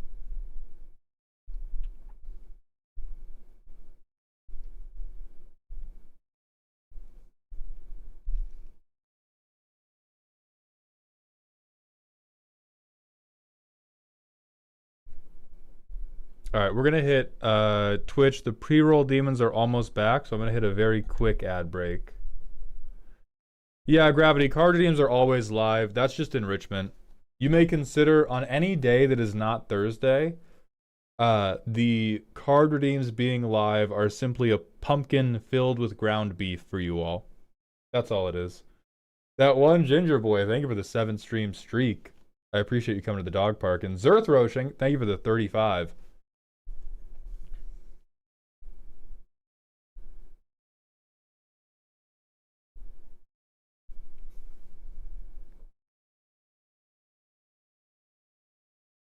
Dude, who doesn't love wasting points? Ooh, I'm about to dig through this ice block for this T-bone steak in my enclosure. Exactly. You get it. You understand.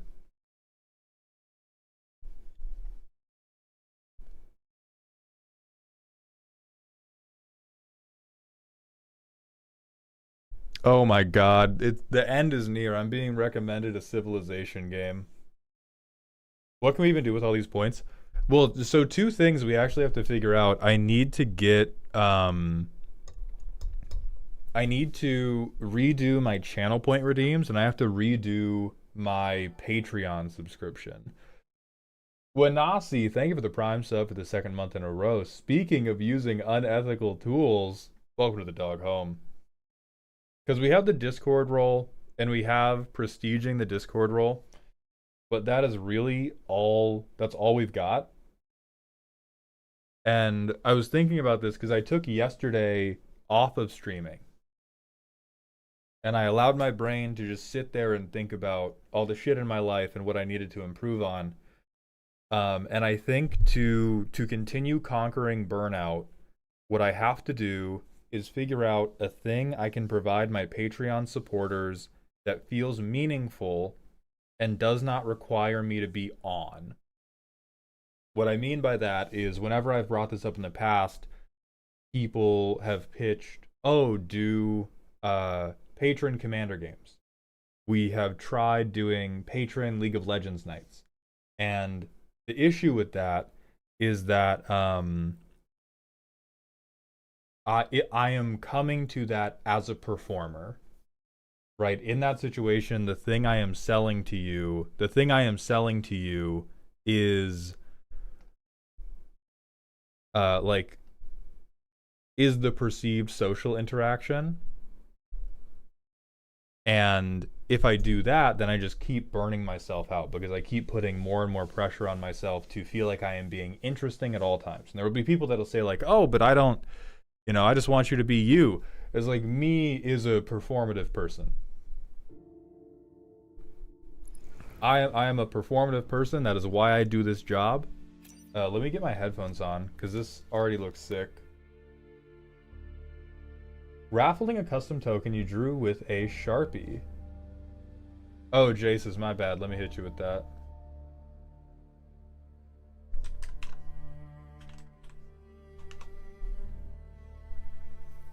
Smash. Can we get a super high goal to make you play a game with the deck? We could maybe do that for Arena. The issue there is my collection's not big enough to just make every deck whenever I want. Oh, Locke, yes, this is my first time playing Into the Breach.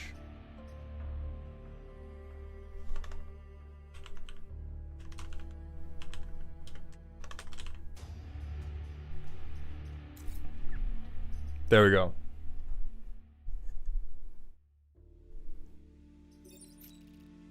I do like raffling hand-drawn tokens. Hold on, I'm gonna write this down in the idea book. Open a breach. I don't want to.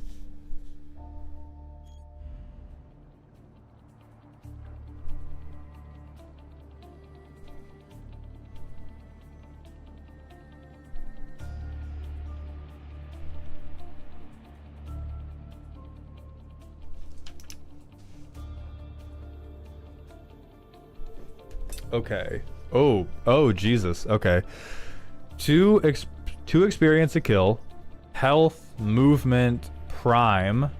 Alright, so that determines weapons.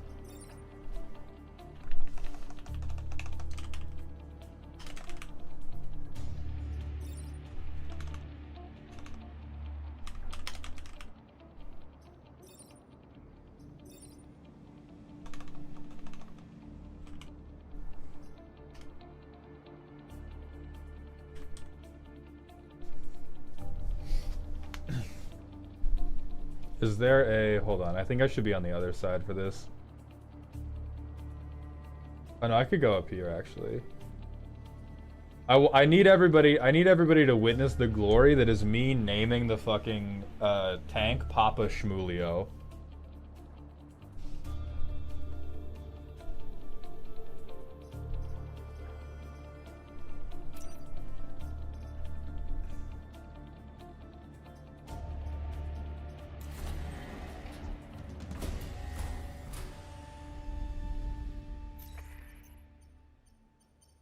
This timeline, okay. Vec are overrunning our island, putting refugees and artifacts at risk, but we have old Earth military stuff. No. I know what I'm doing. Destroy the dam, you got it. Okay.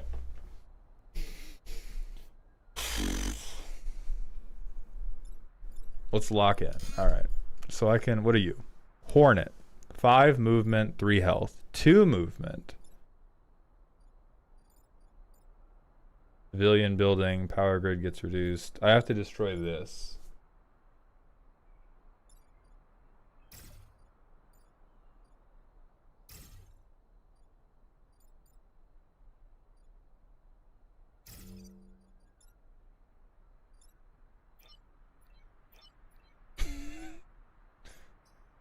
Confirm, okay.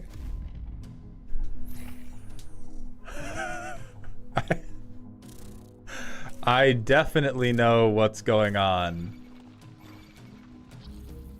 Okay, okay. Nothing bad has happened yet.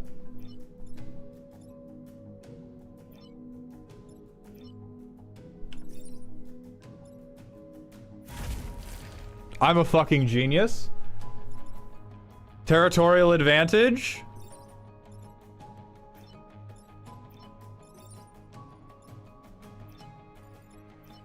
Why can't I... Brute class weapon that damages and pushes its target?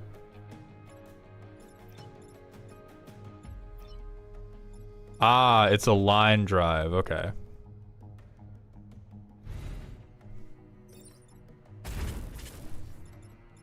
Okay, get fucking bouncy housed. What's this? Is this a line drive?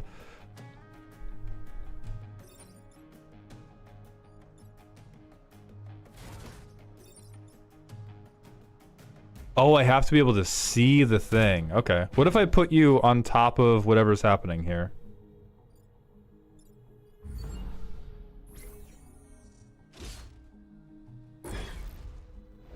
Hey, that's what I'm fucking talking about. That's what I'm talking about. This is why I'm the go- We're duped, bro! We're duped! We're fine! Okay, they have an Ekans. Alright. I have to... Well, one... I gotta shoot you in the fucking head.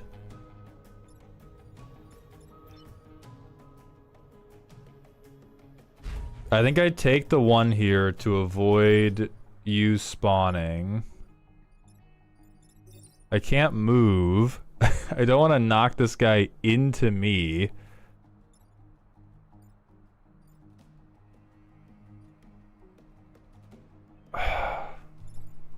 Fuck it, yeah I do. I know, bitch.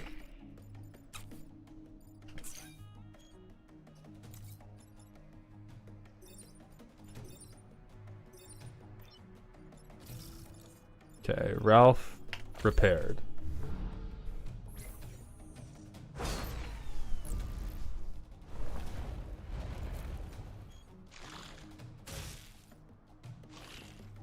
This one's okay.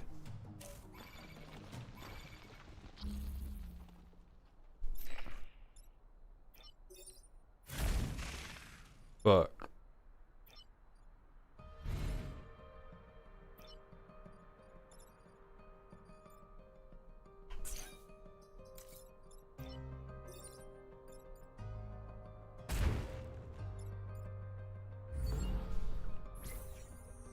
Lumberjack Shaggy, we're playing a game called Into the Breach, which is a interesting little tactics game. Okay, so he's gonna keep...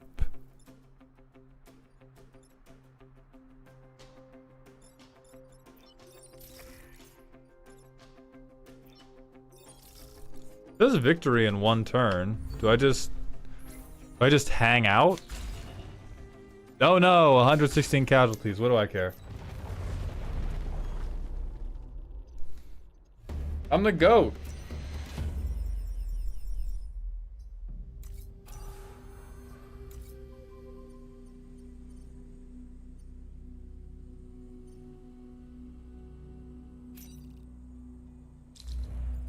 Okay. What are these? Oh, this is a mine. Okay. So I need to protect the coal plant, which is over here. I want to put you here. Put you here. No, because you're line driving. I'm going to put you here. I'm going to put you here.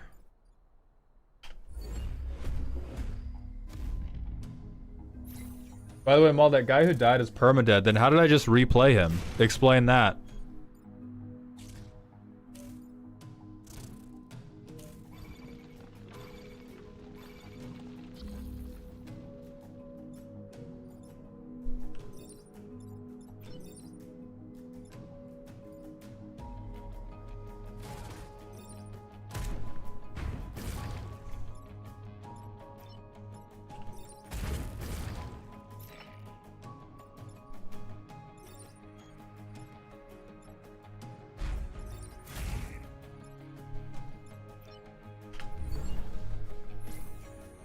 That's another guy at level 1. He sucks ass. He's the same guy.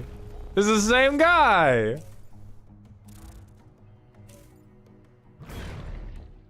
Alright, type shit.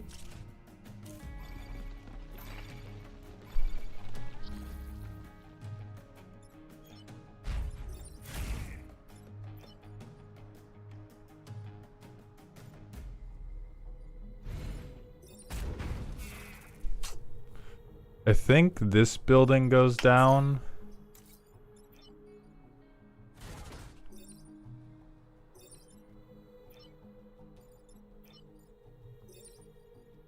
Yeah, I don't have any shots worth making.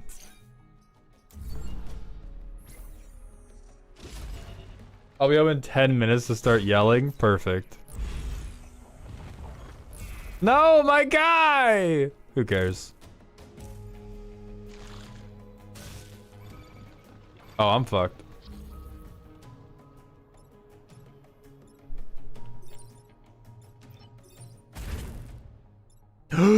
They can fly?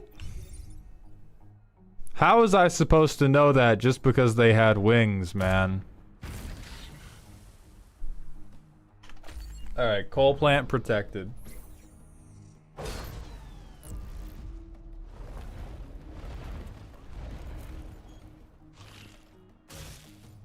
Stop doing that shit. Okay, so I just have to try to live like one more turn. Oh, last turn. Okay. Fuck you. Fuck you. That's all I got.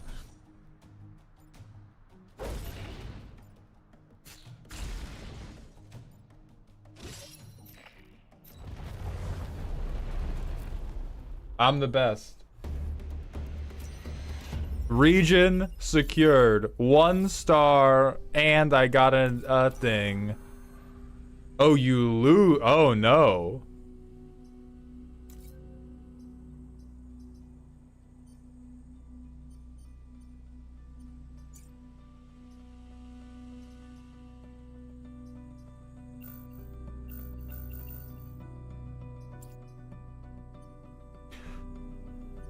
Okay. Defend the train. Yeah, we can give that a shot. It does tell you all this in the tutorial you skipped. That doesn't seem true to me.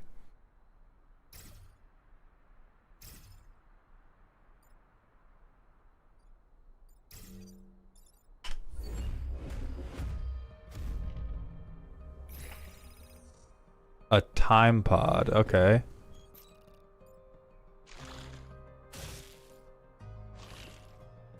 I'm so tired of this shit. Stop doing that! How do I... Where's my Seth Manfield thing? If I knew they were gonna do that, I would not have positioned myself this way. I think I get a take back. I think I should get a... I think that normal difficulty Into the Breach should have the same level of rules enforcement as World Championships of Magic, and I think I should be allowed to do this whole thing over. Please. Please.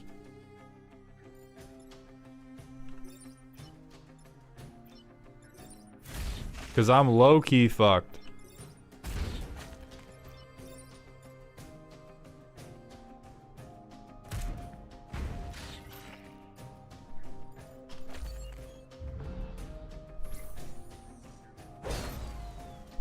That's fine. The train is still okay. God damn it, Ekans!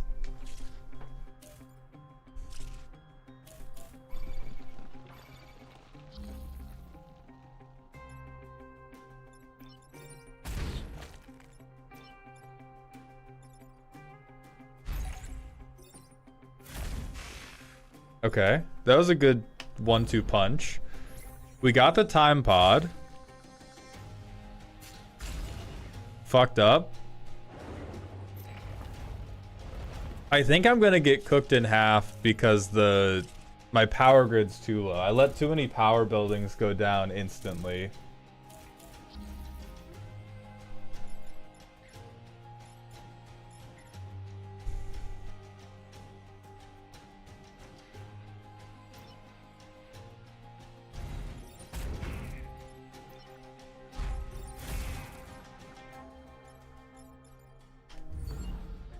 Oh shit, I'm gonna fuck up the train. God damn it. God damn it, man. Yeah, I think we just...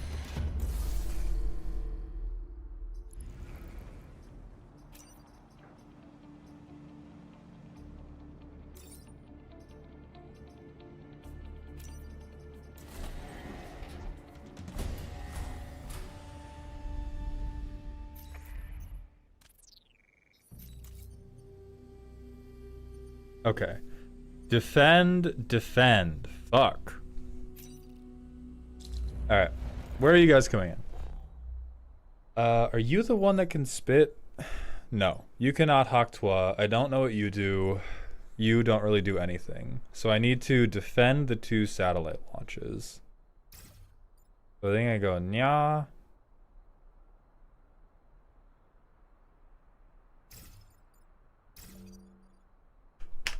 I think I try this. Because they get a turn first.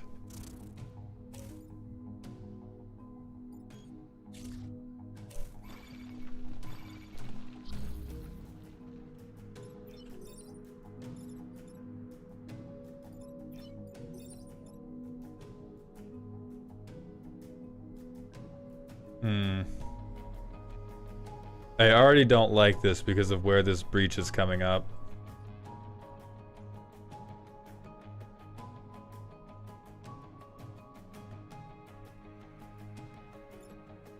I can't get anywhere to interact with this. I think this mech has to go interact with this motherfucker. I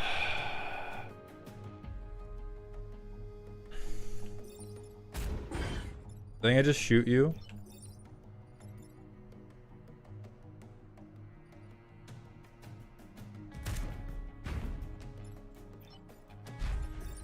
Oh, why didn't you take damage? The fuck? Shit. Alright, that's no good. Pajman, do we have customs on Christmas? I'm not sure.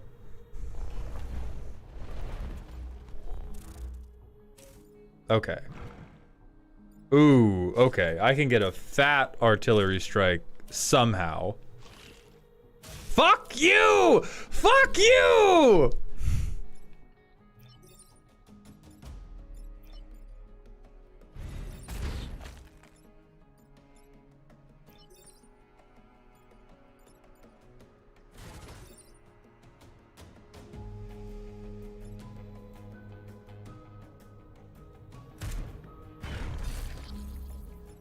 I think that's worth.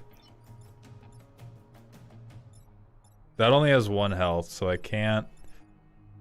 Alright, I'm gonna lose the first satellite no matter what I do, and so I might as well kill you with it.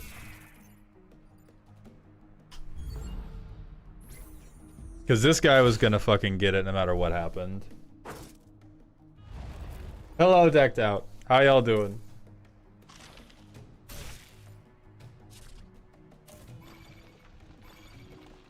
I gotta last 2 more fucking turns, man?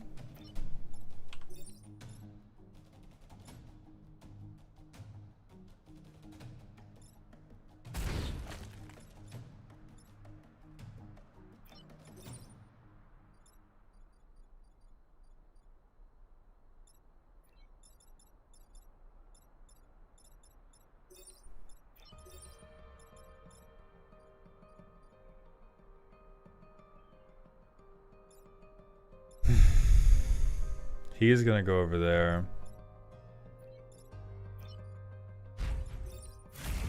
Fuck that guy. I think you just body block. Regrettably.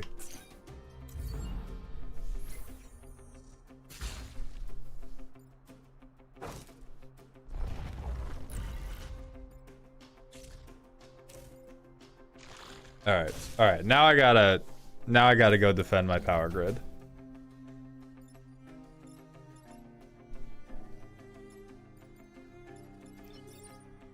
God damn it. I can't.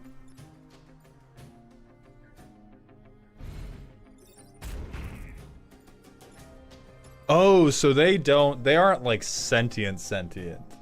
That's what makes it easy, is he's still just gonna line drive that way.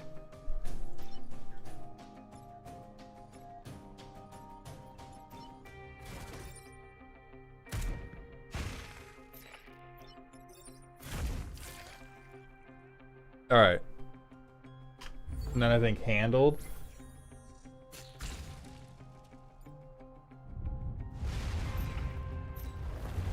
Okay, we get a star.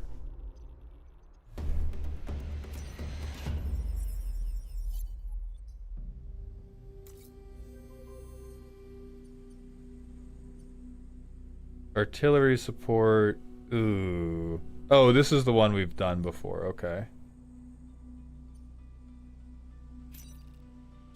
Yeah, let's give it a try.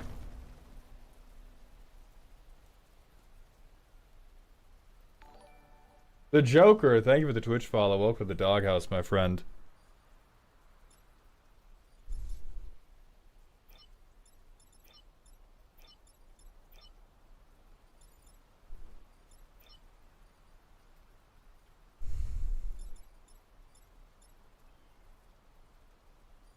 Okay, I don't have terrain to knock these guys into, so I feel like positioning this mech here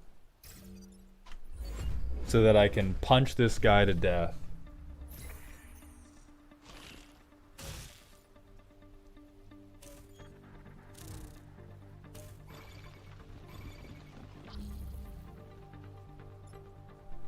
Oh, this guy can't fucking move far enough. Then... Bang bang, get out of here.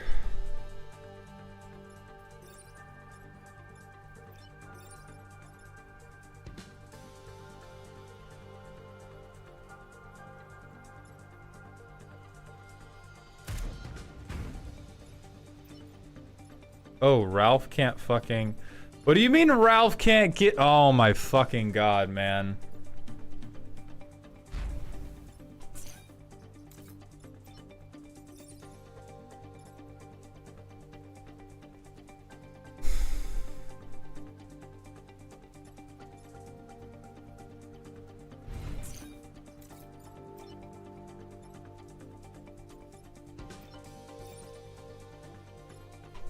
God damn it. That's horrible.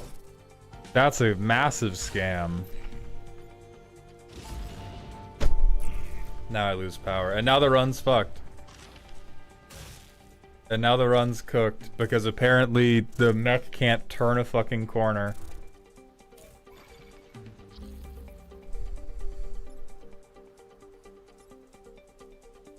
What can... Mmm!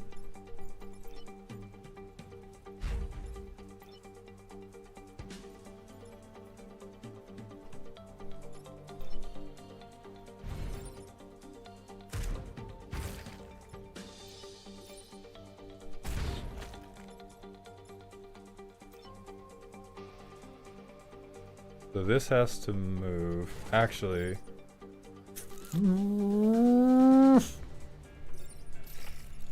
Okay. I think repairing's fine. Can't fucking punch anything. Yeah.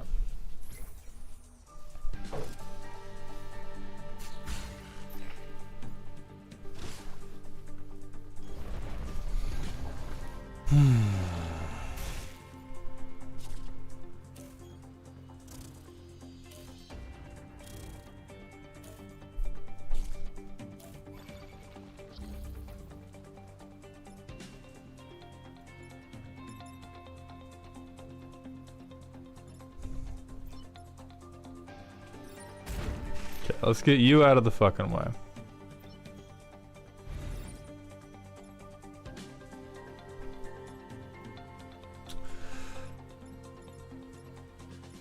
You're going here, and I really need you to not do that.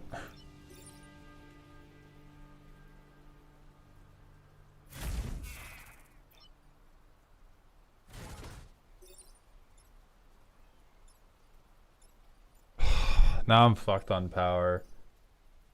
So I might as well... I might as well just kill the timeline here.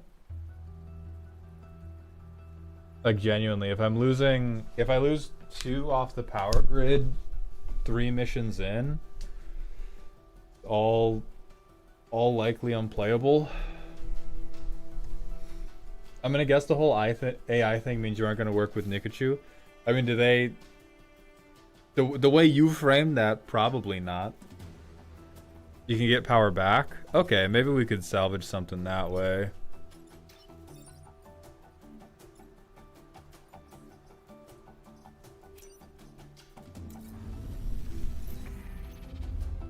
Okay. So if I move him here, it doesn't change anything.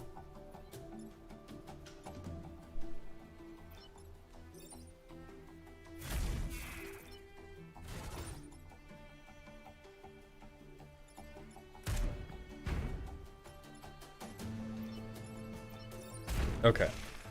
And I think now my team can at least eat all of these hits. Oh, is this a spitter? Fuck. Nikachu does AI MTG card review streams? Oh yeah, no.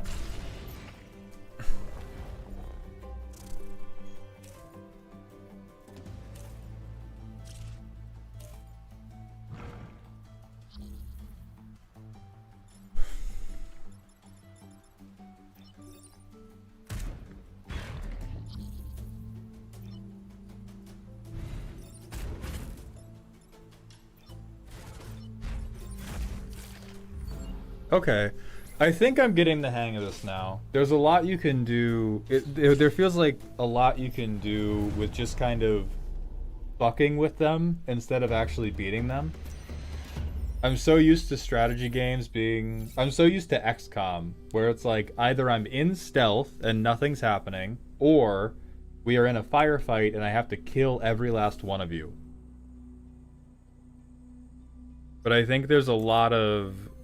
It looks like there's a lot of room for me to be like, oh, I flicked you in the eyeball. Oh, I tripped you. Oh, I put a little glue on your pants.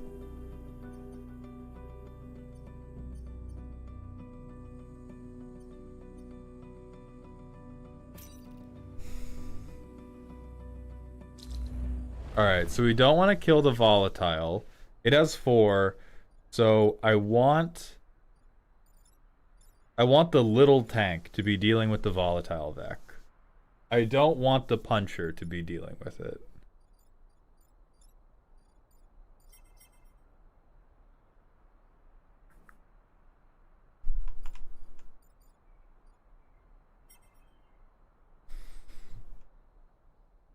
I feel like I put you here.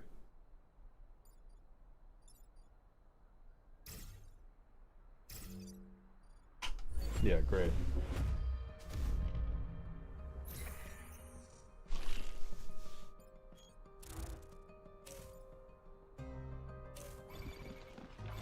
Okay.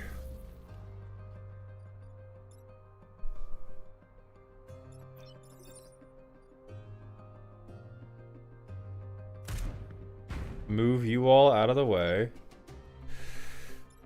I can't get you onto the emerge space, but I can punch you to death. Do I need to move you? I don't think I do.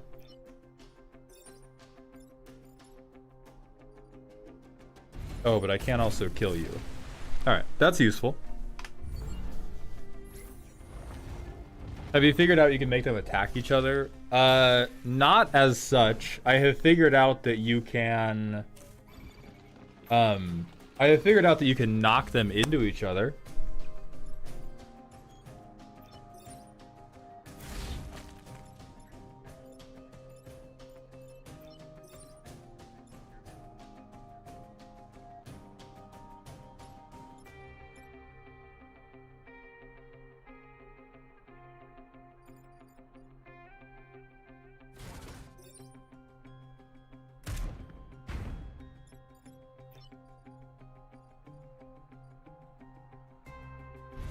Fuck. Not gonna be good enough. God damn it. Ugh. Those spitters are... They just feel impossible to do anything about. Because, like, I get web locked, and then once I get web locked, I just can't get any unit in front of them quickly enough.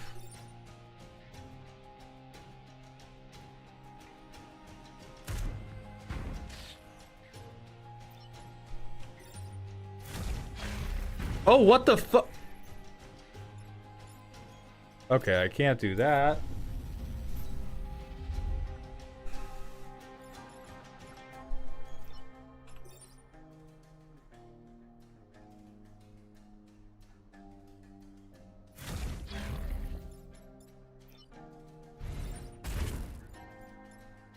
Not attacking. Yeah, so I can't do that. I think I keep this thing here. And then Ralph Carson is gonna get punched in the cock a little bit. We're protecting the coal plant, which will help our grid.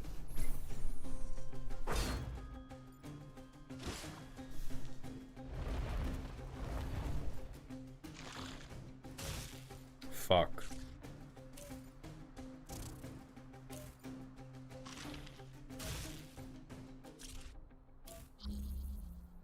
Alright, we are now in a lose-lose on this power plant because we either kill the Vec and get fucked that way, or the Vec attacks. Oh wait, yeah, hold on. No, but I'm gonna get waterlogged. So I'm just clear fucked because I can't put this... Like, I put it in here and now I can't move. Yeah, I'm just fucked. That blows.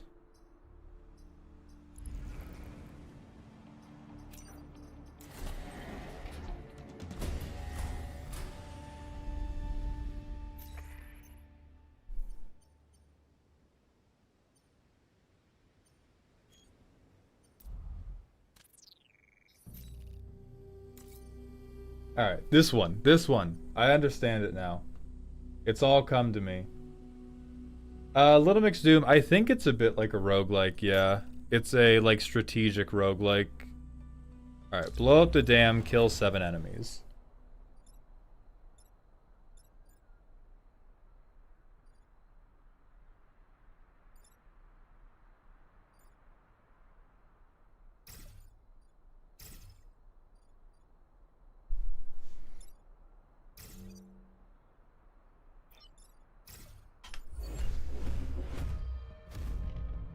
Yeah, the roguelike thing has not begun yet. I am not yet good enough at the game.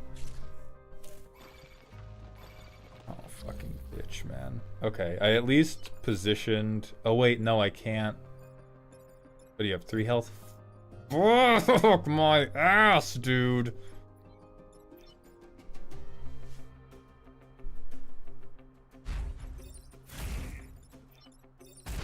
I am low-key about to abandon this fucking timeline. Oh, and it doesn't move you. Okay. Alright, we lose power generation already.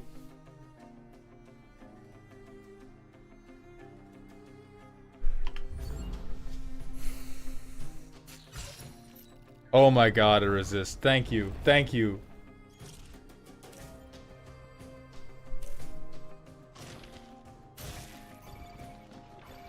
I am so tired of being webbeted.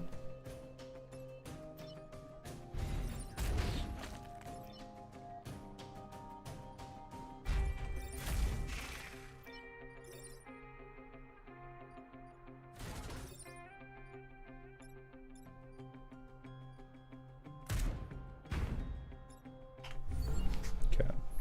This is kind of a risky one, but I think I have to risk it to save the power grid. Boss, please read the artillery ability. Well, now I'm not doing it. Well, now I'm just not doing it.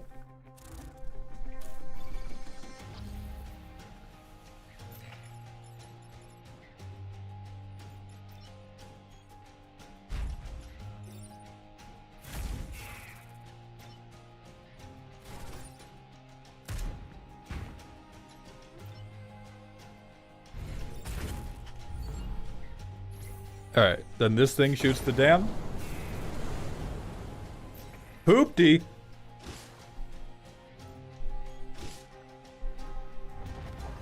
Alright, and now we're not losing any power. We just have to not get fucked. Hey, Jens, thank you very much. I think I might have done Juladoc. I'm not sure. I'm not 100% if I have, but I think I may have.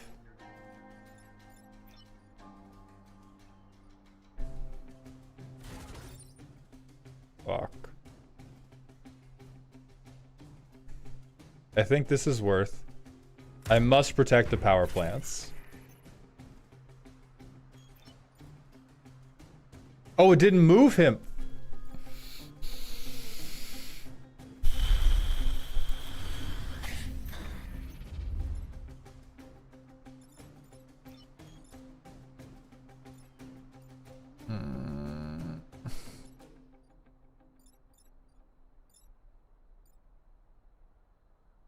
Then I don't think there's any... Maybe I can shoot here, but this is already knocked down.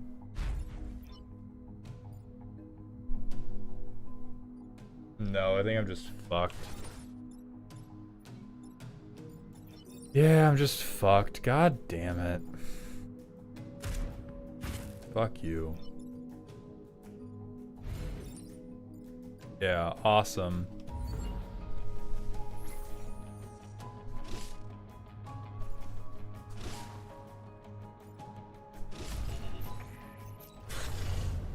Alright, reset the timeline. Reset the timeline, it's fucking over.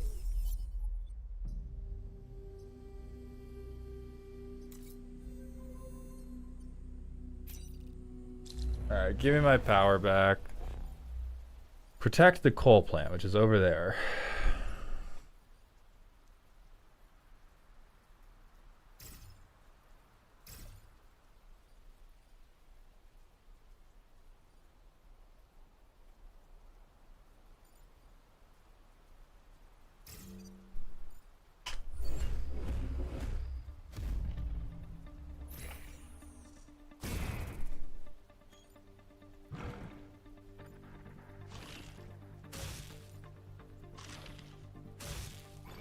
Okay.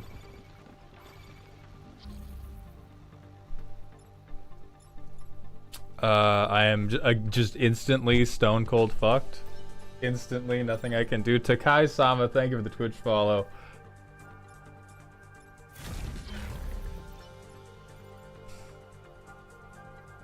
Oh, stops on this space. Oh, okay.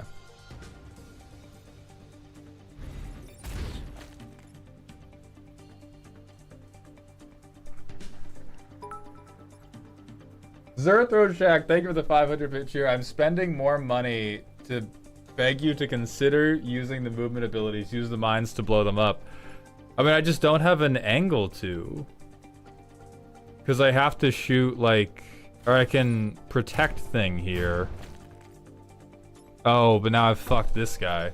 God damn it, I fucked Ralph.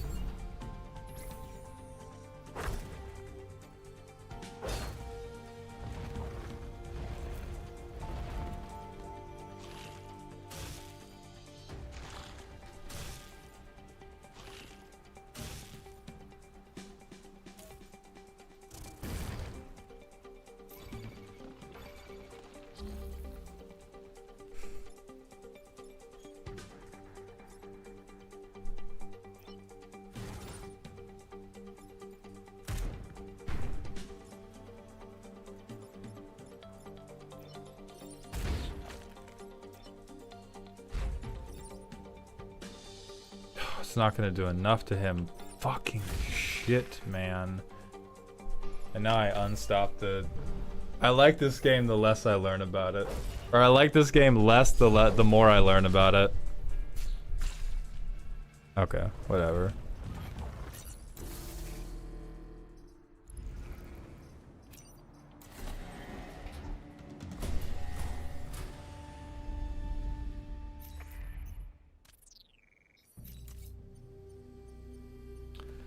Okay, kill 7, protect power. Sure, kill 7 enemies. Alright, where are you fuckers gonna move?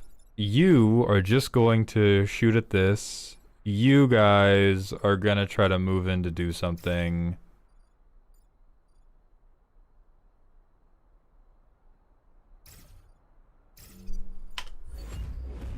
Yeah, Kolos, because the category for Into the Breach had 1 viewer in it. I mean, like, I'll swap over. We'll see. But generally, if a game category has fewer viewers than I do by myself, I just swap that shit over.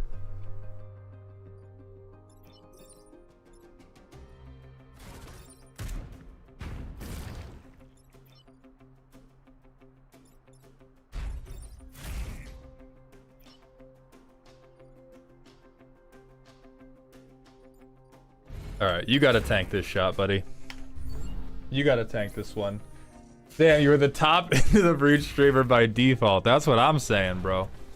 Oh, okay, so enemies crawl out before shots happen.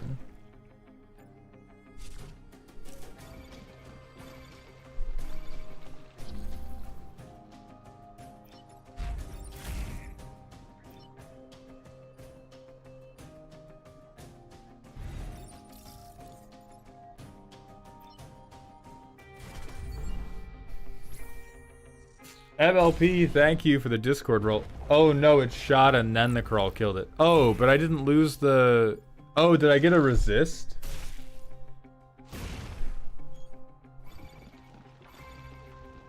Because I was like, oh sick, I didn't lose a power thing.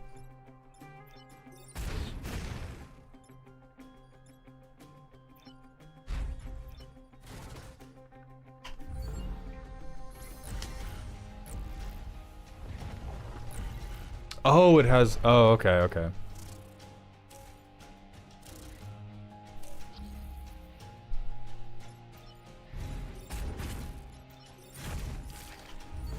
Bitches. Okay, I get my power back because I protected the generator, right? Do we get anything for prestiging? Not really. I'm trying to think of things we can do. That goes hand in hand with, like... Oh, whoops. That goes hand in hand with I have to come up with better Patreon stuff and I have to come up with better Twitch stuff because I like streaming a lot. And currently the biggest problem with streaming is that I'm a massive has-been. A debutante. A was-utante, however you want to say it. And I don't have enough things that longtime watchers can use their points for because we changed the roast raffle over to not being channel points based.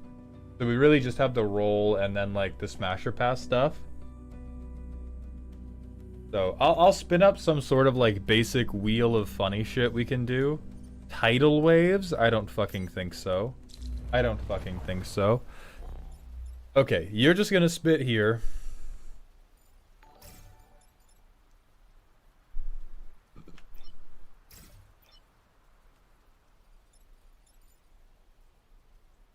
So I put you here.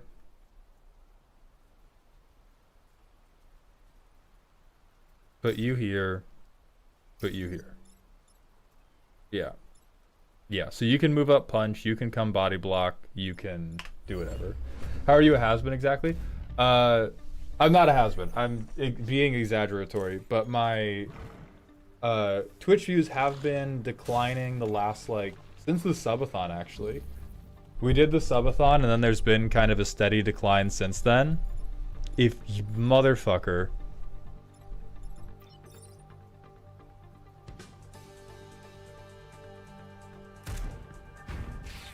I think I can save this. So that drops 1. This will take 1 hit. Oh no, no, I got it. Solved. You can argue holiday season. It's just like, I don't know. I gotta keep fighting. I gotta keep... The balls gotta keep rolling up. A Rose and Bloom, this is a subathon variety game redeem. Okay, what are you doing? Well, I'm just gonna kill you. Hold on. Can I do something very clever? I can. Block that. I'm not putting you on the fire thing. Oh, fuck. God damn it. Alright, nothing I do matters. God is dead. Pass. No, Jummy Bug, sorry.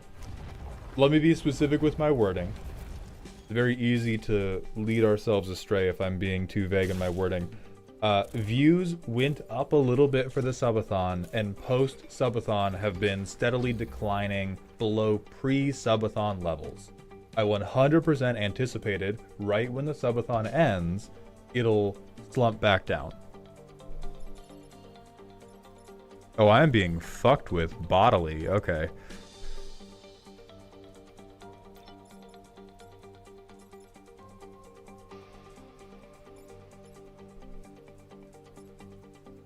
Okay, hold on. Actually, I do this. Okay, hold on.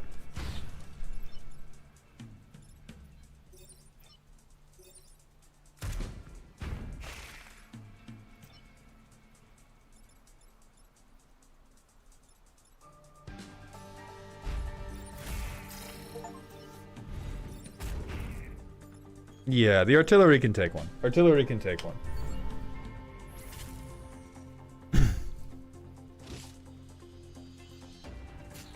Alright, I'm getting the hang of this. How much money do we need to give you to get you to play FTL then? What is FTL like?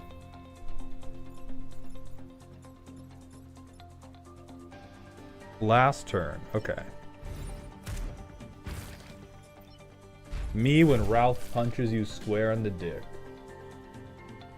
Watching someone play a game you have a tattoo from when they didn't play the tutorial. I'm winning. What do you mean? It's taken a couple... It has taken a couple runs, but we're doing missions, we're gaining stars, we're gaining power. We protected 1,000 civilians. Look at that, region secured.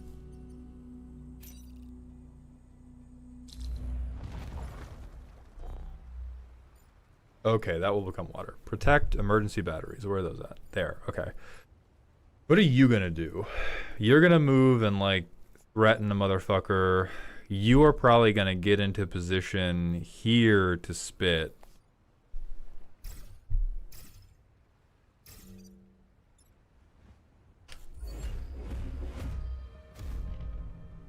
You think maybe the deck roast format has gotten a little stale?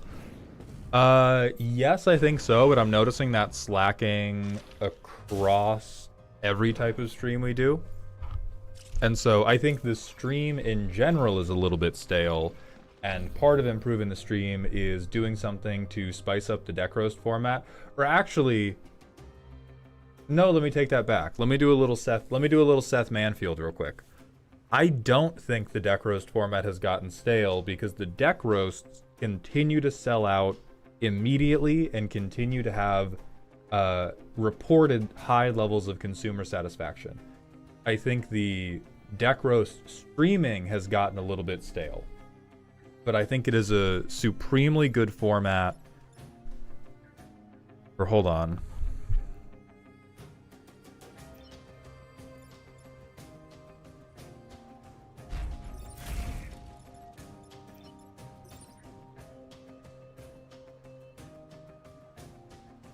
Oh, but now I've fucked myself. God damn it. I was trying to be clever and I was too clever.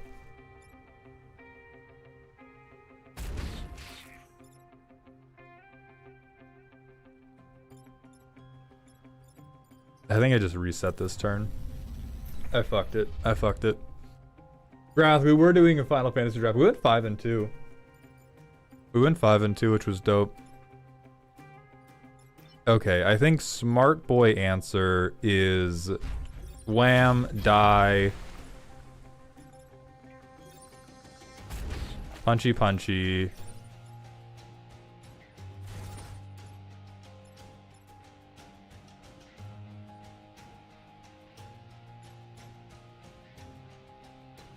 Probably should have moved the tank too. Yeah, I should have moved the tank up one and then shot and then put this here, and I could have moved this on top of the next square. Oh shit, I pushed this guy back and fuck me, dude.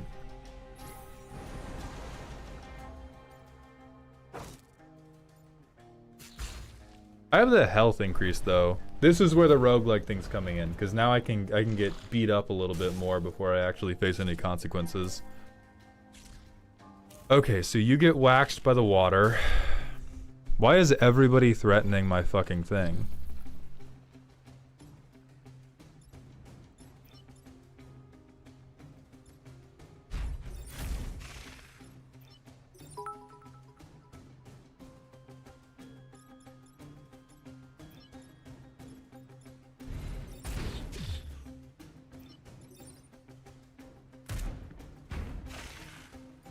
Alright, this is going to take one hit, which I can take.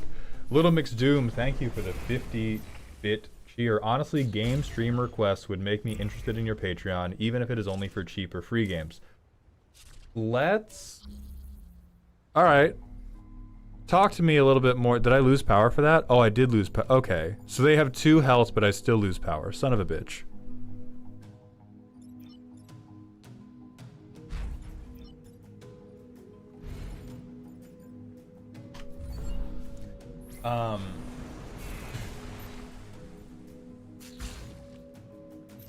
So are you talking like...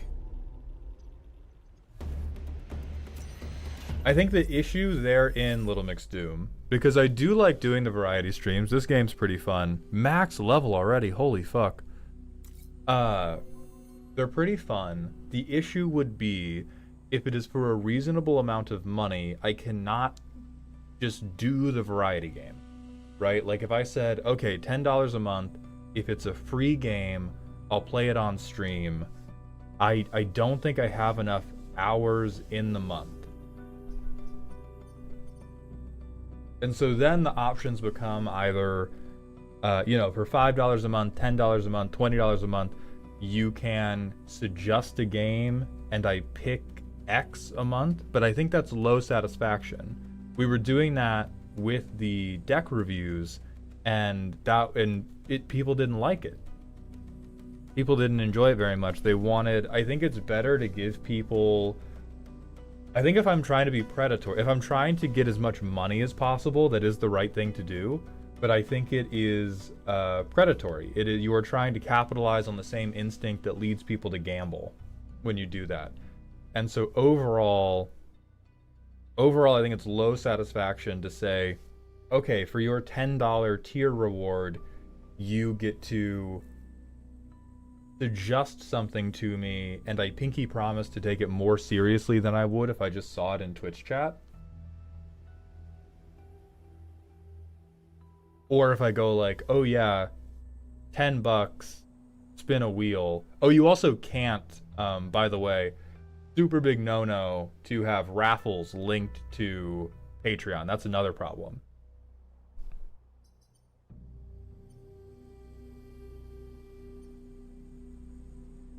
I'll try the pasture again. I just think playtime with Percy kicks ass. Real. We could do, you know...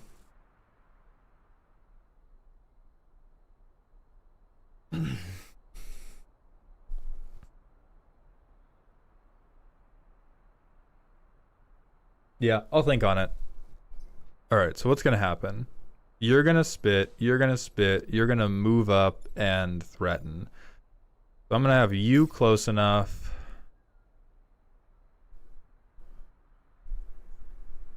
I'm gonna have you positioned in a way to try to help, and I think I need you, like, here. So raffling tokens is a no-go. Providing tokens is a go. Raffling tokens is a no-go. Oh, and you all immediately went to the worst fucking spots imaginable.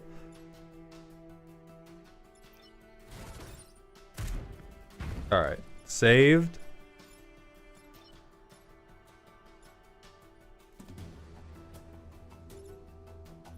Now my issue becomes this thing is definitely taking one.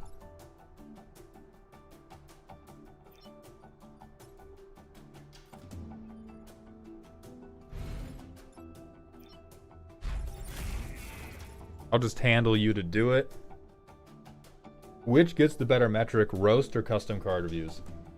Custom cards actually used to beat deck roasting by a fair bit, and now they do a lot worse.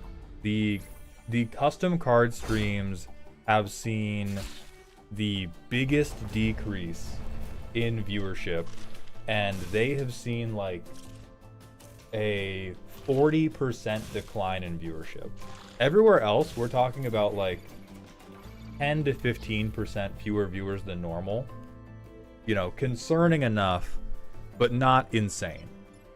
Custom cards, absolutely in the dirt. Alright, so this thing is fucked. This thing is well and truly fucked. There is no way we are defending the satellite launch as well.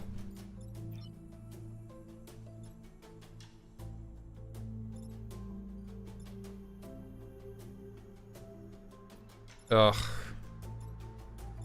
Can I afford 2 damage? I can't afford 2 damage and grid damage. But there's no good... I don't have any good spots to move on either. This doesn't matter.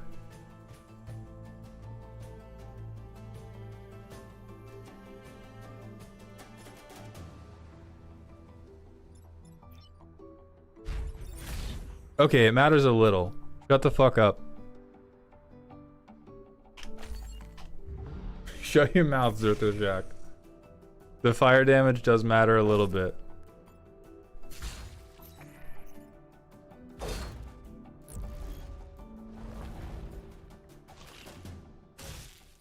Okay, that's threatened. Oh, thank God it moved.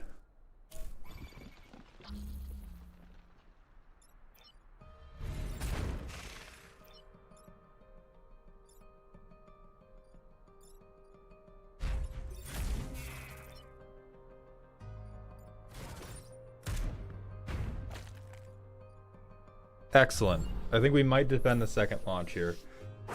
Yeah, Honda Accord, I'm doing tremendous. So anyway, I think the ideas that have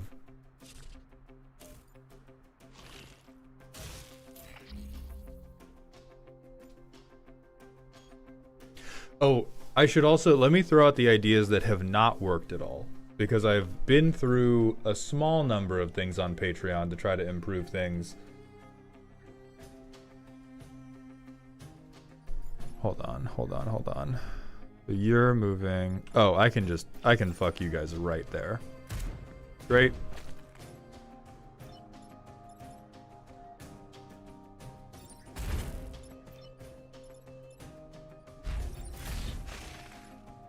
Excellent.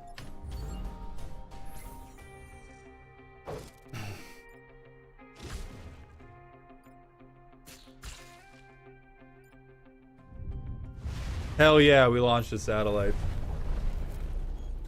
So two of the things I tried and have pared back on is, for a while I was doing like daily motivational content. I like doing that. I could do that again. I probably should do that again just to put like goodness into the world. And I also tried doing like weekly deck builds of my own on camera for Patreon so that people could have more visibility into my thought process when building a deck. And both of those, the engagement that I did get was good, but nobody fucking cared about it. Oh shit, you only get to do so many. Oh no.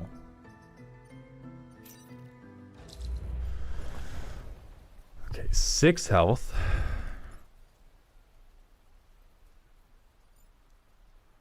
Attack the corporate tower.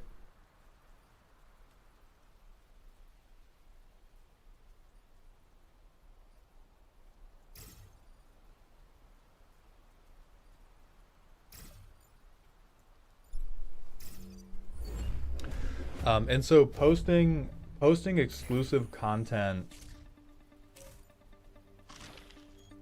like posting exclusive content to Patreon didn't really seem to improve anything.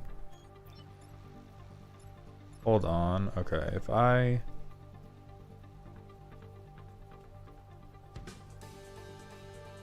don't actually think I need to move you back. If I go ba. Oh, you're spitting. Oh, fuck. Immediately reset. I don't really advertise the Patreon is also the problem. So if you're spitting, I just have to... Oh, fuck, and you're spitting at this thing. So I need to go like this. Get the fuck out of the way. Oh, he spits both directions. Oh my fucking god. And I can't reset the turn anymore, so I needed to go under, not over.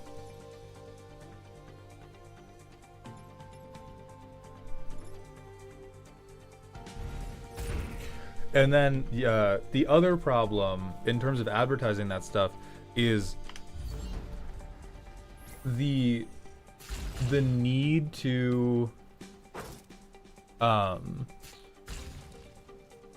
to improve the Patreon stuff is to try to get me out of this cycle of feeling like I have to pump out this endless amount of content. And so if the Patreon benefit is you get more content, that again increases the load I'm putting on myself. And I'm not saying people should give me money for nothing.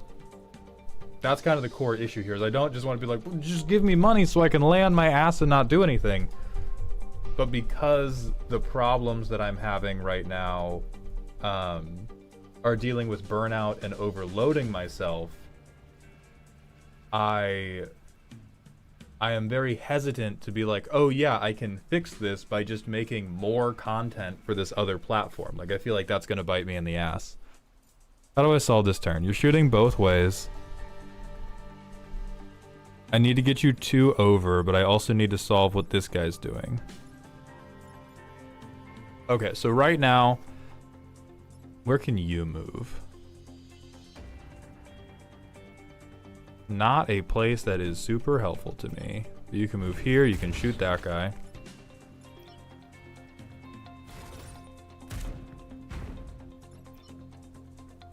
Fuck, I fucked it up again. I needed to move Ralph first.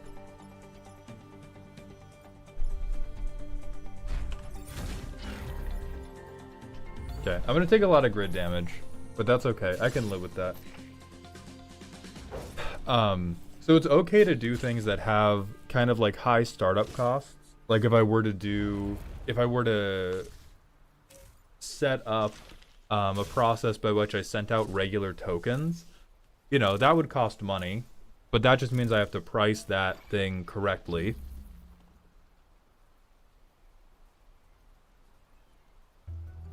But so far, a thing that people would enjoy getting from me and is not more of my time has eluded me. And I think figuring that out and being able to build financial stability from that in a way that didn't feel like I was robbing people will do a lot for it. Because I definitely get stuck in this feeling, and I'm gonna say a thing, and this is why you should say things out loud, because I said this out loud to myself, or I said it to Z the other day, and as soon as I said it, I was like, oh, that's not even true. But right now, it feels like... Oh, hold on, I gotta move this fuck. God, this is all terrible. I don't want to move Ralph into... Alright, somebody's taking a bad hit no matter how I slice this. I can at least save the power here.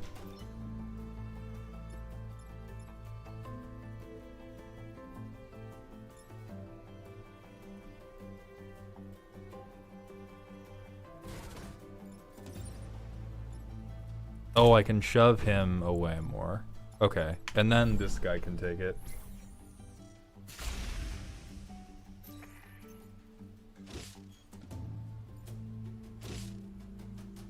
Merch is a massive commitment. Oh, how the fuck did this guy die? What? He got hit for 3?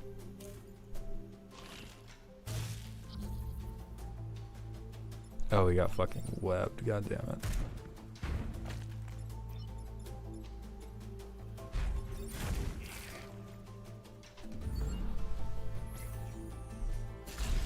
Dragoon, thank you. That warms my heart to hear. Maybe like let patrons vote on a commander roast a month or something. That's another thing I've been...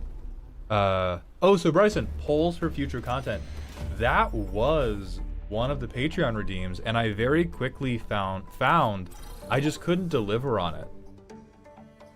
Like, I already have such a difficult time getting the stuff that's planned done on time, that when I was like, oh yeah, I'll let people vote on a thing, they would vote on a thing, and then I just like wouldn't be able to figure out, I wouldn't be able to pull together the video in time.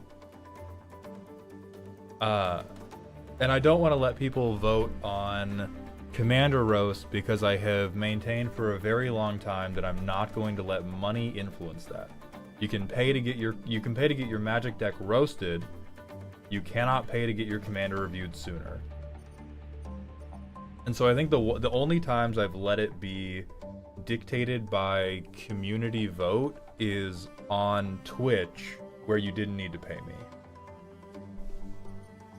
Okay, but we've beaten this island.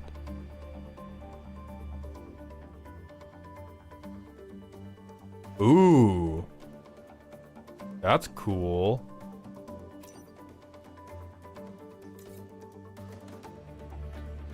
Okay, so I can buy supplies. I think I buy 1 grid power.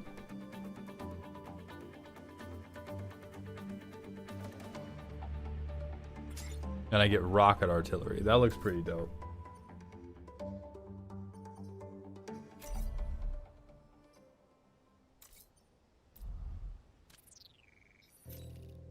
Oh yeah, Bryson. No, it's a great idea. I'm not trying to shoot it down by any extent. I'm just trying to elaborate on... Because there's a bunch of stuff that I've already tried that I have just forgotten about. And so that is like a super good idea that I could not follow through on. Okay, we're defending bombs. What do these guys do? Beetle. You look like a melee unit.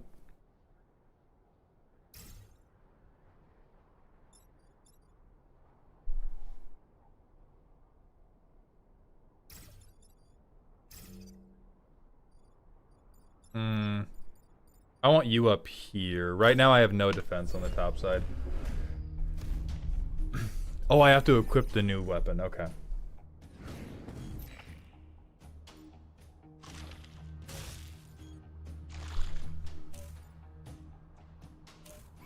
Okay, they're doing artillery. You move shit.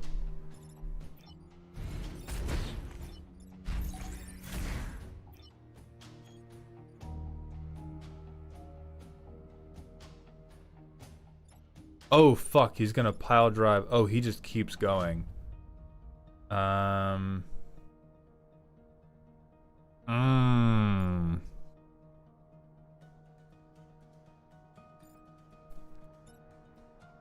I do not have the grid defense to really allow this. Could I back you up enough? No, that shit just keeps going. I'm fucked.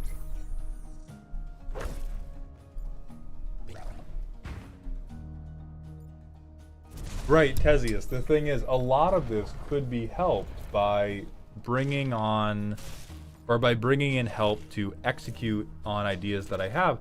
The issue with that is I have to pay people. And the reason all of this stresses me out very much is because I need more money than I presently have. And I'm... Oh, that's so terrible. Oh, that is all so bad. Get in the water. No, the bomb! Fuck. Okay, you're charging into the water. Oh, you're shooting all the way over here. I think the run's cooked, I fear.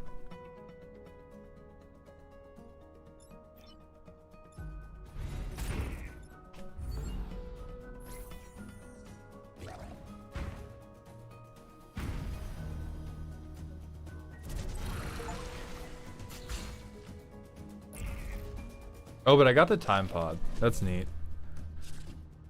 Okay, so their range is very long. Whatever, I shoot you. I'm killing you just to do it.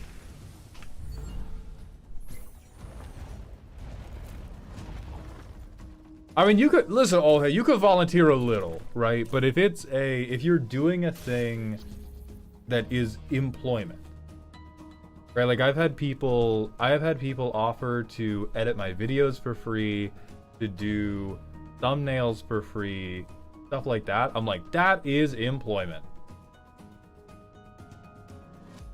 100% that's employment.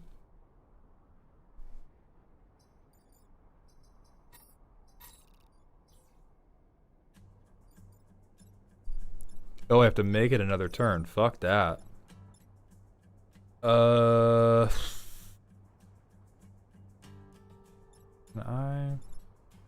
You're tied up right now. I need to move you, but I don't have a way to move you.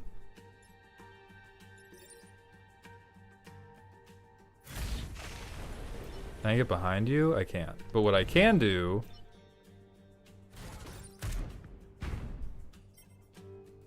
Yeah, so I'll take one shot and then blow you up. Do you take any sponsorships? I feel like the size you are, you should be getting offers. I do get some. We had Boot.dev sponsored us recently. The main thing right now is that the sponsors are inconsistent. And so I try to view sponsors as a like neat over the top thing rather than a this is providing financial stability for me. Oh hell yeah, I got a reactor core. Oh hell yeah, grid defense going up on a Tuesday.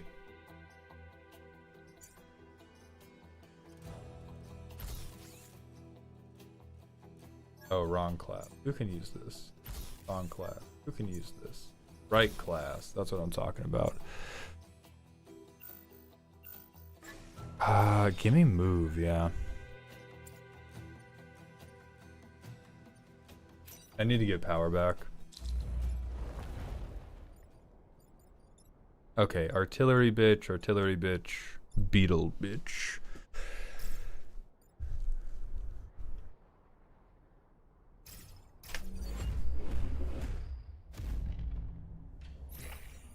The implication of adds its own complications was the idea of paying rev share for somebody. I don't think those people are here right now, so I'm just going to speak into the ether. rev share on stuff on my current channel is very difficult because it's just a tracking nightmare. I would 100% take a rev share deal with somebody who, if somebody had more time and editing ambition than sense and thought they could edit the variety streams into like funny 10 to 20 minute videos, I would 100% take a very steep revenue share deal on that. That's the type of thing I would do. The difficulty with doing it on this channel is this channel is already so much a magic channel that people wouldn't click into those and the revenue would be like nothing. But if, like, that's a thing I consider fair, not taking advantage of people, as long as I tell you, like, hey, this is what the revenue looks like on the main channel, this is what you might expect to make by doing this. Because that's how I was paying. Oh, like Elk got paid. He doesn't anymore because it's a fucking bitch to track. But on every early video Elk collaborated with me on, he got a revenue share. Now they get a flat payment that is based off how much they were earning with the revenue share. But I am a fan of, like, hey, if you're gonna come do this thing for me, money's fucked up. Entertainment industry money is super fucked up. You can take this portion. All right, I'm being fucked with bodily. If I move you all, I don't want to move you all, actually.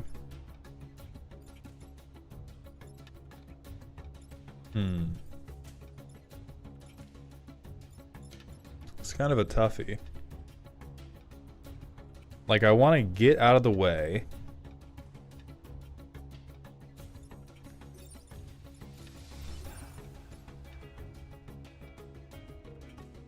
Oh, this is an artillery thing.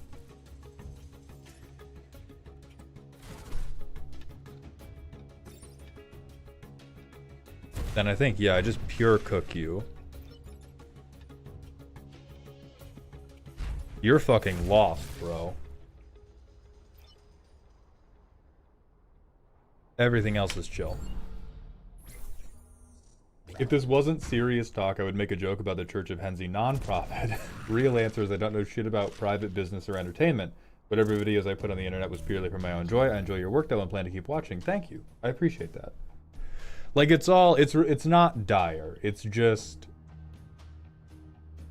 it's at the point where it has been meaningful stress in my life for long enough that something has to change. All right, what's happening here? Chasm. Oh, they're crawling up out of the chasms. Well, fuck that. Bang, bang.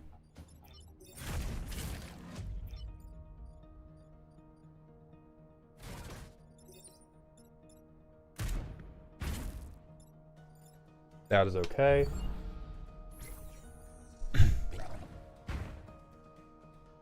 So yeah, if I found an aspiring editor who wanted to edit like the XCOM stuff, who wanted to edit this stuff, add rev share on free count. 100% up for discussion. It's just, I think those people are few and far between and tend to have better stuff to spend their time on.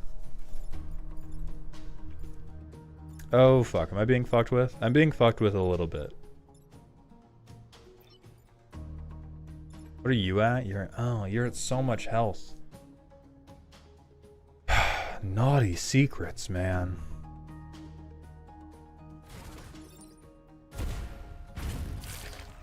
I'm the goat.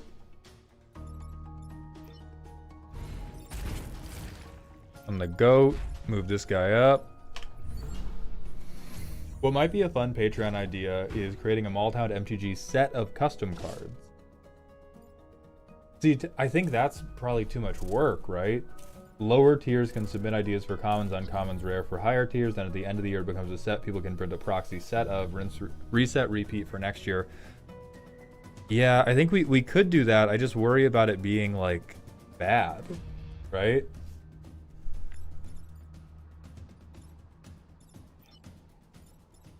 Alright, I'm gonna punch you in the head.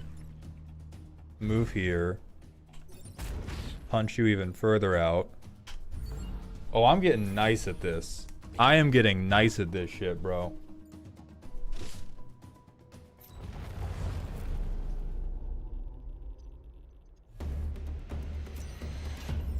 Oh yeah, like Elikman set is a different thing. Elikman has cooked very hard and has put a lot of work into it. Versus just like every individual patron is a one-off thing. And that also feels bad. Like, I know it's framed as a fun community thing. It feels bad to be like, yeah, at this Patreon tier, you can do free work for me. At this Patreon tier, you too can do unpaid labor for John Maldhound. Isn't that fucking amazing? Aren't you having a nice time? Why aren't you clapping?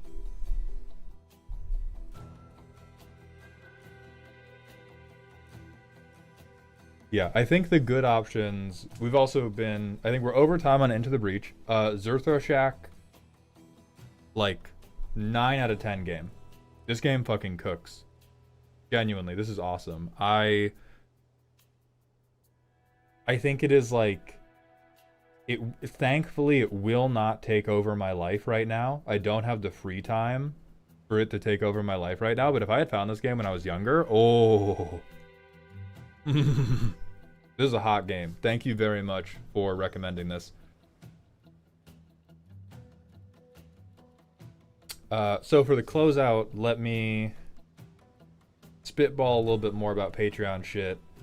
And then, remember, tomorrow, custom cards, quips, and guac. Yeah, I think there's a good idea in game suggestion. It's just about managing expectations and managing the cost of it such that people aren't going like, oh, I paid $10 for him to not play my variety game.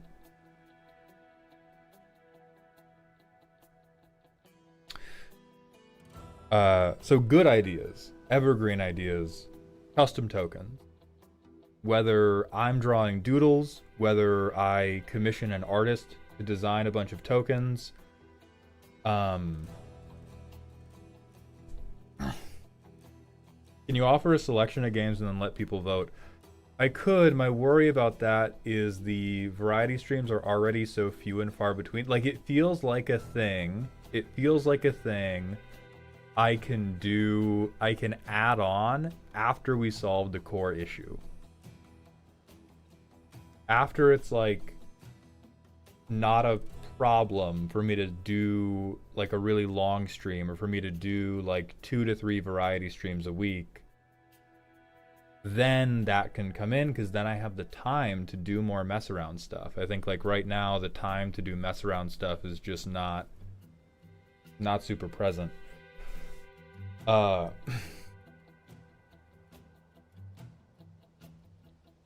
So tokens would be good. Tokens, stickers, those are like low to the ground. I could send out packages. I could send out packages at the $5 to $10 tiers. And then obviously at the higher tiers.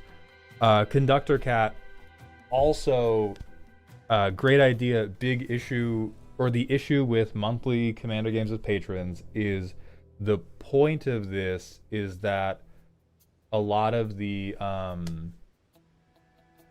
difficulties I'm experiencing right now in terms of creating better content is burning myself out by being on too much.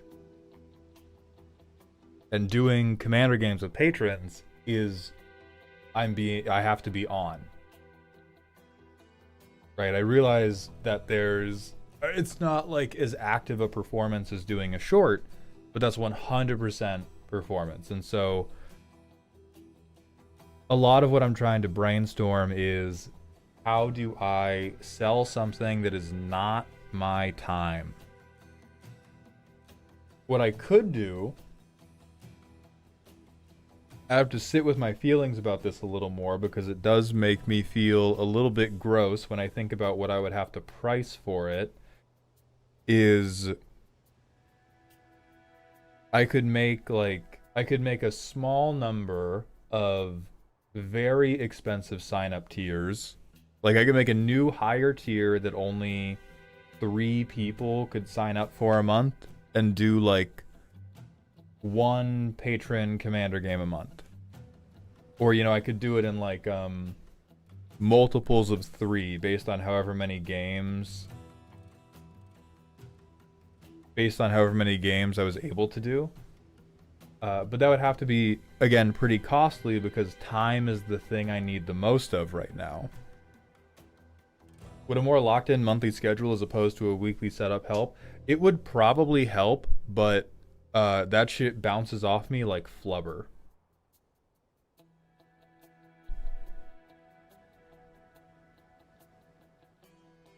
That shit bounces off of me like flubber 100%.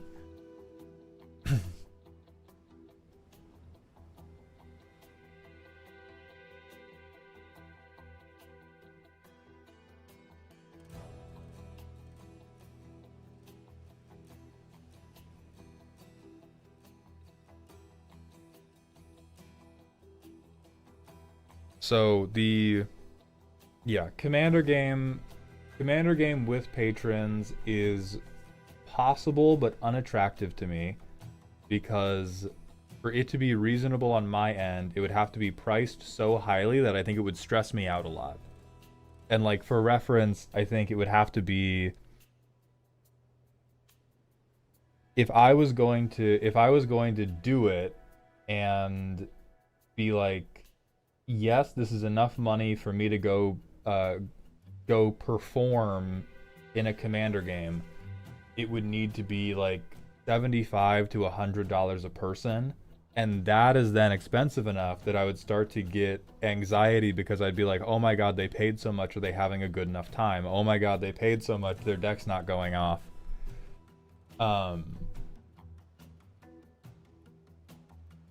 So that's another battle. That's another battle that goes on. Is like this stuff. My time, thankfully, gets to be priced very highly right now, and then when people pay for it, I get like, ugh.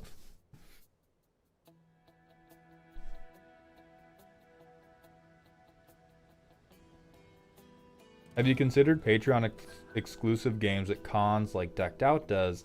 I tried to set that up once and totally fucked it.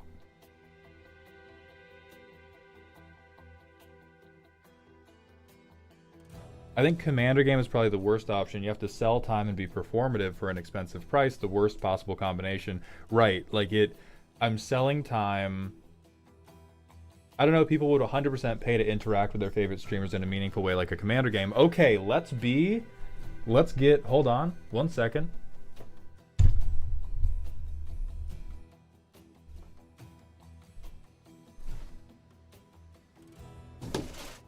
I'm getting props.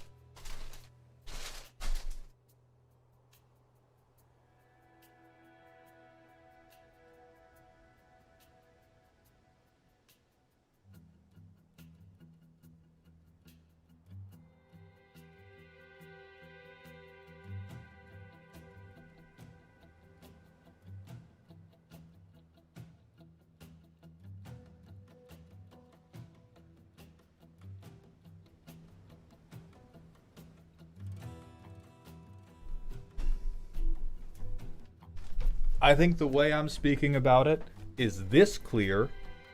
We got to get this clear. Let me reframe. What I am not worried about is, can I get somebody to buy this? I'm quite good at sales. I am the first, or I was, until I started doing this, I was the first man on the mother's side of my family to not go into sales for 4 generations. It's one of those. I'm extremely confident I could get people to pay $100 to play a Commander game with me. The thing we are trying to conquer is not Maldhound needs money at any cost. If I just needed more money to like make rent, buy groceries, whatever, I would be selling more Commander roasts right now. Or I would be selling more deck roasts right now. The thing I am trying to conquer is I'm trying to find a healthier way to create financial stability such that I am not stressing myself out and burning myself out. Because if I burn out, I'm not going to be funny anymore. The whole machine will stop turning. And I want to keep doing this for a long time. And more importantly, I want to get a lot better at it than I presently am. And so I do believe I could get people to pay the $100. I think the stress that it relieved on me, because it would be like, if I did that, we can math it out. If I did that, I would get, $100 from each patron for the one Commander game that month. I would collect $300 for, let's say, like two hours. 2 hours. I would be making $150 an hour for those 2 hours. That's a sick rate. That's a higher rate than I get doing anything I currently do. I am not confident that the stress I put on myself to deliver an absolutely amazing experience in those 2 hours would be worth it. Like the USD math is great on it, and I'm not sure the stress math on it is that great. Doom Suicune, thank you very much for the Twitch follow. Welcome to the doghouse, my friend. A Commander game with patrons be good long-form content for YouTube? No, I think it would be trash. I think the very first one I did, here's how I think it would go.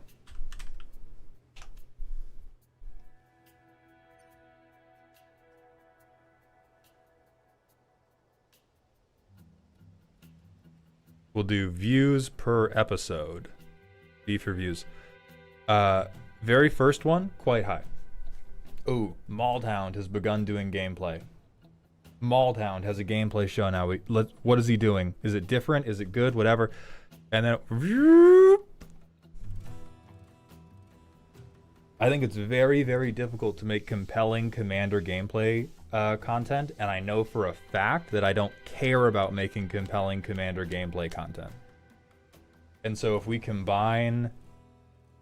It would probably be even more drastic than this, yeah, Gravity. If we combine the fact that it's tough with the fact that I don't care about being good at it, oh, it's not. Oh, we're getting nowhere. Oh, we're screwed. Capital D, thank you for the Prime sub. Welcome to the dog home, my friend, for the 7th month. And Cecil, we were talking about... I'm talking about revamping my Patreon again, and we were talking about the possibility of doing a Commander game every month with patrons.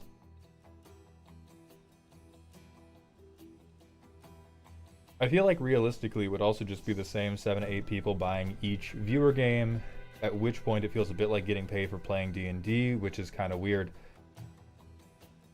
I think it's weird as a sentence. I don't think it's actually that weird.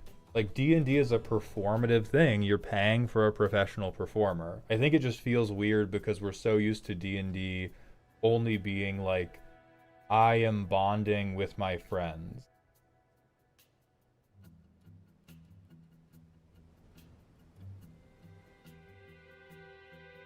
It's like when certain league coaches charge $250 for a 1-hour session, like you play 2.5 stacks for a game review where you get invaded level 1 and instantly lose. Yeah, right? Like there's... It feels bad. It feels bad to charge a lot of money for a one-shot high variance game like Commander. If Commander games were like pretty consistent, I would feel differently. But the idea that you pay me $100 or whatever, and then you like mana screw, fuck, dude. Like I would feel bad. I would feel bad, and I would want to give you your money back. And then if I start being like, oh yeah, $100 Commander games, but if your deck shits the bed, I refund you. Like then I'm not. Then I'm losing on both sides of it.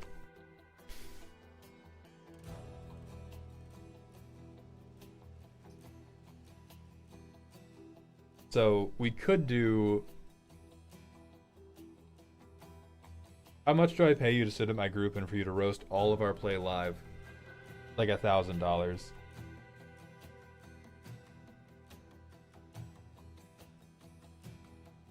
I paid $100 for this commander game and all I got was 3 swamps. Exactly. Yeah, so it is one that Z and I have tried to like math out before, because it's a good idea and it's one people want and it's one people would pay for. The trick is making me not tweak about it, because the problem is not that I'm broke. The problem is not that the problem is not that I have to raise like $20,000 in 10 days before a loan shark takes my kneecaps. The problem is that I'm tweaking. The problem is that I'm tweaking too much and I feel too much pressure. Like, I genuinely every day have the feeling, and I am combating this feeling with rituals and the magic of positive self-talk, but every day I have the feeling of, did I not publish a short today, or did the short I published today not do really well? I'm going broke. It's over. It's all done now. That is the most common thought that I have to curtail in my daily life right now, and it's a wrong thought. I could go into the 45-minute elaboration of why that's not actually true and how it doesn't reflect the trends I'm actually seeing in my content, but it's not a thought that's based in reality. It's a fear based in insecurity. And so I'm trying to figure out things I can do that are going to help me. I'm trying to set up my environment to help me tweak less. And I think one of the things that is going to help me tweak less is having more things that feel like I am providing this service or this product without it being be very funny for 70 seconds, go. Be funny for 70 seconds, go.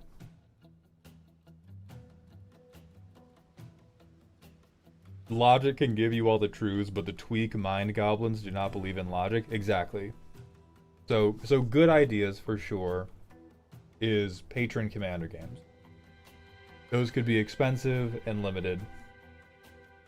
Other good ideas are the evergreen, make custom tokens. Make some custom tokens, send them out.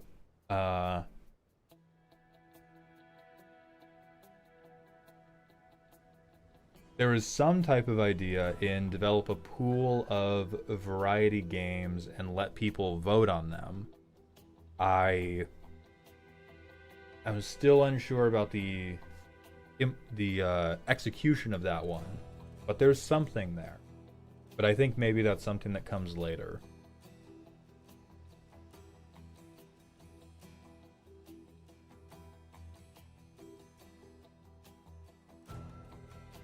And now Z is letting me know that I'm tweaking too much. Yeah. Okay. We're going to raid for the day. I think I'm going to continue thinking about this. I would also get custom tokens and my husband wouldn't throttle me for spending our money on nonsense. I'm sorry to tell you that it in fact would be complete nonsense. No. I don't think Patreon's going to have an influence on Roast Guest. Anyway, let's go to Bald Kai. Or hold on, let me think. Is there a...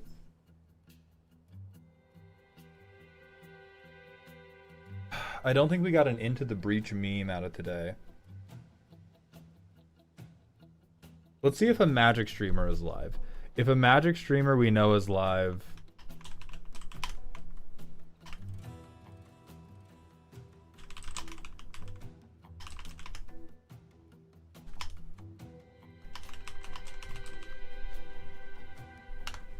If a Magic streamer is live, that's the raid message. If a Magic streamer is not live, it's gonna be Bald Kai. Let's go see who we have. Nobody I know is live.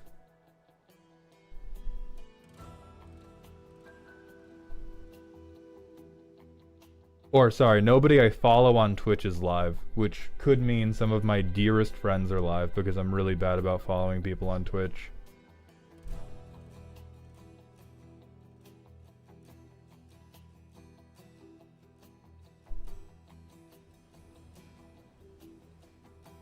I can't even look from same category.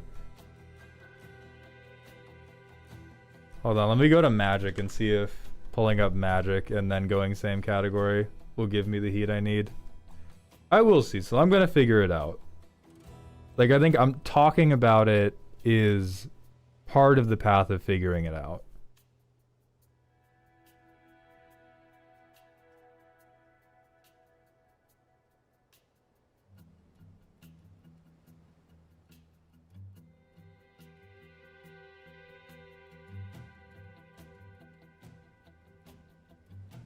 Papa's on a small streamer. Yeah, that seems about right.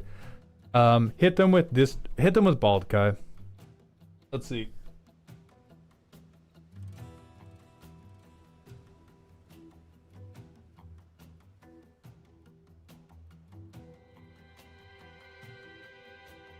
We'll do same category.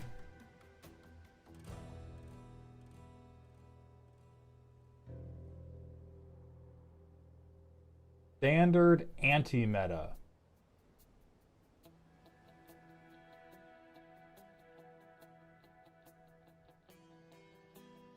Alright, be kind. Hopefully they're not a freak. Don't be weird. Don't be freaks to them. Let them be freaks first, and then disperse if they're a freak. But be nice to them. Hit them with the Bald Kai message. I will see you all tomorrow for custom cards with Quips and Guac. Thank you for being here. And please remember to stay toxic.